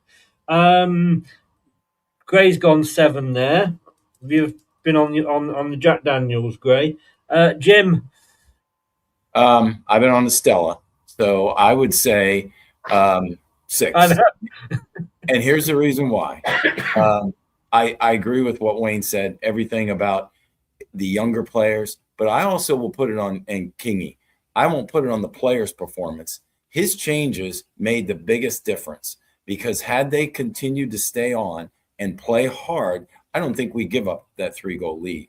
But I think the effort was certainly outstanding in the first half, and I think the changes that were made dictated the direction that we went in the second half. So I'm going to give them the credit for the total outstanding first half and the players that at least would have made the difference in the second half. So 6. Tom? It was a 10 for the first half and a 0 for the second, really, wasn't it? So it's got to be a 5. It's got to be in the middle. But yeah, I think a 5 will be my answer today. Okay. For me, the problem, like I've said in the past, is when you have such a good first half, and that first half was so fucking brilliant. You know, we were all, well, you know, the 3 of us all had smiles on our faces. I'm sure Jim did over there in the States with a huge big smile on his face. But then it's all undone by the performance in the second half. And it wasn't, I get what everybody's saying, but it wasn't just the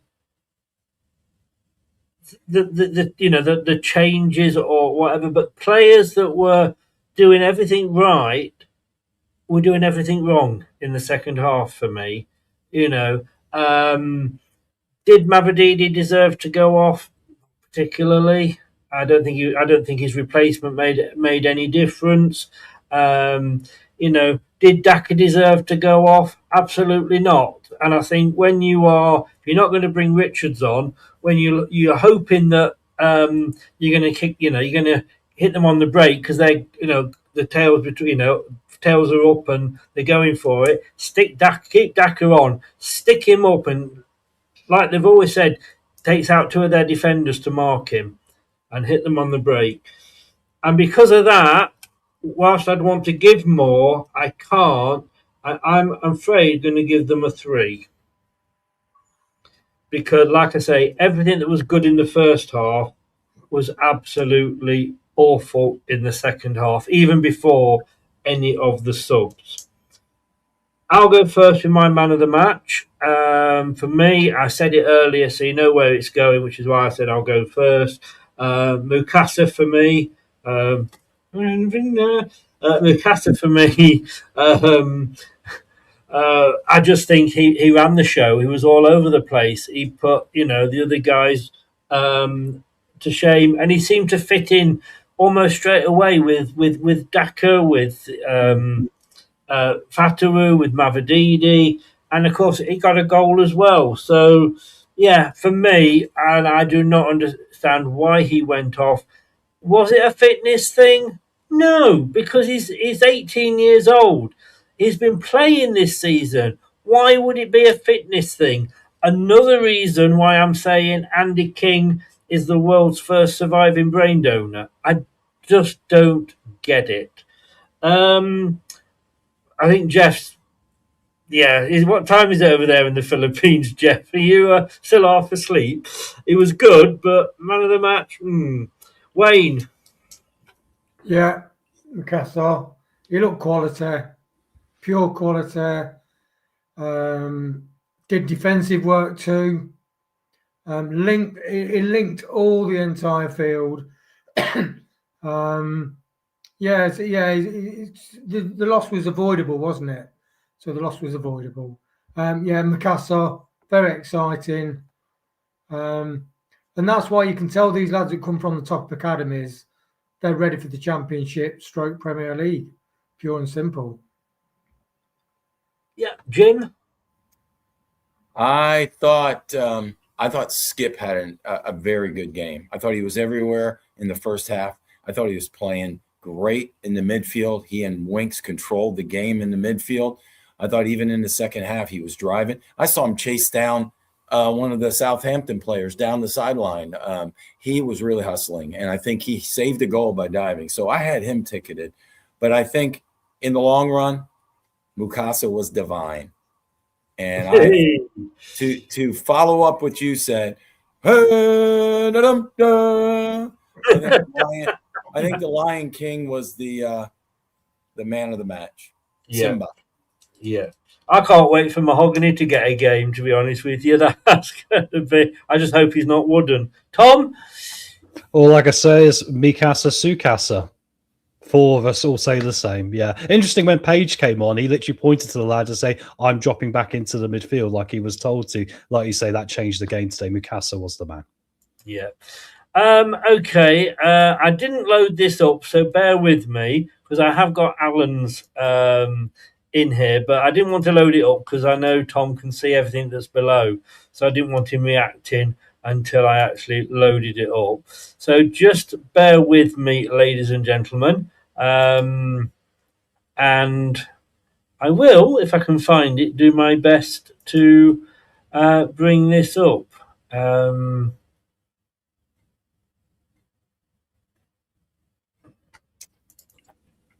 All I can see on the bottom, Chris, is your sandwich. I wouldn't see it because I've got to scroll down, so I wouldn't have seen it. You're avoiding my ham sandwich. What is the point? How very dare you, sir? Normally people get plastic surgery for that nowadays. Here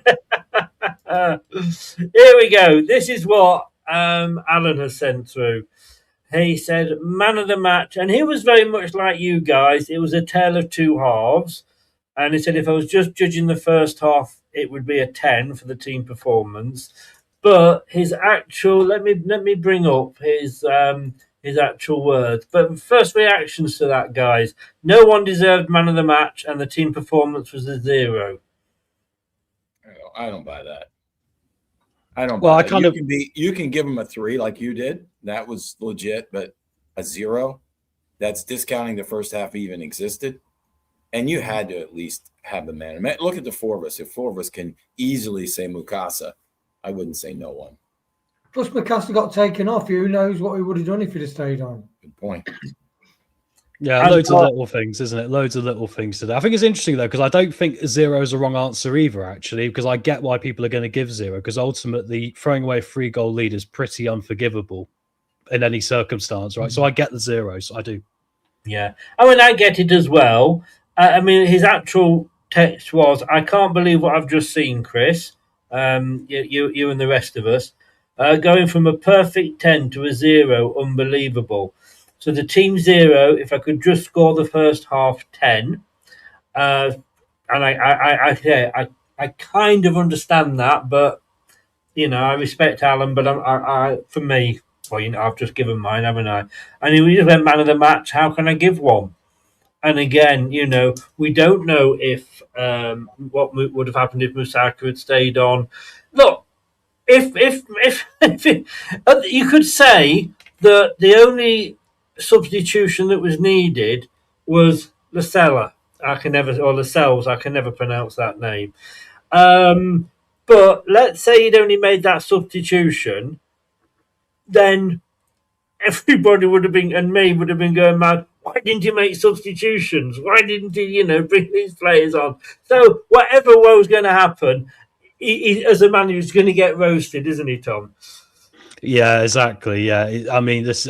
I think everyone's well entitled to process this today and feel it as they feel. For some people, that's going to be obviously, you know, getting it out of their system and being quite angry and upset. For other people like me, I'm just sat here going, I've not felt this low since Game 7, Jim. You remember Game 7 last year? I feel like that, and I was nearly crying the day afterwards, as you know. Last question then. FA Cup at the weekend. Do you make any changes? Look, we know he's going to be 4-2-3-1. Do you throw the youngsters on?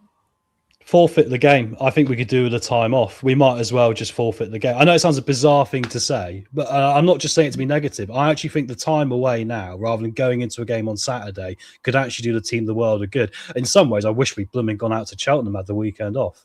In hindsight, amazingly. Problem is, let's say we lose this one, Wayne, and then for the next round we ain't going to get the time off because we're going to say, well, if the team you're due to play that weekend is also out the cup, you're going to play them anyway.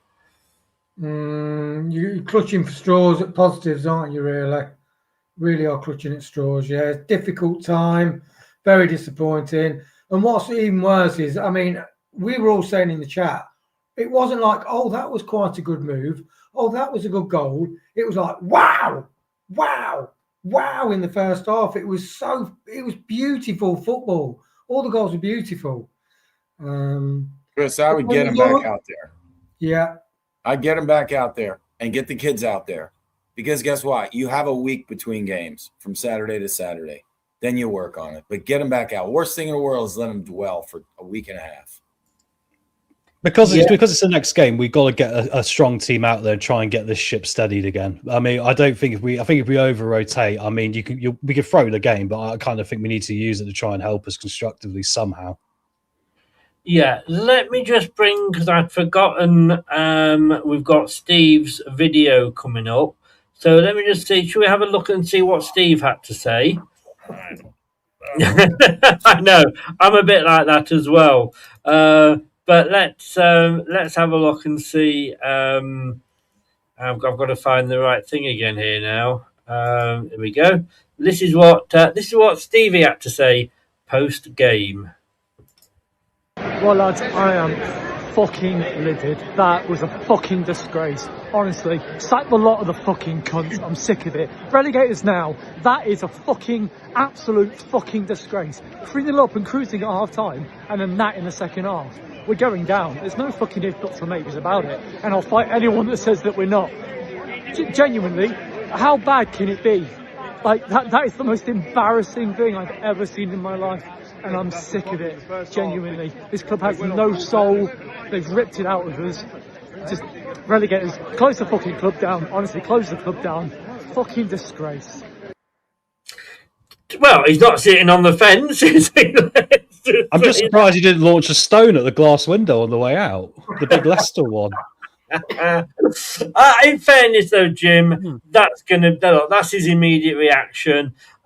Knowing him as I do, he'll probably have the same reaction tomorrow, but maybe not just quite as aggressively. But it's understanding. But do you keep the same team in, Jim, or do you? Because to be quite honest with you, I'm hoping we actually, and I know this will not sound very good, I'm hoping we'll lose because it's just a distraction, and it can be a distraction in a good way. But I think we've got bigger fish to fry than the FA Cup, which we're not going to win at the end of the day. No, that's true, but they need something to go forward. I would make changes. I would get some of the ones that played outstanding. I would put Lascelles on that back line. I would get Thomas out of there. I would get Ricky P out of there. I don't know who the hell I put in, but I would get the youth in and at least go. I mean, like you said, get the youth in. You're going to either get some excitement from them and they'll play well, or you're going to go out. So you got nothing to lose, really. But no, I wouldn't. You got to play. You got to play. Wayne? What does Alan Sugar say? Smell what's selling. Smell what's selling. In other words, what is working, what isn't working. Strip it right back. That's all you got to. Your manager, he's very simple. Very simple. Yeah. Well, we'll round off with this as we always do. Jim, let's have your three big ones. I don't know who the guy with the smile is right now. This guy doesn't have the smile, but I don't know, Chris. I had it written down at halftime. So I don't know. Do I go with the halftime bit or do I change it all up? I'll tell you what I'm going to do as a one-off, because this always makes me smile. If you want to go for six big ones, and have the first half and the second half. Go for it, mate. First of all, what we learned is we're all hurting right now. We're all hurting. From what we just saw from Steve to what we've just talked about for the last hour to how we felt that second half, and most importantly, how we felt when that final whistle went. Disgust, hurt, everything. We've got to realize that we're passionate about our team. We all love our team, whether we're super negative, whether we're super positive. We're all in it together. We all love the crest. We all love the team. So this hurts. This really hurts. We've got to go forward. As somebody said, there's 14 more games? 14 more games. We're going to be here. We're going to be here doing the same thing for 14 more games. So this one hurts. Let's get through it together. Can I just say, before you move on, sorry, that I won't be here for the next 14, 15 games because I'm going to be going to Lanzarote again in about 4 weeks' time. And if I can pick a week when Leicester are playing twice, I will do so. So I might be here for 12, 13 games. Carry on, Jim. Which leads into my next one. I was so excited at halftime. I said, Chris is allowed to wear his Lanzarote top for the rest of the season because that has brought us so much luck. First of all, I was really glad you gave us the updates, the fellas and I, while you were down there watching that match down there. It was nice to see, and certainly is glad to have you back. But, yeah, I thought that shirt was going to carry us through right there. So, tale of two halves, my takeaway, once again, not to go on my soapbox, I really give a lot of credit for those fans who went to the match. People have season tickets. They have the right to go or not to go. Even Steve went. But the people like Kate who will go and be there, whether the team wins or whether the team loses, I give all the credit to them. The ones that made a statement, I don't think in this case the management team even gives a damn. I really don't, because if they would have done something before now. So the protests and the not sitting in the seats, in my opinion, only empty seats and not being there to cheer on your team hurts the team. And I think that hopefully that first half will excite at least some people back to see what they do the next time. Otherwise, we love the team. We love what we do. And here's to all your millions of viewers. I tell you what, Jim, you're looking a little bit of a smart silver fox there. Thank you, Chris. Thank you. Remind me never to wear a Toronto Maple Leafs shirt to one of these watch-alongs ever again. I feel like I've given them the Toronto Maple Leafs vibe. It is literally a Maple Leafs game, this, isn't it, Jim? Where we threw them away. It's exactly the same. I'm going to give the last word then to Wayne. What does it say about this team that the last two games, the man of the match, both weeks, has been somebody that's only been on loan with the club less than 10 days? Well, that's been the same all season, hasn't it? Ramsey on loan, JJ on loan. And that's another thing that highlights that we've needed to clear out. And as Tom said, we need to recruit people with a better attitude, with fighting spirit. I think that with youth will be okay. But I hope we stay in the championship to develop that. We all hope that. Hope springs eternal. And as we always say also, it's the hope that kills us as well. Wayne, if not, there's always cider, right? Indeed. Definitely, always cider. And you know what? It's one of my 5 a day because it's apple. And you know what? They say you should always have a balanced diet. Guys, thank you very, very much. Like you say, we'll be here again. Hopefully, we'll all be here again on Saturday. It's an early kickoff. Jim will have to get up at about 4 o'clock in the morning, much to Bev's annoyance. No, it's all good. But I will see you all then. Thank you so very, very much, gentlemen. Thank you to everybody that's been in the chat. Thank you to everybody, all the mods that have been in and doing the job as well. Thank you for that. Well done to all the Saints fans. There's a couple of Saints fans that are in. You deserve that. You absolutely deserve that. And to come back from 3-0 down, credit to you. Credit to you. We did a double over you last season. You got it back at us this season. See you tomorrow night, possibly, for a review. How we're going to review that, God only knows. And we'll be back on Friday with a preview. There's no prediction league this week because we're not doing the predictions because it's FA Cup weekend. And obviously for the match watch along, it's an early kickoff. Thank you, Sky. We'll see you then. Thanks, guys. Thanks, everybody. Have a good night. Good night, everybody. Thanks for watching. These videos are tremendous. You'd better like them too, or I'll be back. This podcast is proud to be part of the TalkSport Fan Network. TalkSport. Powered by fans. That will conclude this evening's entertainment.